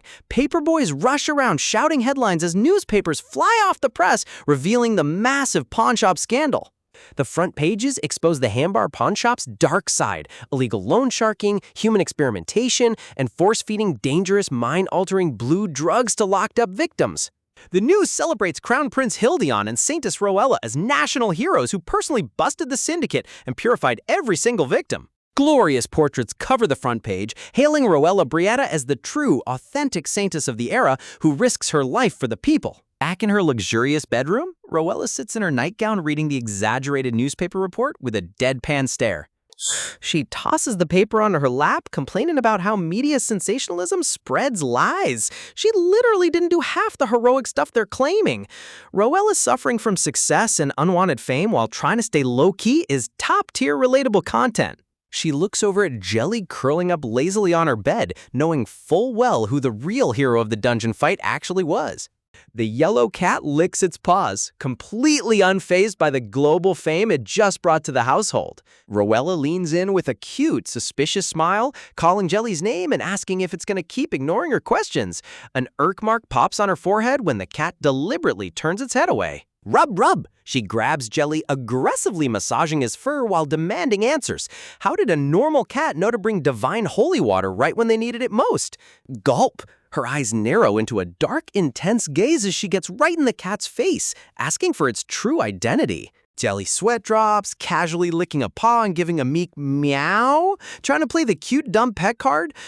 The artist's comedic expressions in this chapter are peak gold. Chibi mad. Roella's face twitches with annoyance. She knows for a fact this cat is understanding every single word she says. Crossing her arms, Roella sighs dramatically and announces that since Jelly wants to be an independent cat, she'll just ship him back to the temple under Priest Owen's strict supervision. Boom! A terrifying vision of Owen as a demonic mini-priest pops up in Jelly's mind.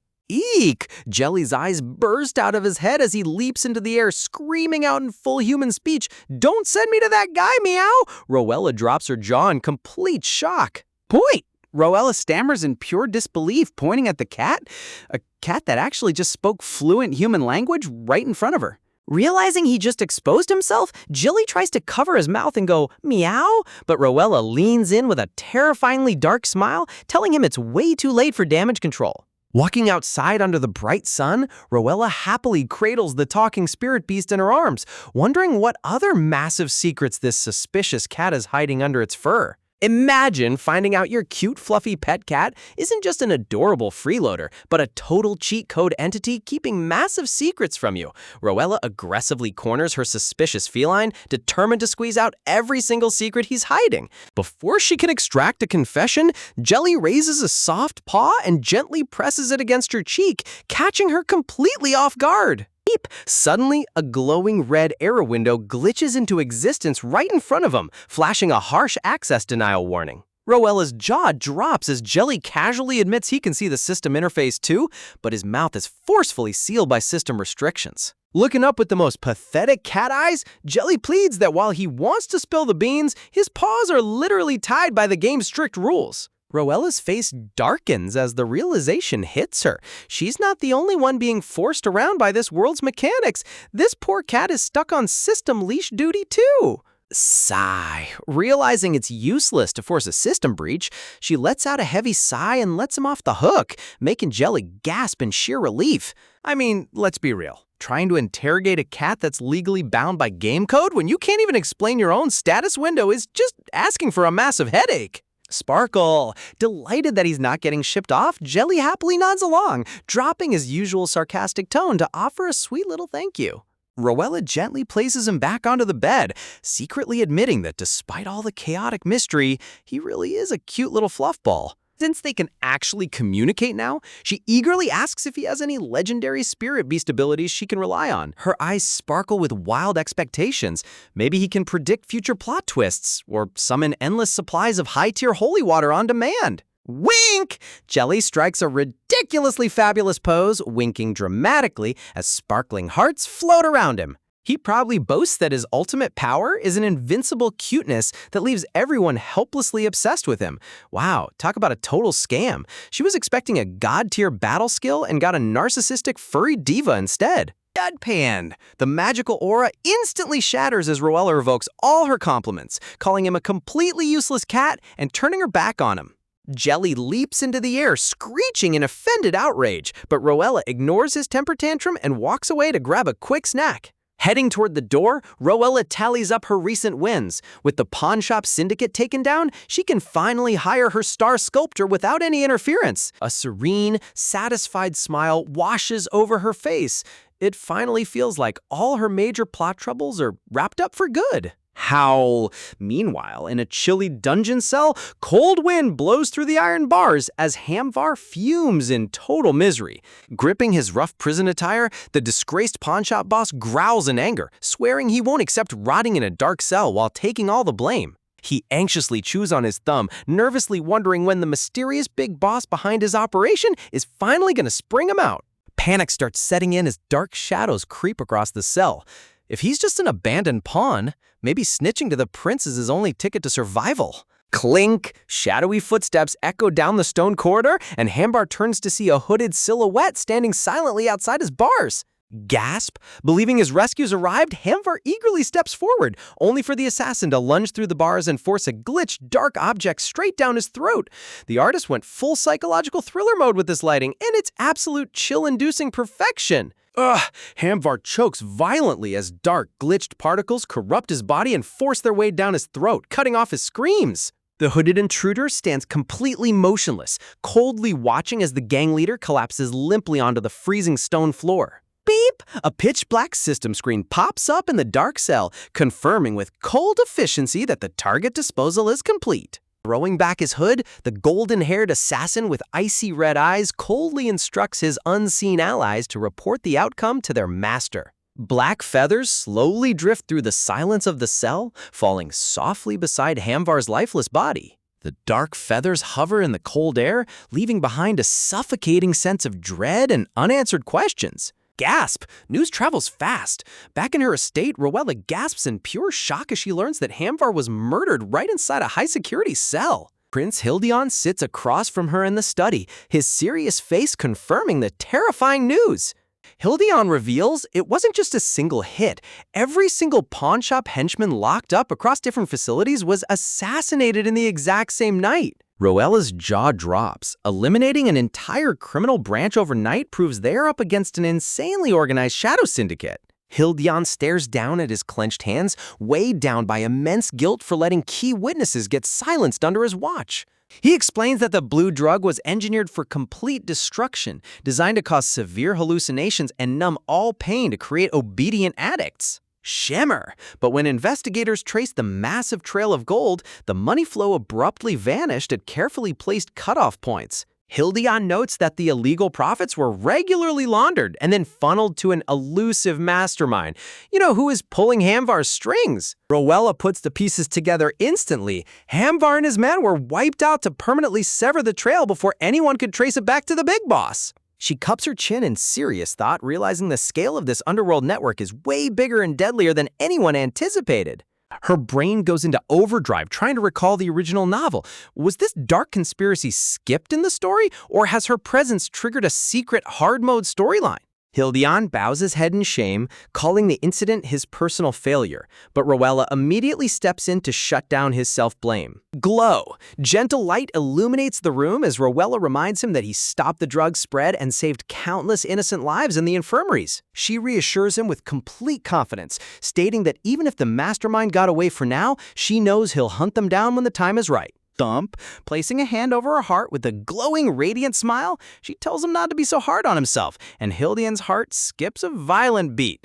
Blushing soft crimson, Hildion stammers in surprise, while Roella internally praises him. Compared to the toxic trash male lead from the original novel, Hildion is a green flag king. All the heavy tension melts from Hildion's face as her genuine belief warms his heart. Bloom! Surrounded by glowing white blossoms, Hildion gives her a breathtaking, swoon-worthy smile, thanking her deeply for always standing by him. Pause! Shifting the tone, Hildion hesitates nervously, admitting there's one more thing he's been wanting to tell her. Roella's inner alarm goes off. Why is he acting so unusually shy all of a sudden? Setting aside his official title as Crown Prince, Hildion looks directly at her, declaring that this isn't imperial business. It's a personal request from Hildion, the man. Just when Roella thinks she can catch her breath, a glowing system window flashes right in front of her face with a massive warning that a brand new hidden quest has been unlocked. Her eyes pop wide open in total shock as she stares at the floating blue screen, wondering why on earth the game system is throwing another high-stakes mission at her out of nowhere. But before she can even process the sudden pop-up, the Crown Prince sitting across from her starts unbuttoning his vest, completely throwing her off guard. Swoosh! Gasp! Stripping his shirt wide open right in front of her, Hildion casually reveals his broad chest without an ounce of hesitation, leaving poor Roella screeching in utter panic over why he's suddenly undressing in broad daylight. Seriously, romance manhwa male leads will find any excuse to show off their abs, and I am totally here for it. Blush! Trying and completely failing to hide her blushing face behind her hands, Roella stammers out a flustered reaction while the prince stares back with dead seriousness. Turning around, Hildion exposes his back, revealing a horrific, pitch-black cursed mark spreading across his skin like rotting corruption. Ding! The floating quest window lights up with the ultimate task, cure the Crown Prince's curse, just as Hildion softly begs the Saintess to help break his dark torment. Gasp! The tension in the room instantly skyrockets to a maximum as the heavy weight of his desperate plea hangs suspended in the air.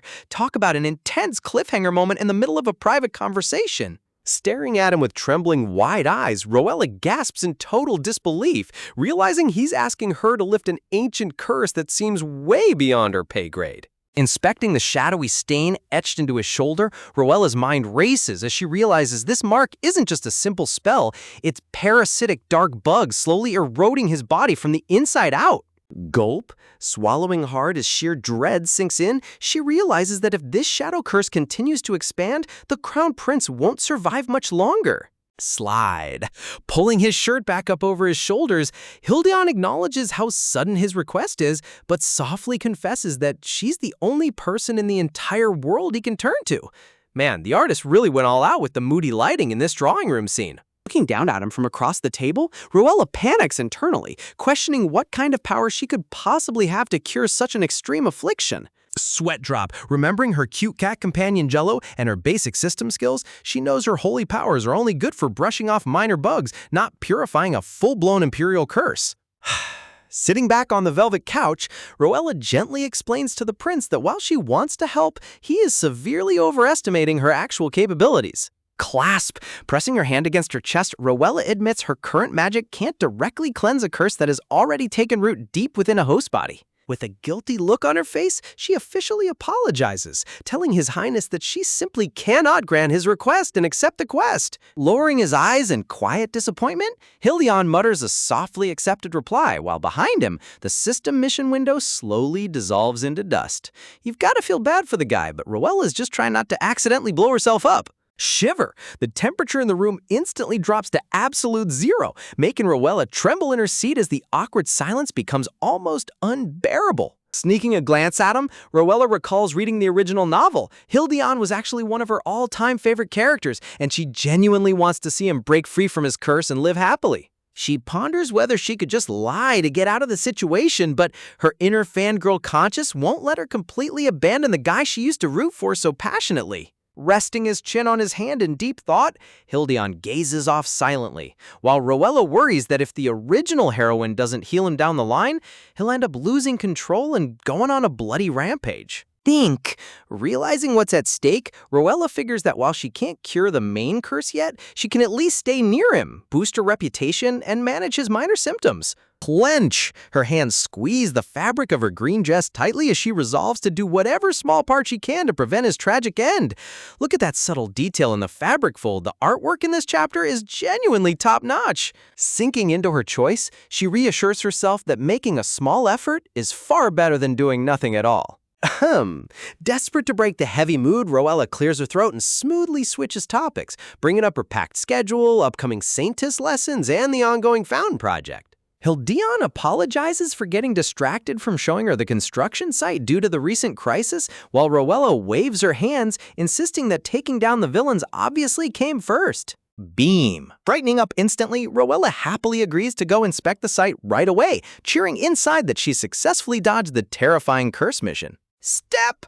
But just as she thinks she's in the clear, Hildion's polished shoe steps forward as he rises from his seat with a sharp look in his eyes. Freeze! Caught completely off guard by his movement, Chibi Roella tilts her head in total confusion, wondering what he's up to. Thud! Slamming his hands onto the table, Hildion abruptly leans his entire upper body forward, looming over her with intense focus. Flutter! Closing the space until he's practically breathing down her neck, Hildion gazes into her eyes and whispers that once her current worries are settled, she must reconsider his request and give him a real answer. Wow, talk about a smooth romantic power move right when she thought she won. Blush, screaming in absolute internal panic, Roella's eyes swirl wildly as she realizes her subject change failed miserably and she's right back where she started. Sparkle! Surrounded by an angelic Bishonen glow, Hildion looks ridiculously handsome, leaving poor Roella completely paralyzed by his sheer visual power.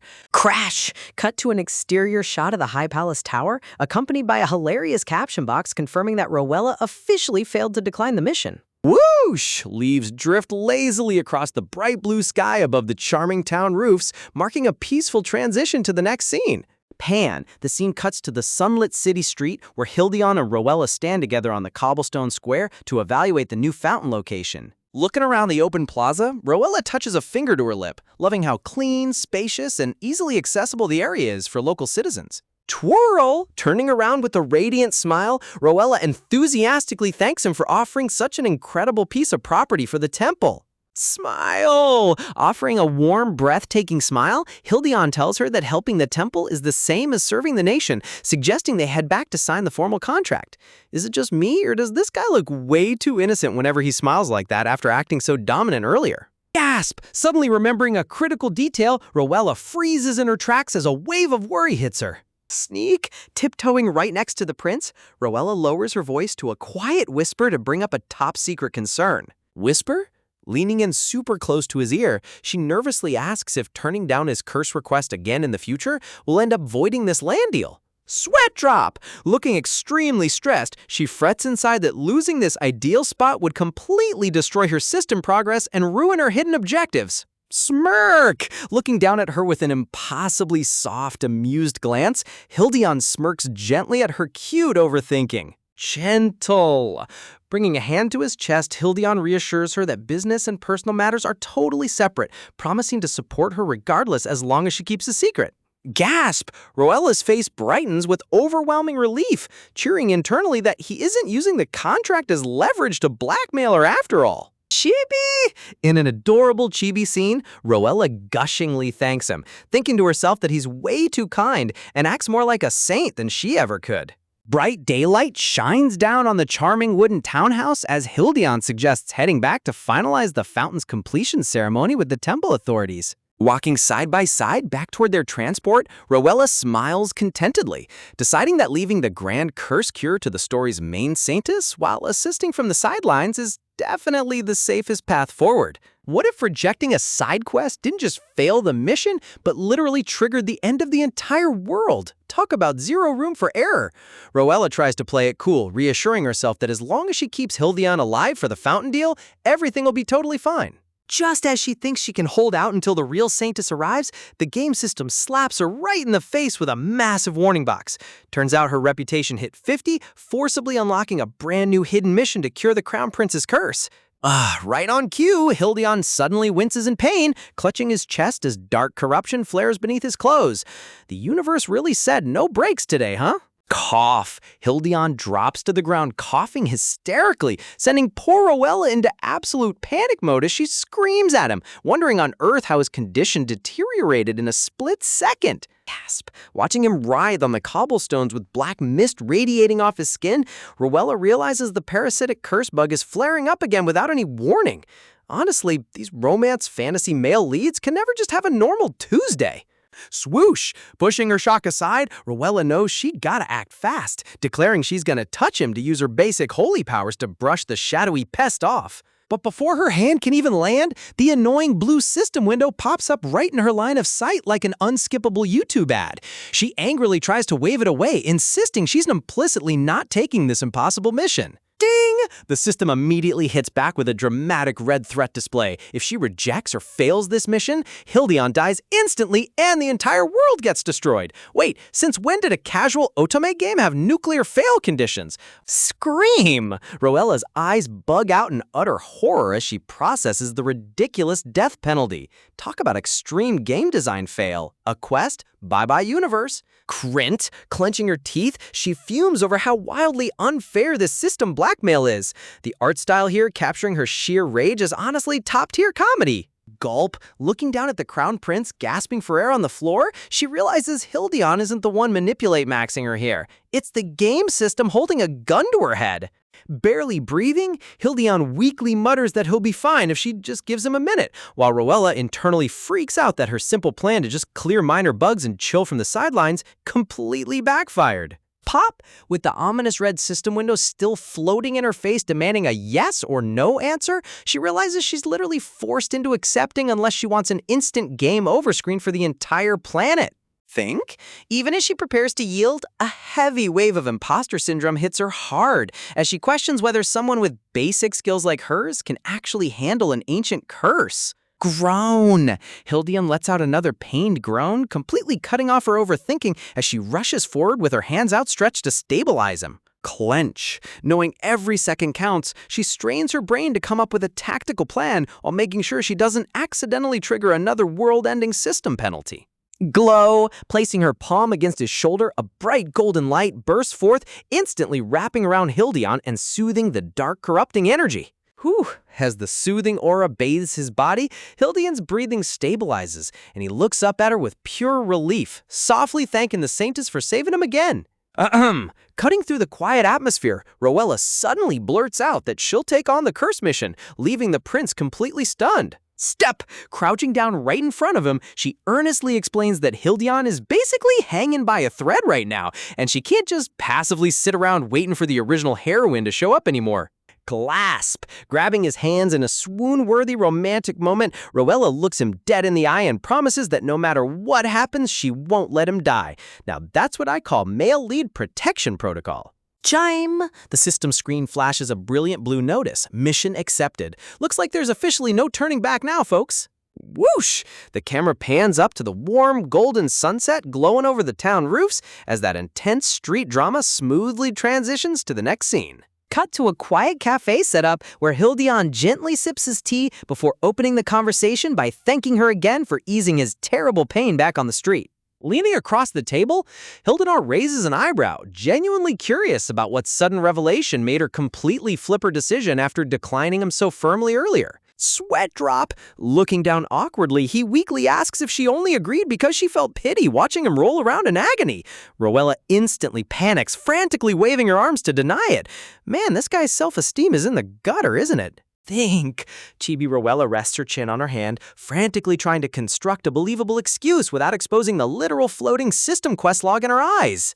Aha! Leaning forward with a serious look, Rowella decides to drop a half-truth, announcing that as a saintess, she can directly observe the dark power plaguing his body. Pointing a dramatic finger, she solemnly identifies the corruption as the ancient dark energy of Akhotep. Man, the artist's use of soft ambient window lighting in this cafe scene really gives it a cozy vibe. Flashback. Remembering the original novel plot, she recalls how Hildion's unchecked curse eventually destroyed everyone who ever cared about him. She firmly explains to him that this dark energy isn't just a physical illness, it's a walking calamity magnet that brings absolute misfortune to anyone nearby. Flinch! Watching Hildion recoil, she adds that because the curse poses a threat to everyone around him, she simply decided that taking it down is her duty as a saintess. Smug! Chibi Rowella smirks internally, convinced that using her saintess duty excuse was absolute tactical genius. Meanwhile, Hildion sits there completely speechless. Shadow. Hildion lowers his head, his eyes darkening as a heavy realization sinks in, muttering quietly that he knew it all along. Dark Q. A chilling flashback panel reveals shadowy figures collapsed on the floor, surrounded by broken wine bottles and corrupt miasma. Looking completely crushed, Hildion painfully confesses that all the suffering his loved ones endured was really his fault, adding that he's terrified Rowella will end up miserable too if she stays near him. Slam! Hearing his self-loathing speech, Rowella slams her hands on the table and jumps out of her seat in pure outrage. Shout! Pointing right at him, she angrily lectures him to stop taking the blame, shouting that the only one responsible for this mess is the evil ancient god Ahotep. Seriously, give this girl an award for calling out toxic main character self-blame. Dark Q, a pitch-black background, highlights her words, reminding us that this whole tragic curse was forced upon him by villainous forces beyond his control. Panel, a stark flashback of a figure cowering in an empty warehouse, emphasizes just how unfair it is for the victim to bear the burden of the villain's crime.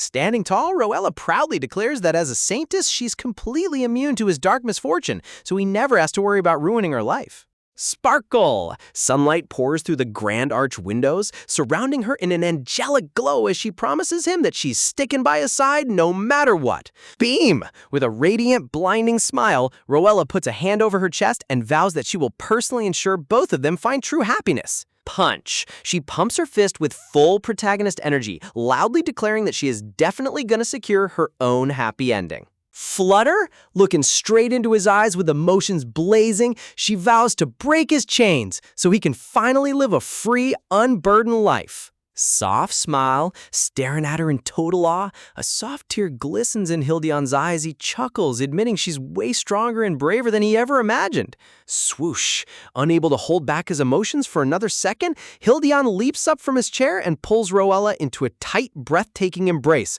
softly whispering his gratitude. Gasp! Caught completely off guard by the sudden romantic hug, Rowella's eyes widen in total shock over his shoulder as her heart does backflips. Pat, pat. Softening her expression, Rowella gently wraps her arms around his back and pats him, happily reassuring the prince to just lean on her and trust her. Sparkle! Golden magical light swirls around the couple as they embrace in the middle of the glowing cafe, delivering the ultimate high romance ending panel that leaves every fan screaming. Imagine hugging someone so tightly that a magical quest system suddenly flashes in bright green, telling you you've purified 10% of an ancient curse. Rowella's jaw drops as the system window glows right above her head out of nowhere. Pang! The system interface hovers right before her eyes, confirming 1 out of 10 curse purifications completed, leaving Chibi Rowella completely baffled because she literally did not cast a single spell. Holding Hildion close against her chest, Roella's brain starts calculating fast. If a simple comforting hug cleansed 10% of his dark energy, then hugging him 9 more times should theoretically break the curse completely, right? Beep! The system instantly slaps her down with a massive blue nonsense detected alert. Seriously, this system has zero chill and is actively shutting down all her clever shortcuts like a strict game moderator. Realizing her easy cheat code just got patched on the spot, Roella buries her face back into his shoulder while quietly accepting her tragic fate. Swoosh! As the scene transitions to the golden glow of a cozy sunset street, Roella accepts that she has no choice but to do things the long, grueling way to clear this quest. Ahem! Hildion awkwardly clears his throat and stammers out an apology for exposing his pathetic weak side on the street, but Roella just beams at him warmly, reassuring him that they're a team now and he can be totally honest. Blush. Hearing her call them a team sends a gentle blush across Hildion's face, making his soft eyes light up as he promises to trust her completely. Watching his tense shoulders finally relax, Roella feels a huge wave of relief wash over her, knowing it's time to lay out the ground rules for how this magical purification routine is going to work. Flustered, turning to him with dramatically open hands, Roella bluntly drops the news that her cleansing powers require a ridiculous amount of physical touch, like non-stop hand-holding and hugs, sending poor Hildion into a total blushing panic. Yope! Hildion stammers that if physical contact is the only cure, he's totally down for whatever she needs, unaware that a shady blonde figure is creeping up behind them in the dusk setting. Honestly, these background encounters are timed like a bad drama serial. Gasp! A sharp close-up reveals the arrogance on the blonde guy's face as his sharp red eyes lock onto her, whispering Roella's name with pure condescension. Step! Demo strolls up with an arrogant smirk, chuckling about how he never expected to run into her in a quiet spot like this, while Roella's face completely falls in utter disgust. Tap, tap, clicking his fancy shoes against the cobblestones, Demo smugly accuses her of stalking him again and pretending it's just another convenient coincidence. Smirk? Demos rests his chin on his fingers, proudly declaring that Roella is clearly still obsessed with him. Man, the absolute audacity of this guy thinking he's still the center of the universe is almost impressive. Blah! Chibi Roella literally gagging in background disgust is an entire mood. Stepping closer to Hildion, she bluntly tells Demos that she had absolutely zero idea he was anywhere near here. Clack! Crossing her arms, Roella sets the record straight with cold precision, warning him that she has -10 interest in following him around anymore, and to stop making up ridiculous delusions. Demos just scoffs arrogantly, claiming she's playing hard to get and sulking over past drama. Meanwhile, Roella mentally fumes over how the original web novel heroine used to beg for his approval, while present Roella just wants to throw hands. Swish! Turning her back on his nonsense, Roella announces that they are way too busy to waste time on him and bids him a very cold farewell. Grab! Just as she tries to walk away, Demos aggressively snatches her wrist, whining about whether she's really gonna leave him standing there like that. Tug? Flashing a fake charming smile, Demos tries to drag her along for tea, but Roella pulls back with everything she's got, demanding he let go of her immediately. Persistent. Demos leans in closer, dropping his voice to suggest a private date for old time's sake because he supposedly has something important to share. Glare! Piercing him with a glare sharp enough to cut glass, Roella snaps that she doesn't give a single care about anything he has to say. Struggle! Demos tries to bribe her by offering to buy her favorite cake, but Roella forcefully shakes her arm free, screaming that she doesn't even like cake. Popping veins. Chibi Roella's head explodes with red anger marks as she contemplates whether hitting him square in the face violates her saintess duties. Clank! Before she can throw a punch, Hildion steps smoothly in front of her, his dark eyes flashing with lethal intent as he clamps a hand over Demos' arm and demands to know how he dares lay a hand on her. Growl! Standing tall as an unyielding wall, the Crown Prince glares down at the blonde aristocrat, declaring in a frigid tone that he won't tolerate a single second of disrespect toward her. Chill! The atmosphere plunges below freezing as Hildion steps face to face with Demos, strictly commanding him to lower his head and apologize to the saintess right now. Shock! Demos' red eyes widen in complete disbelief as he sweat drops, internally questioning when the cowardly prince suddenly grew a backbone strong enough to defy him. Recovering his smug attitude, Demos bursts out laughing, mocking Hildion for treating Roella like a holy figure when to him, she's just a crazy fangirl desperate for his attention. Click! Resting his palm against the hilt of his sword, Hildion coldly points out that Rowella clearly stated she hates his guts, adding that his trash behavior toward any lady is utterly disgraceful. Look at Hildion flexing his protective male lead energy. It's top tier. Draw! Hildion unsheaths his blade just enough to flash gleaming cold steel right at Demos' neck, repeating his demand for an apology with absolute zero room for negotiation. Point! Trembling in sheer humiliation, Demos aggressively points a finger at Rowella, screaming about what kind of trick she pulled on the Crown Prince to make him act like a wild bodyguard. Stomp! Throwing his hands up in a dramatic huff, Demos yells that he's officially done with both of them and storms off down the cobblestone alley while shouting childish insults. Halt! As Hildion makes a move to pursue the arrogant noble, Rowella gently places her hand on his arm, softly advising him not to waste his precious energy on trash like Demos. Look! Hildion turns around to meet her gaze, his fierce expression instantly softening the moment he looks at her. Oh! Bowing his head with sincere remorse, Hildion apologizes for failing to shield her from insults, but Rowella lightly waves her hands with a bright laugh, joking about how glad she is to finally sweep out Dogmos. Beam! Giving him a dazzling, radiant smile, Rowella warmly thanks the Crown Prince for stepping up to protect her honor, making Hildion's heart melt into a gentle smile.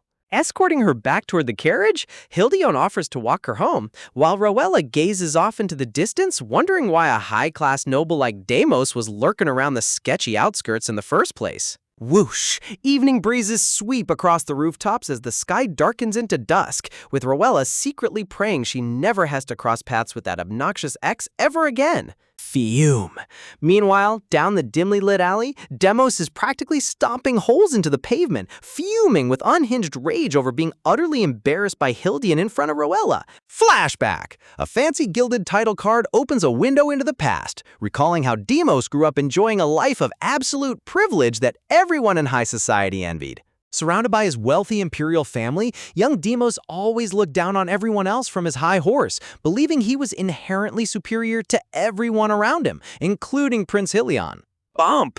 Recalling how he intentionally shoved past the young Crown Prince in the palace corridors without even looking back, Demos never once considered Hildion as royal superior. Cold. Young Demos glares over his shoulder with total contempt, believing that a cursed, helpless prince who couldn't even stand up for himself had zero right to rule anyone. Walk! Walking away while young Hildion clutched his arm in silent misery, Demos established a dynamic where the prince always cowered beneath his shadow. Calling him the Crown Prince of Misfortune, Demos remembers how Hildion always stayed quiet whenever they crossed paths, making today's dramatic defiance feel like a total slap in the face.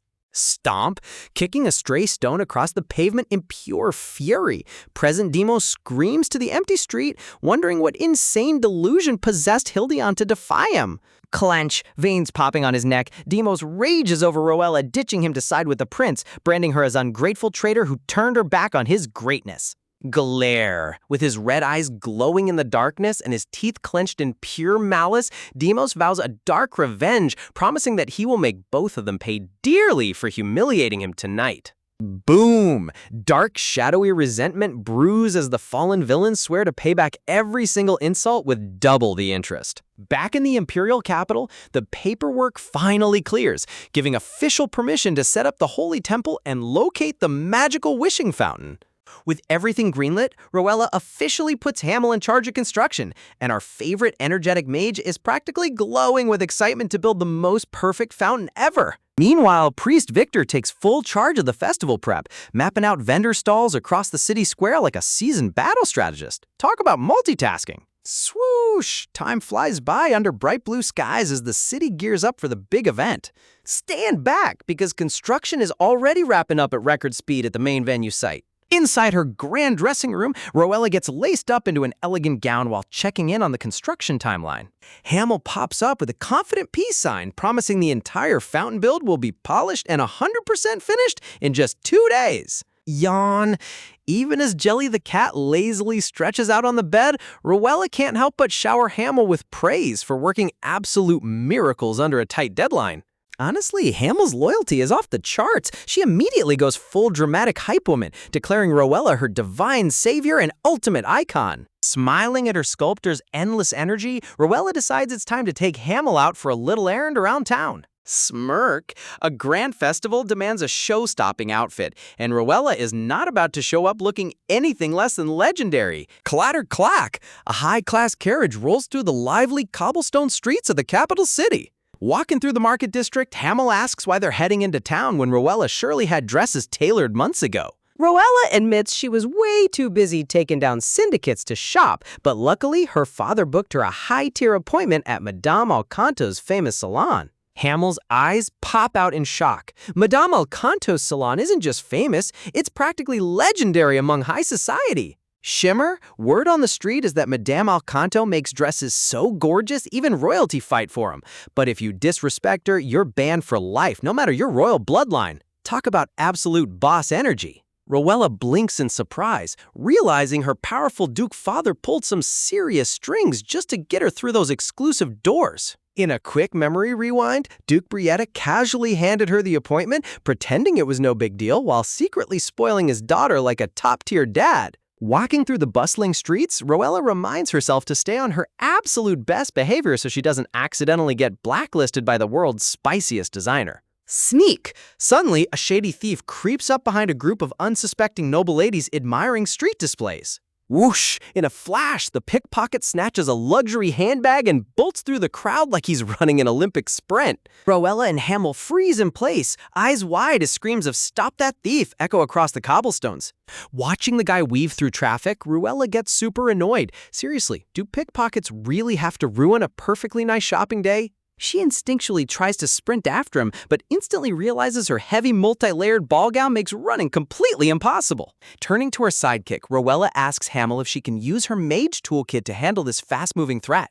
Sparkle, say no more. Hamel raises her hands as glowing mana surges around her fingertips with high-voltage magical energy. Zap! A beam of bright magic locks onto the fleeing pickpocket like a heat-seeking missile. Crash! The magic trips the thief mid-stride, sending him face-planting hard onto the hard pavement while the stolen bags go flying. Hey! Hamel beams with pride like a praised puppy while Rowella marvels at how insanely broken long-range magic really is. With the thief knocked out cold, they quickly plan to hand the criminal over to the local guards and return the stolen purses. Drag! While Hamel casually hauls the unconscious crook away by his collar, Rowella returns the bags, gaining instant reputation points with the grateful noble ladies. Glance. Unbeknownst to them, a tall, fashionable woman with sharp eyes watches Rowella's quick thinking from the shade of an archway. Ta-da! Blue sky clears overhead as the quick distraction wraps up without putting them behind schedule. Stepping inside the grand boutique, the doors creak open to reveal an interior that looks straight out of a high-fashion palace.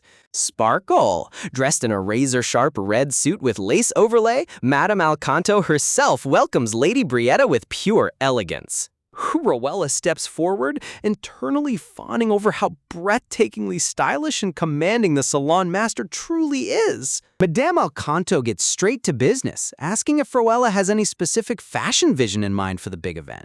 Glint? Adjusting her glasses with a mischievous, sharp glint, the designer realizes she has total creative freedom over a prime canvas. Examining Rowella's pale skin, deep blue eyes, and iconic pink hair, Madame Alcanto's mind instantly starts racing with color harmonies. Dip! In a dramatic flourish, Madame Alcanto dips Rowella back like a tango partner, asking where the event is taking place to match the vibe. Scratch, scratch. Hearing it's hosted by the temple, the designer's pen flies across the sketch paper at supersonic speeds. Ta-da! In literal seconds, she presents a striking, high-fashion dress sketch tailored specifically for the Holi Festival. Rowella stands completely stunned. The design speed and artistic perfection are so peak it's almost scary. Rowella internally notes that if Madame Alcanto existed in her original modern world, she'd easily be dominating Paris Fashion Week as a global icon. Giving an enthusiastic thumbs up, Rowella approves the sketch immediately. It's an absolute 10 out of 10. Feeling generous, Rowella turns and asks if Madame Alcanto can make a matching custom dress for her sculptor Hamel, too. Sadly, Madame Alcanto drops a reality check. With only 1 week left until the festival, she can only finish Rowella's custom gown in time. However, she points out her premium display rack full of top-tier ready-to-wear dresses made with the exact same high craftsmanship. Even though Rowella apologizes for not getting her a custom piece, Hamel is over the moon just to pick out a luxury designer outfit from the collection. Imagine trying to have a chill shopping day only for a surprise mystery guest and a massive high society brawl to turn the boutique into an absolute war zone. Hamill cheerfully tells Roella that she's down to wear whatever dress the Saintess picks out, proving once again that her loyalty level is completely off the charts. Accepting the challenge, Roella steps up to the boutique racks, promising to hunt down the ultimate drip for her favorite sculptor.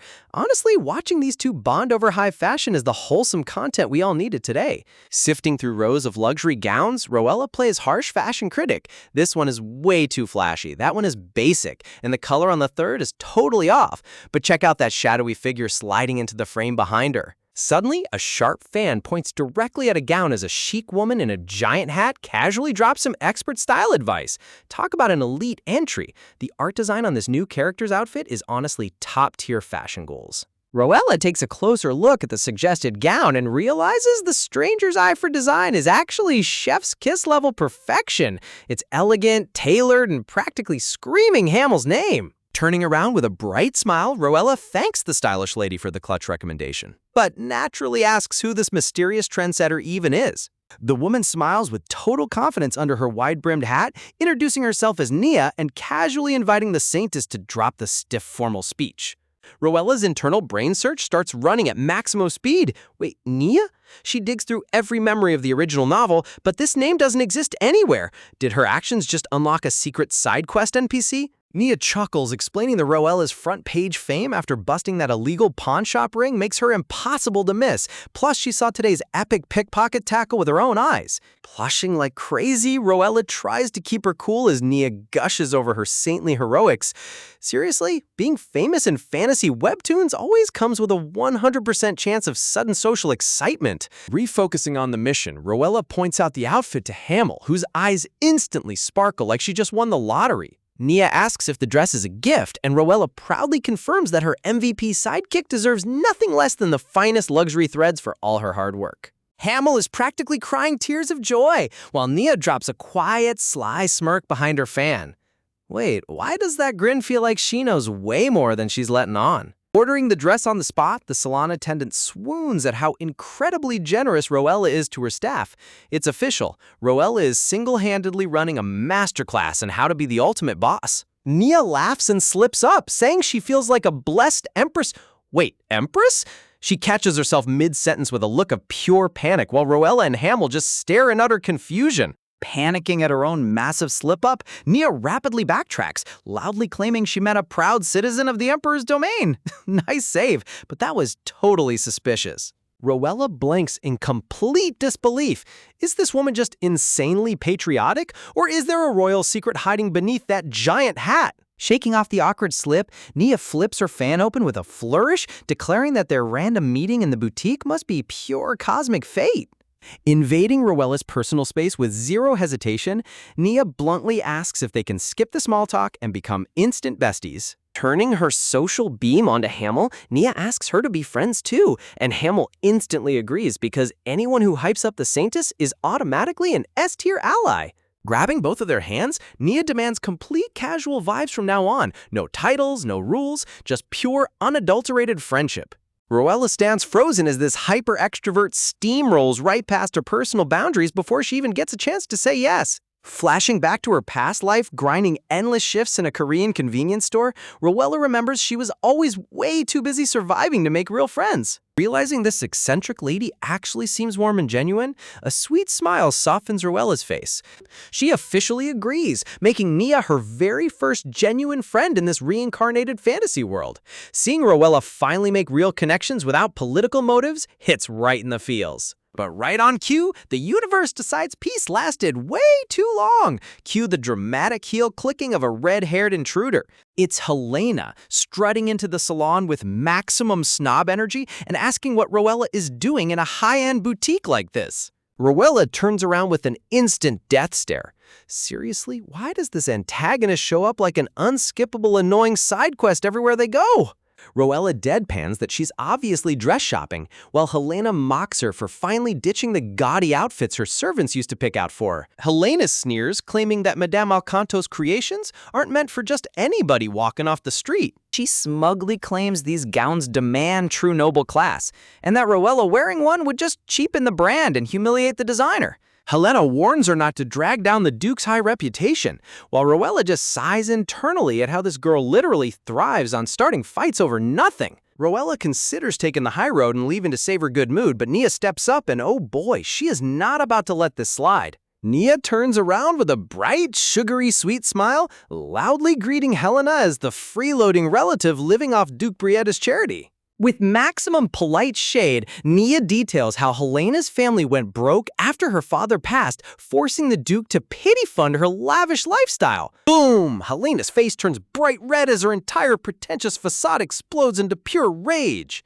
Nia keeps twisting the knife, calmly pointing out that spending the Duke's money far beyond her means is what actually brings shame to his name.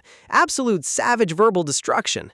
Clapping her hands like a worried aunt, Nia calls Helena a poor, pitiful child, while flashing a cold, villainous side-eye glance that could freeze hell over. Helena screams in total humiliation, outraged that anyone would dare pity her or call her poor right in front of high society. Furious, Helena threatens to snitch to her uncle, but Nia casually chuckles, saying she'd love an introduction to the Duke anyway. Helena's veins are practically popping, while Rowella stands bewildered. Why does Nia want to meet Duke Brietta so badly? Flipping her red hair, Helena huffs that Rowella is hanging out with total weirdos, declaring that birds of a feather flock together. Hamill goes full attack dog defending Rowella, while Nia cheerfully takes birds of a feather as a huge compliment, leaving Rowella desperately playing referee. Rowella watches in awe and slight horror as Nia calmly shreds an opponent's soul without losing an ounce of elegance. Nia smirks like an absolute final boss who just won a debate without even breaking a sweat. The salon manager finally steps in,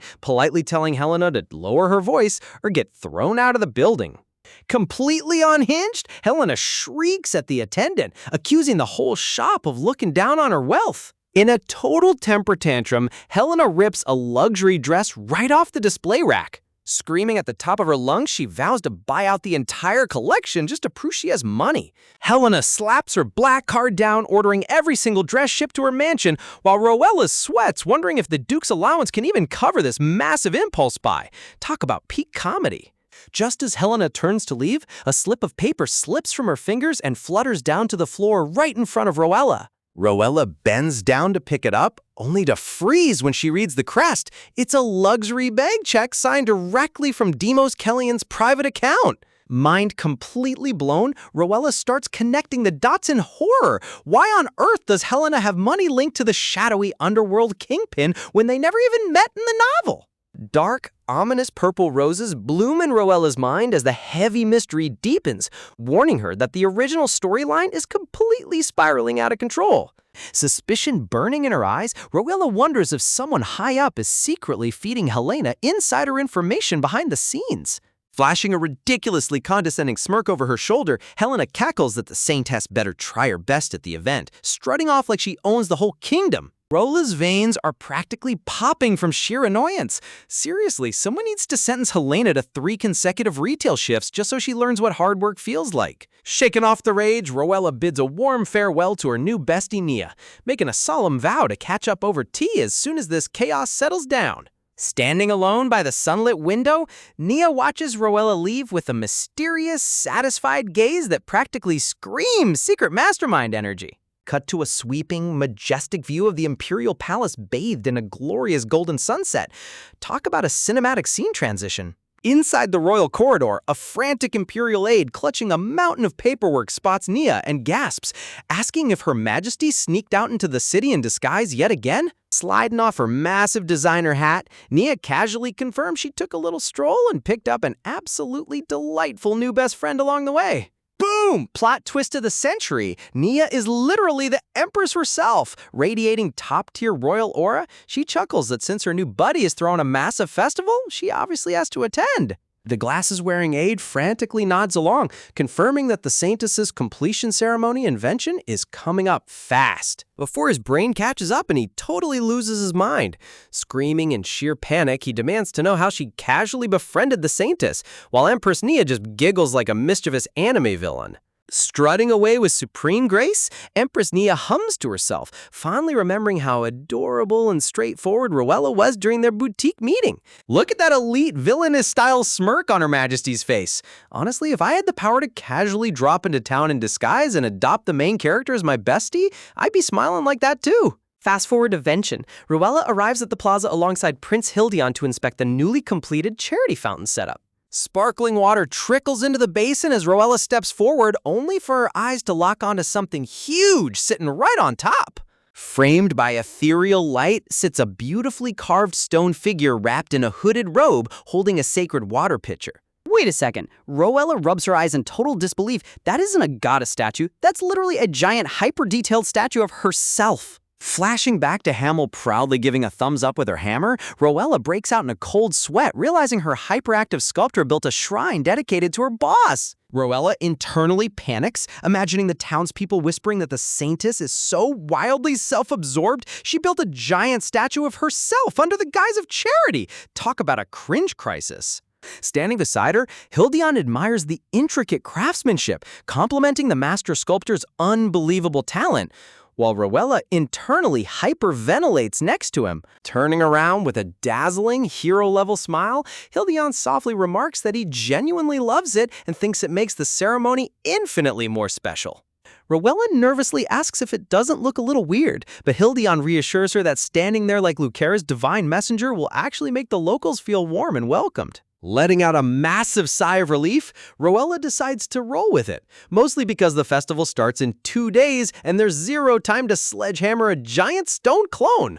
Cue the adorable chibi celebration. Rowella and Hamel throw their hands in the air, cheering for pure survival, because hey, as long as the male lead approves, we call that an absolute win. All around the plaza, local carpenters are hard at work hammering away, building colorful wooden stalls for the upcoming grand festival.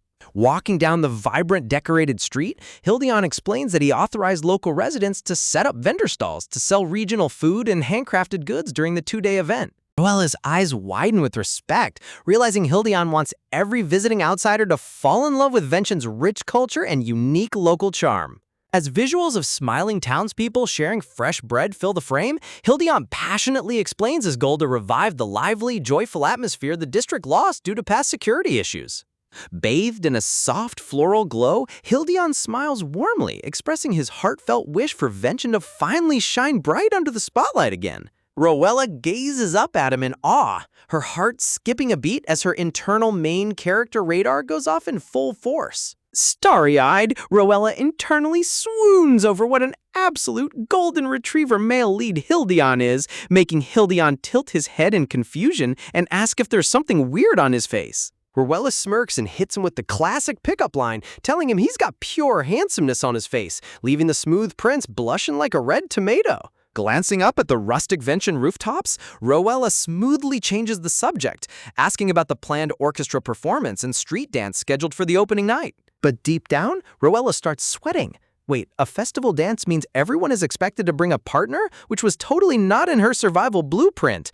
She quickly copes by telling herself that since she doesn't have a partner, she can just hide in the corner and sip punch like a true introvert. Suddenly, Hildion stops in his tracks, turning his intense green eyes toward her as the atmosphere around them shifts to pure romantic drama mode. With a dramatic sound effect, Hildion gently reaches out and cradles her gloved hand, asking if she would grant him the honor of being her festival partner. Rowella's brain completely short-circuits. Panicking in chibi form, she stammers that noble ladies would literally fight in a gladiator arena just to dance with a prince like him. Hildion steps closer, looking straight into her eyes with pure sincerity, declaring that he doesn't care about other ladies, he specifically wants to dance with her. Tightening his grip softly, he asks once more with total gentlemanly devotion if she will accept him as her official partner for the night. Flower petals literally burst into the air as Hildion leans down and places a gentle, royal kiss right onto the back of her gloved hand. Okay, artist, pull back on the sparkle budget. My screen is melting. Blushing heavily, Hildion gazes up through his dark lashes, asking the Saintess to make his dream come true and be his partner. Rowella stands frozen like a statue, her cheeks burning bright pink as her brain struggles to process this high-tier Otome game proposal. Rationalizing like crazy, Rowella wonders if he's just being super polite because he felt bad seeing her without a dance partner. Until a sudden, wild realization strikes her mind like a bolt of lightning. Leaning in close with narrowing eyes, Rowella stares right into Hildion's blushing face, asking if he's doing this for a completely hidden reason, leaving the prince totally caught off guard. Rowella leans in uncomfortably close, calling out Hildion on whether he's just using her as a human shield against his family curse. Hildion immediately denies it with this flustered pout, leaving Rowella totally thrown off guard. Watching him sulk like a disappointed golden retriever, Rowella can't help but find his childish reaction surprisingly adorable. Smiling to herself, Rowella decides not to overthink his motives, since having a royal partner works out perfectly for her plans anyway. With ultimate elegance, she drops a flawless curtsy, officially accepting the prince as her escort for the grand festival. Hildion's face lights up with absolute joy as he places his hand over his heart, thrilled to be by her side. Walking side by side through the town plaza, they look like a match made in webtoon heaven. A shunned villainess and a cursed prince making power moves together. Seriously, the visual chemistry between these two is off the charts. Ping! Right on cue, a system screen pops up confirming another bug in Hildion's storyline has been officially cleared. Meanwhile, back at the Crown Prince's palace, a massive wave of shock is about to hit the administrative staff. Hildion's glasses-wearing aide Heston literally drops his entire stack of paperwork, screaming in horror upon learning his master asked the Saintess out. As Hildion casually slips off his robe, showing off those top-tier male lead abs, he tells Heston to shred the list of marriage candidates, leaving poor Heston whimpering over his lost hard work. Noticing Heston hesitating by that door, Hildion arches an eyebrow and asks if his aide has something else to whine about. Heston sweats profusely as he remembers Empress Nia excitedly threatening to crash the ceremony to meet her new bestie. In a total mental breakdown, Heston imagines both the Empress and Prince screaming at him from opposite sides. Yeah, bro is definitely not getting paid enough for this drama. Giving a desperate thumbs up, Heston vows to stay miles away on perimeter guard duty, letting the royal family handle their own chaotic reunion. Hildion then hits his aide with a sudden request, demanding a brand new custom outfit tailored specifically for the event.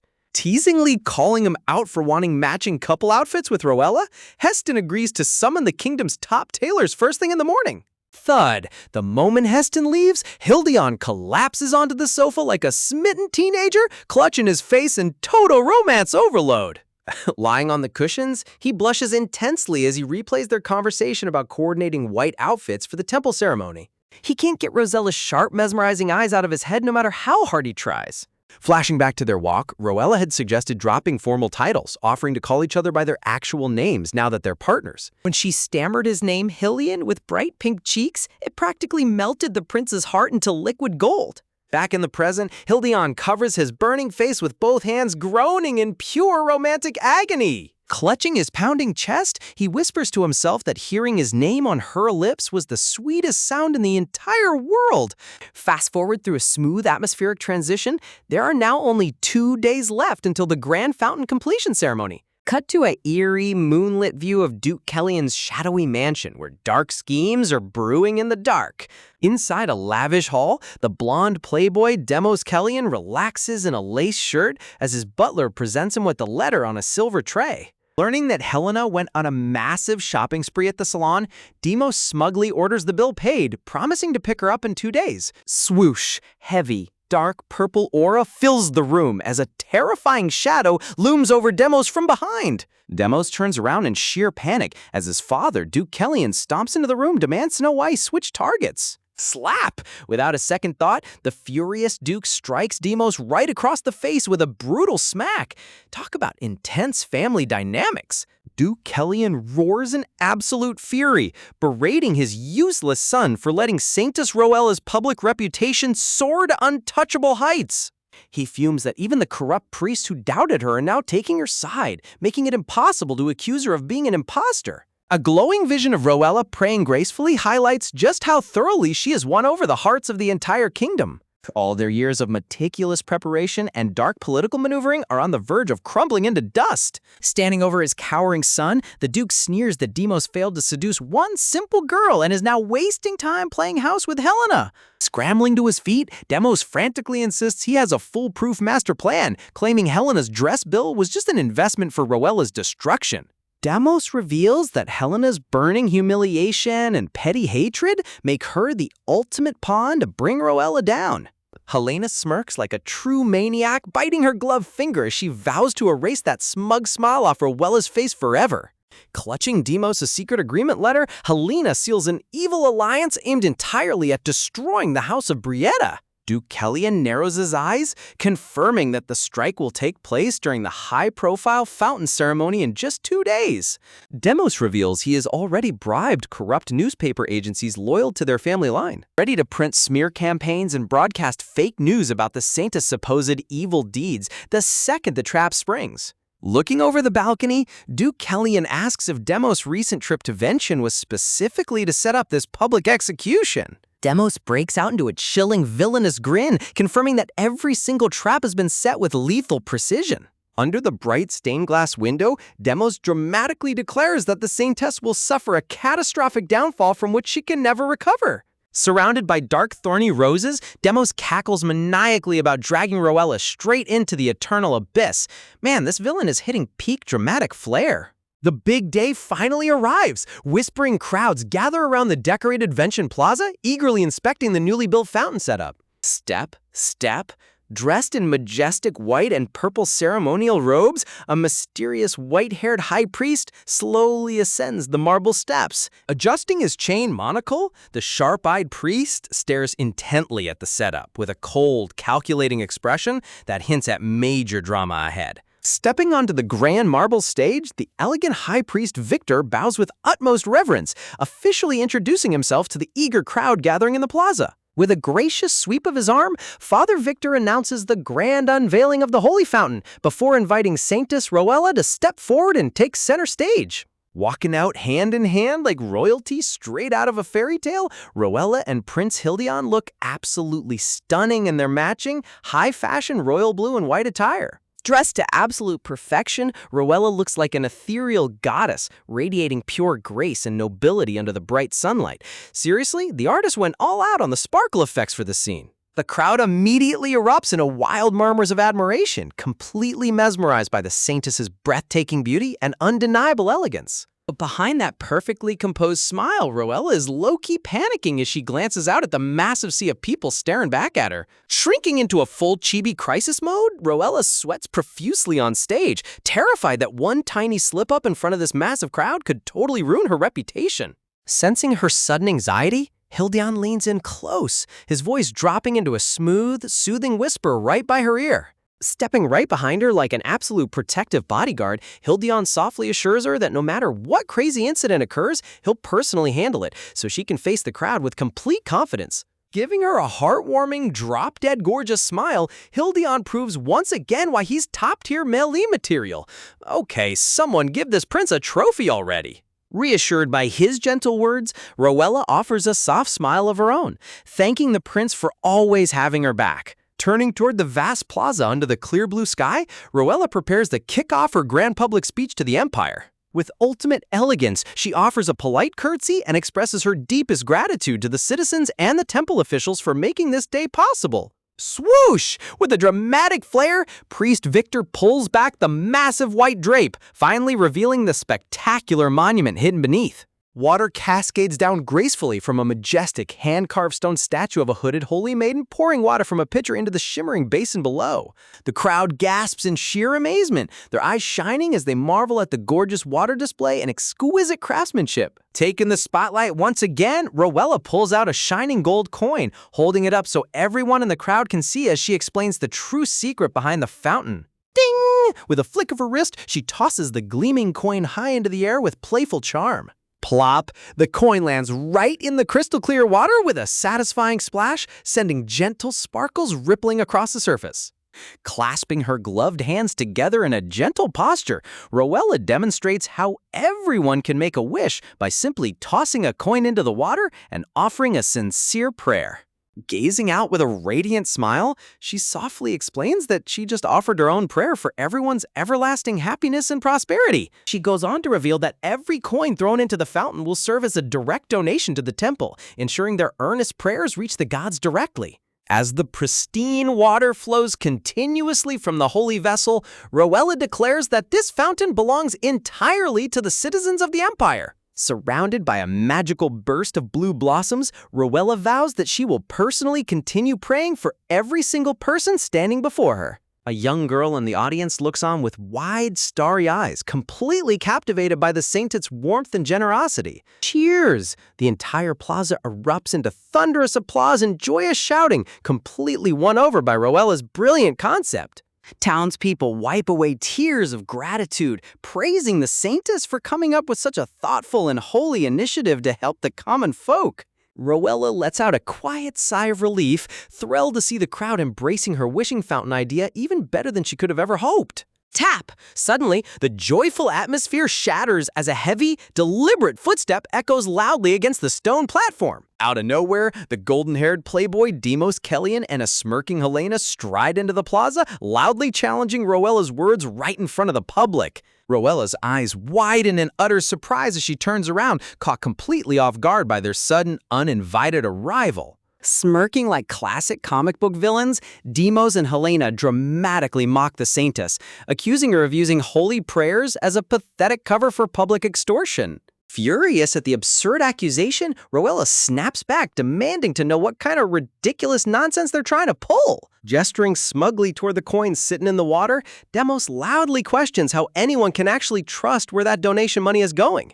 Leaning in close to Demos with a nasty grin, Helena snickers as Demos maliciously suggests that Rowella plans to pocket all the coins for herself. Step. Hildion immediately steps in front of Rowella like an impenetrable shield, glaring at Demos with lethal eyes as he commands the arrogant noble to watch his tongue. But Demos doesn't back down for a single second, mockingly arguing that questioning a notorious troublemaker's motives is entirely fair game. Turning toward the gasping crowd, Demos drops a massive bombshell, loudly proclaiming that Rowella is secretly drowning in massive personal debt from her past reckless behavior. A dramatic visual pops up of Rowella hoarding piles of shiny gold as Demos dramatically claims she created this whole wishing fountain gimmick just to scam the public into paying off her bills. Talk about a theatrical smear campaign. The crowd immediately falls into a panicked frenzy, whispering nervously among themselves about whether the saintess is actually using them as cash cows. Rowella clenches her teeth in fiery annoyance, instantly realizing that Demos and Helena joined forces specifically to sabotage her big moment. Looking like the ultimate duo of pettiness, Demos and Helena beam with smug satisfaction, convinced they've completely cornered the saintess in front of the whole kingdom. But Rowella's frustration quickly transforms into a sharp, devious smirk, because these two idiots clearly didn't do their homework before trying to crash her party. Stepping forward with absolute calm and composure, Rowella openly admits to the crowd that she was indeed immature in the past and ran up debts due to various foolish incidents. As the townspeople gasp in shock at her brutal honesty, she even confirms that her father had temporarily cut off her financial allowance. Helena's evil smirk completely drops off her face as Rowella casually drops the ultimate Uno reverse card, announcing that every single one of those debts has already been paid off in full. Screaming in absolute denial, Helena shouts that Rowella is lying, insisting there's no way a jewelry-obsessed snob could ever clear such a massive fortune. Calmly addressing the crowd, Rowella reveals that she personally auctioned off her entire luxury jewelry collection to clear every cent of her debt, wanting to stand before the empire with zero shame. With a gentle and reflective tone, Rowella explains that she chose to learn from her past mistakes, reflect on her actions, and dedicate herself to living a better life. Looking straight into the eyes of the citizens, Rowella boldly states that while exposing her embarrassing past wasn't easy, the public deserves the absolute truth so they can judge her fairly. Man, talk about turning a villain's trap into the ultimate PR victory. Imagine delivering the speech of your life to win over thousands of angry citizens, only to have a rival noble plot your ultimate public execution right behind your back. Standing gracefully on stage, Rowella leaves the ultimate verdict up to the crowd, placing her total trust in their judgment. Whispers immediately ripple through the audience as the townspeople start debating amongst themselves.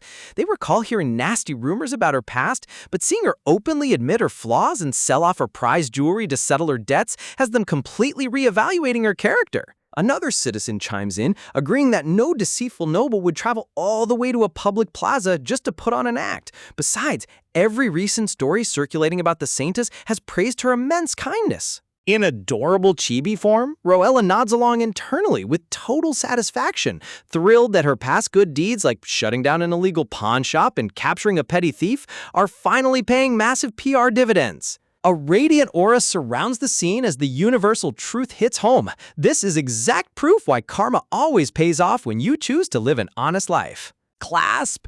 Bringing her gloved hands together in a tranquil prayer, Roella beams with a gentle smile as the warm praise of the common folk fills the plaza air.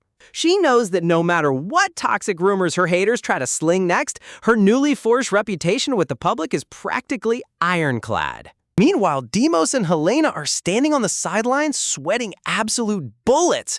Helena nervously clutches her dress, realizing the mob isn't turning on the Saintess like they originally planned. Russell! Demos angrily runs a hand through his golden hair, exasperated that Roella's media presence in the local newspapers has made public opinion way too solid to break with simple trash talk. But just when you think the villain is out of moves, Demos lets out a creepy, dark grin, revealing that their main trap hasn't even sprung yet.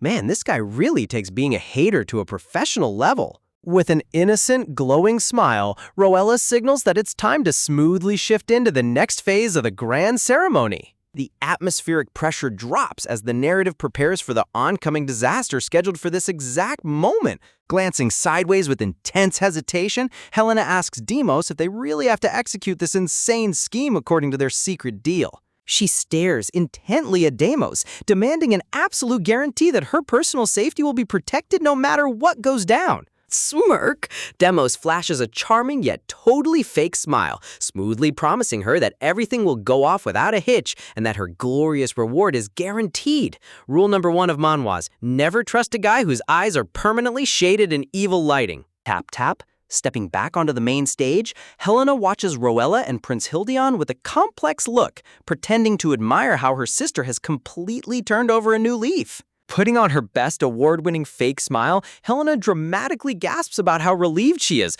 loudly praising Roella for acting like a true benevolent saintess. Roella's eyes immediately narrow in suspicion as dark shadows veil her face. She knows her sister way too well to buy this sudden fake praise for even a second. Cough, cough. Right on cue, Helena suddenly clutches her throat and bends over in violent coughing fits as Demos grabs her arms in fake panic. Putting on a dramatic performance, Helena whines about how bad the air quality invention is, lamenting that her throat hurts terribly and that she foolishly forgot to bring water. Stap! Prince Hildeon steps forward with cold, unbothered efficiency, flatly offering his escort knight to fetch her standard drinking water before commanding both of them to vacate the stage immediately. Dash, refusing the knight's offer, Helena suddenly bolts toward the newly unveiled marble fountain. Roella gasps in utter shock as her sister breaks protocol. Helena loudly addresses the crowd, claiming that since the sacred fountain was built under the Saintess' supervision, the flowing water must be purified and completely holy. Splash! Reaching out toward the rushing water stream, Helena declares her absolute faith in her sister's divine powers, asking if it's fine for her to take a sip right then and there. She scoops up a handful of shimmering water, ignoring Demos' panic shouts calling out her name. Gulp! The second the water hits her lips, Roella's face pales in sheer horror as she realizes what's about to happen. Thud! With a dramatic impact sound, Helena instantly collapses face first onto the cold marble floor, completely unconscious. Talk about extreme soap opera dramatic flair. Demos drops to his knees, violently shaking Helena's limp body while screaming out her name for the whole crowd to hear. Helena lies completely motionlessly on the floor, barely breathing as the terrifying reality sets in for the watching audience. Grind! Demos turns his head toward Roella, his teeth clenched in wild fury as he viciously demands to know what kind of sick trick she pulled. Bending over Helena's unconscious body, Demos yells at the top of his lungs, arguing that if the fountain truly contained Holy Saintess energy, no one should be collapsing from drinking it. Shout! He points an accusing finger straight at Roella, demanding she explain why her sacred water just poisoned an innocent noble lady. Roella stands completely frozen in absolute shock. Roella's mind spins at 1,000,000 miles per hour as she stares in horror, utterly baffled as to why Helena would take such a crazy risk just to frame her. Swish, she glances down at the connecting canal, remembering that this fountain draws directly from the village's daily water supply, which means the base water shouldn't be lethal unless something far more sinister is going on. A sharp jolt of panic hits her eyes as the horrifying realization clicks in. Poison! Dark purple tendrils of visual imagery illustrate her terrifying theory. Someone deliberately contaminated the main water reservoir just to ruin the entire completion ceremony. Panic! Turning toward the Plaza crowd, Roella screams at the top of her lungs, warning everyone that the entire town's water system might be tainted with deadly poison. Hildion's sharp eyes widen in pure alarm as the massive scale of the threat hits him instantly. Whip! Without missing a beat, Roella orders Hildion to dispatch the Imperial Knights immediately to inspect the main water lines and check for other civilian casualties. Hildion nods, taking swift action. She spins around to Commander Assistant Hamill to rush over and test the exact chemical composition of the fountain basin. Run! Roella then calls out to High Priest Victor, urging him to rush to Helena's side and apply high-tier healing magic right away. Swat! But as Victor reaches out his hands, Deimos violently slaps the High Priest's arm away, screaming at him not to touch her with their shady tricks. Victor keeps his cool, sternly explaining that he's merely offering emergency divine treatment before transporting her to a proper medical facility, but Deimos completely shuts him down. Standing up, Deimos plays the ultimate victim advocate, shouting that he doesn't trust the temple officials or the Saintus, claiming they let the village water rot just to hustle donations. Smirk. A dark, villainous grin spreads across Deimos' face as he drops the hammer, loudly proclaiming before the entire empire that Roella is nothing but a fraudulent fake Saintus. Shadows cast over the faces of the crowd as dark murmurs spread like wildfire, with citizens beginning to doubt whether Roella actually lacks the divine power of purification. Victor angrily defends her honor, but Deimos presses harder, dramatically asking why Roella is staying dead silent if she isn't guilty. Meanwhile, Helena lies quietly on the floor, panting softly as Deimos completely ignores her actual medical emergency, just to keep pushing his political narrative. Crit! Seeing Deimos blatantly neglect his own partner just to drag her through the mud makes Roella's blood boil with pure, unadulterated rage. Tap, tap. Marching right up to him with lethal eyes, Roella coldly tells him to get out of her way before landing a thunderous, magnificent slap straight across his smug face. Now that is how you answer an accusation. Imagine shutting down a room full of haters by dropping a slap so loud it echoes in the next week, all while trying to stop a villain from poisoning an entire city's water supply. Standing her ground with furious eyes, Roella screams at Deimos to get out of the way, pointing out that someone literally collapsed on the floor and that his political games are completely out of line. Thud. With Deimos still holding his cheek in absolute disbelief after getting slapped into next Tuesday, Roella immediately turns to High Priest Victor and urges him to check on Helena without wasting another second. Talk about a total boss move. She doesn't even let Deimos finish whining about his ruined face. Barely holding his jaw, Deimos tries to bark back, but Roella shuts him down cold, telling him that if he isn't going to help save a life, he better step aside and shut his mouth. Seriously, Deimos is acting like a spoiled child who just got sent to timeout, and honestly, it's so satisfying to watch. Whoosh! Soft blue holy magic begins to swirl around Victor's hands as he kneels beside Helena's limp body, carefully scanning her condition to figure out what kind of foul trick was pulled. As the divine light hovers over Helena, Roella anxiously asks how bad it is, and Victor reveals that while her life isn't in imminent danger, her internal energy pathways are completely blocked and running wild. Dramatic pause. Victor drops the grim news. It's a potent, paralyzing poison. Roella's eyes widen in pure distress as the cold reality sets in. Someone actually pulled off a bioweapon attack in broad daylight. Victor gently explains that Helena needs a real physician right away, turning to Roella to suggest that while he takes care of transporting her, the Saintus needs to step up and handle the situation in the plaza. Gasp! Pointing a finger at herself in complete panic, Roella stammers out a bewildered reaction. Wait, check out her adorable shocked expression here. She went from fierce boss lady to terrified student handed a surprise pop quiz in 2 seconds flat. Sweat drop. Roella's mind goes into full overdrive as she frantically remembers that her previous miraculous purifications happened completely by accident. If she tries to clean the water right now and fails, Deimos's evil false propaganda will instantly become reality, branding her as a fake in front of thousands. Clenching her fist tightly against her chest, dark shadows veil her face as the heavy murmurs of the doubtful crowd echo around her. The sheer pressure is enough to make anyone break. But just as panic threatens to consume her, Victor steps directly into her line of sight with unwavering confidence, softly assuring her that she has the power inside her to pull this off. Pointing toward the grand marble statue of Sanctus Lucera pouring endless water, Victor reminds her that true divine strength comes through sincere prayer and faith. Talk about top-tier mentor energy right when she needs it most. Looking straight into her eyes with a gentle smile, Victor delivers the ultimate push, telling her to stop doubting herself and trust in her own heart. Shimmer! The atmospheric tension instantly softens into a warm glow as Roella stares at Victor, feeling his genuine faith wash away her overwhelming anxiety. You've got to love how the artist uses light here. It really emphasizes her emotional turning point. Nod. Gathering every ounce of courage left in her body, Roella firmly nods back, determined not to let down the people depending on her. Clasping her gloved hands tightly together, Roella offers a desperate prayer, knowing that if she fails now, the entire town could end up paralyzed by this sinister poison. Shine. Standing tall before the towering statue as holy water cascades into the fountain pool, Roella looks like a majestic maiden ready to perform a literal miracle. Squeezing her eyes shut, she pours her entire soul into her prayer, begging for the power to protect the innocent civilians standing behind her. Glimmer, deep within the crystal-clear water, a shimmering reflection of Lady Lucera appears, radiating divine warmth as if answering her call from the heavens. Flash! The ambient energy shifts dramatically as subtle sparkles ripple across the plaza, building up the suspense to an absolute maximum.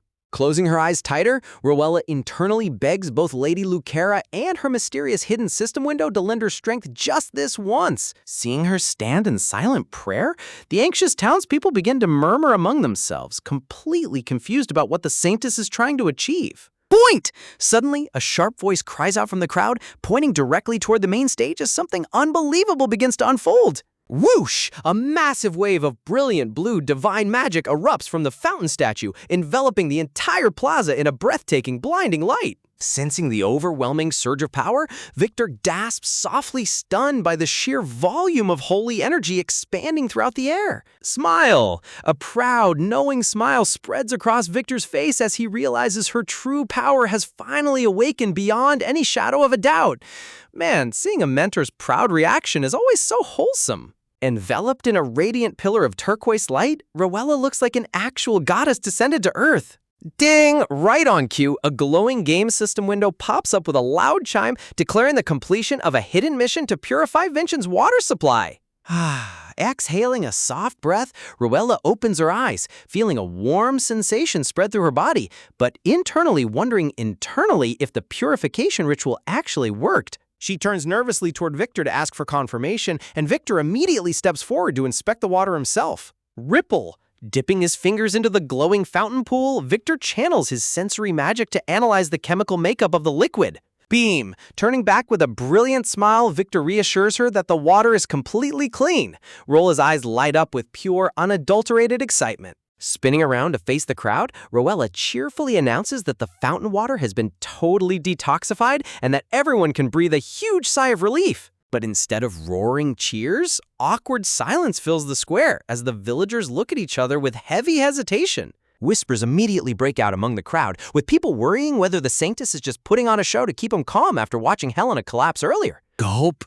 Watching their lingering anxiety, Roella swallows nervously, completely understanding why they'd still be suspicious after seeing someone fall unconscious right in front of them. A sharp, determined look flashes across her eyes.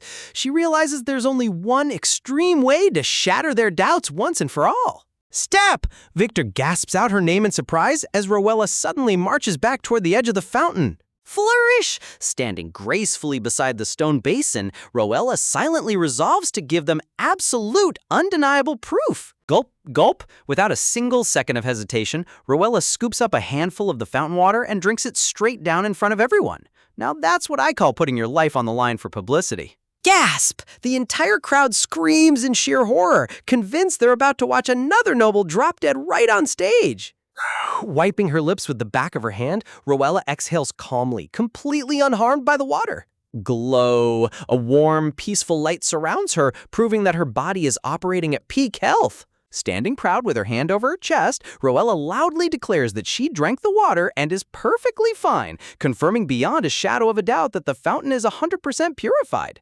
She goes even further, warning them that while this fountain is clean, the rest of the town's connected water pipes might still be contaminated, and promises to purify every last drop in the city. Listening to her brave words, a young couple in the audience stares in total awe, their doubts completely vanishing into thin air.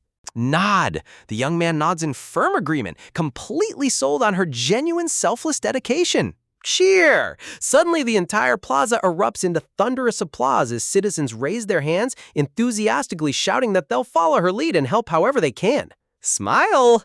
Bringing a hand to her heart, Rowella beams with heartfelt joy, deeply moved that the public is finally standing united by her side. Point! Taking total command of the situation like a true leader, Rowella shouts orders to block off the main waterways, directing Himmel and the guards to cut off the supply lines before the poison spreads to neighboring towns, leaving Demos groveling on the floor in utter humiliation. Demos is sweating bullets as his master plan crumbles to absolute dust. Gripping his head in pure desperation, his eyes twitch wildly while he panics over what to do next. Talk about a total villain meltdown right out of the gate. Grit, veins popping on his forehead, Demos loses his mind over how his terrifying father will react to this colossal failure. If you think your boss is scary when you mess up a deadline, imagine failing a high-stakes fantasy assassination scheme. Fuming with unadulterated rage, he grits his teeth till they practically snap, blaming Rowella for ruining every single thing. It's always the villain's default move to blame the main character instead of accepting their own terrible plan failed.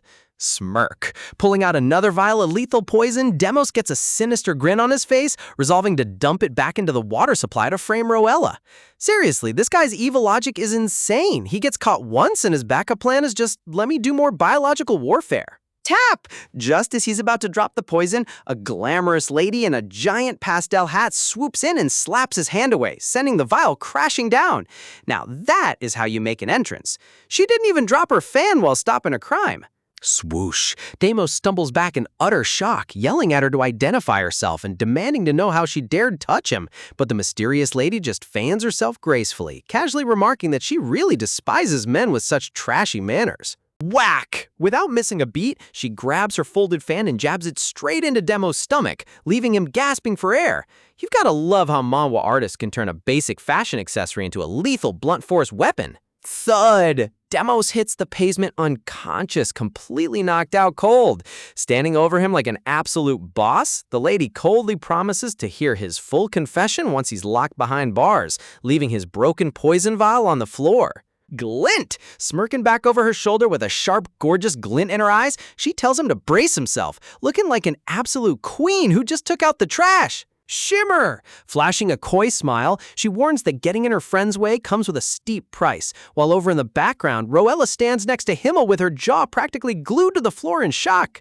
Gasp! A grim update confirms the terrifying reality. A lethal toxin really was flowing straight through Vincent's entire water grid. Ripple! Dark purple magic swirls dangerously under the water, threatening to poison the whole town if it reaches the main lines. Look at those eerie glowing particles. The artist did an amazing job making this water look genuinely hazardous. Bark! Barking quick orders, Himmel directs the guards to block off the waterways immediately and transport every single poison victim to emergency shelters for treatment.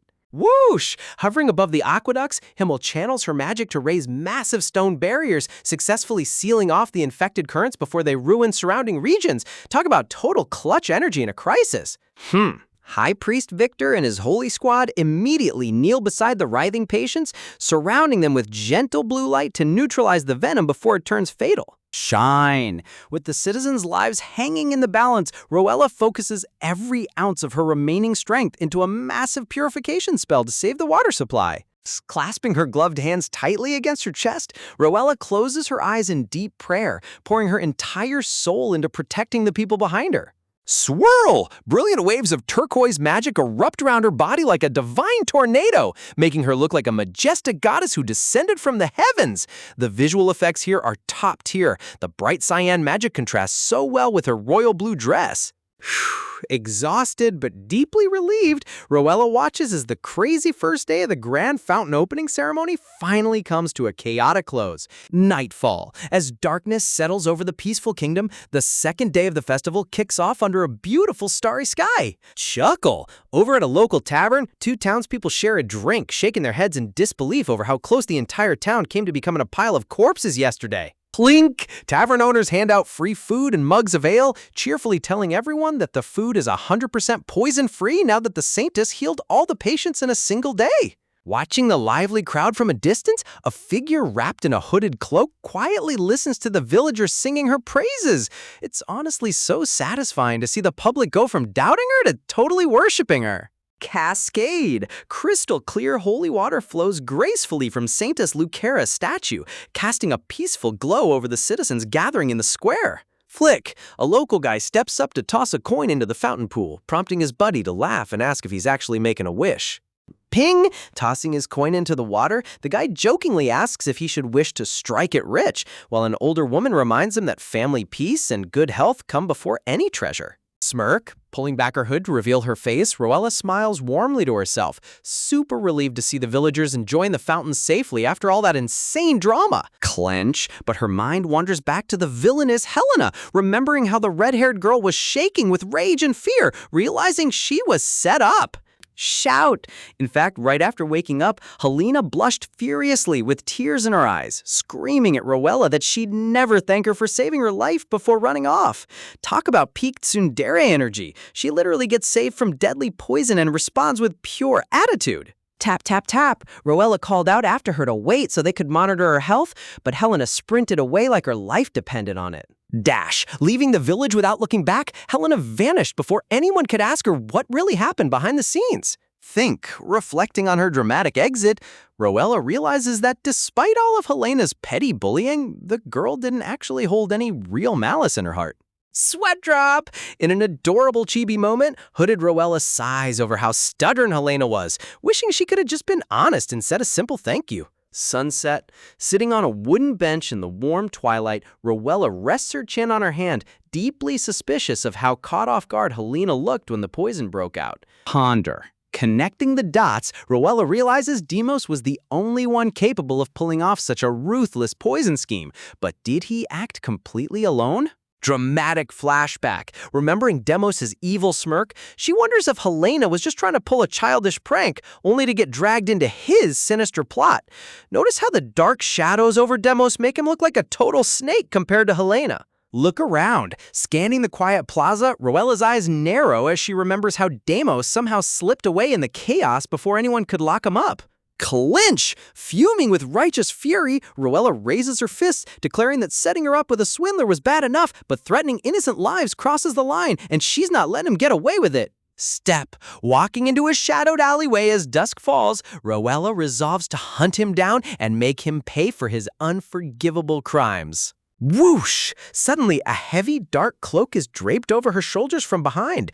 Gasping in surprise, Rowella turns around, realizing someone just ambushed her in the dark. Gasp! Her eyes widen in pure shock as she looks up, her heart racing in suspense as she wonders who on earth could be sneaking up on her. Sparkle! The mysterious stranger lowers his hood to reveal a swoon-worthy handsome guy smiling down at her amidst a backdrop of glowing flowers. What an epic cliffhanger, going from a gritty revenge mission straight into a high-romance surprise encounter.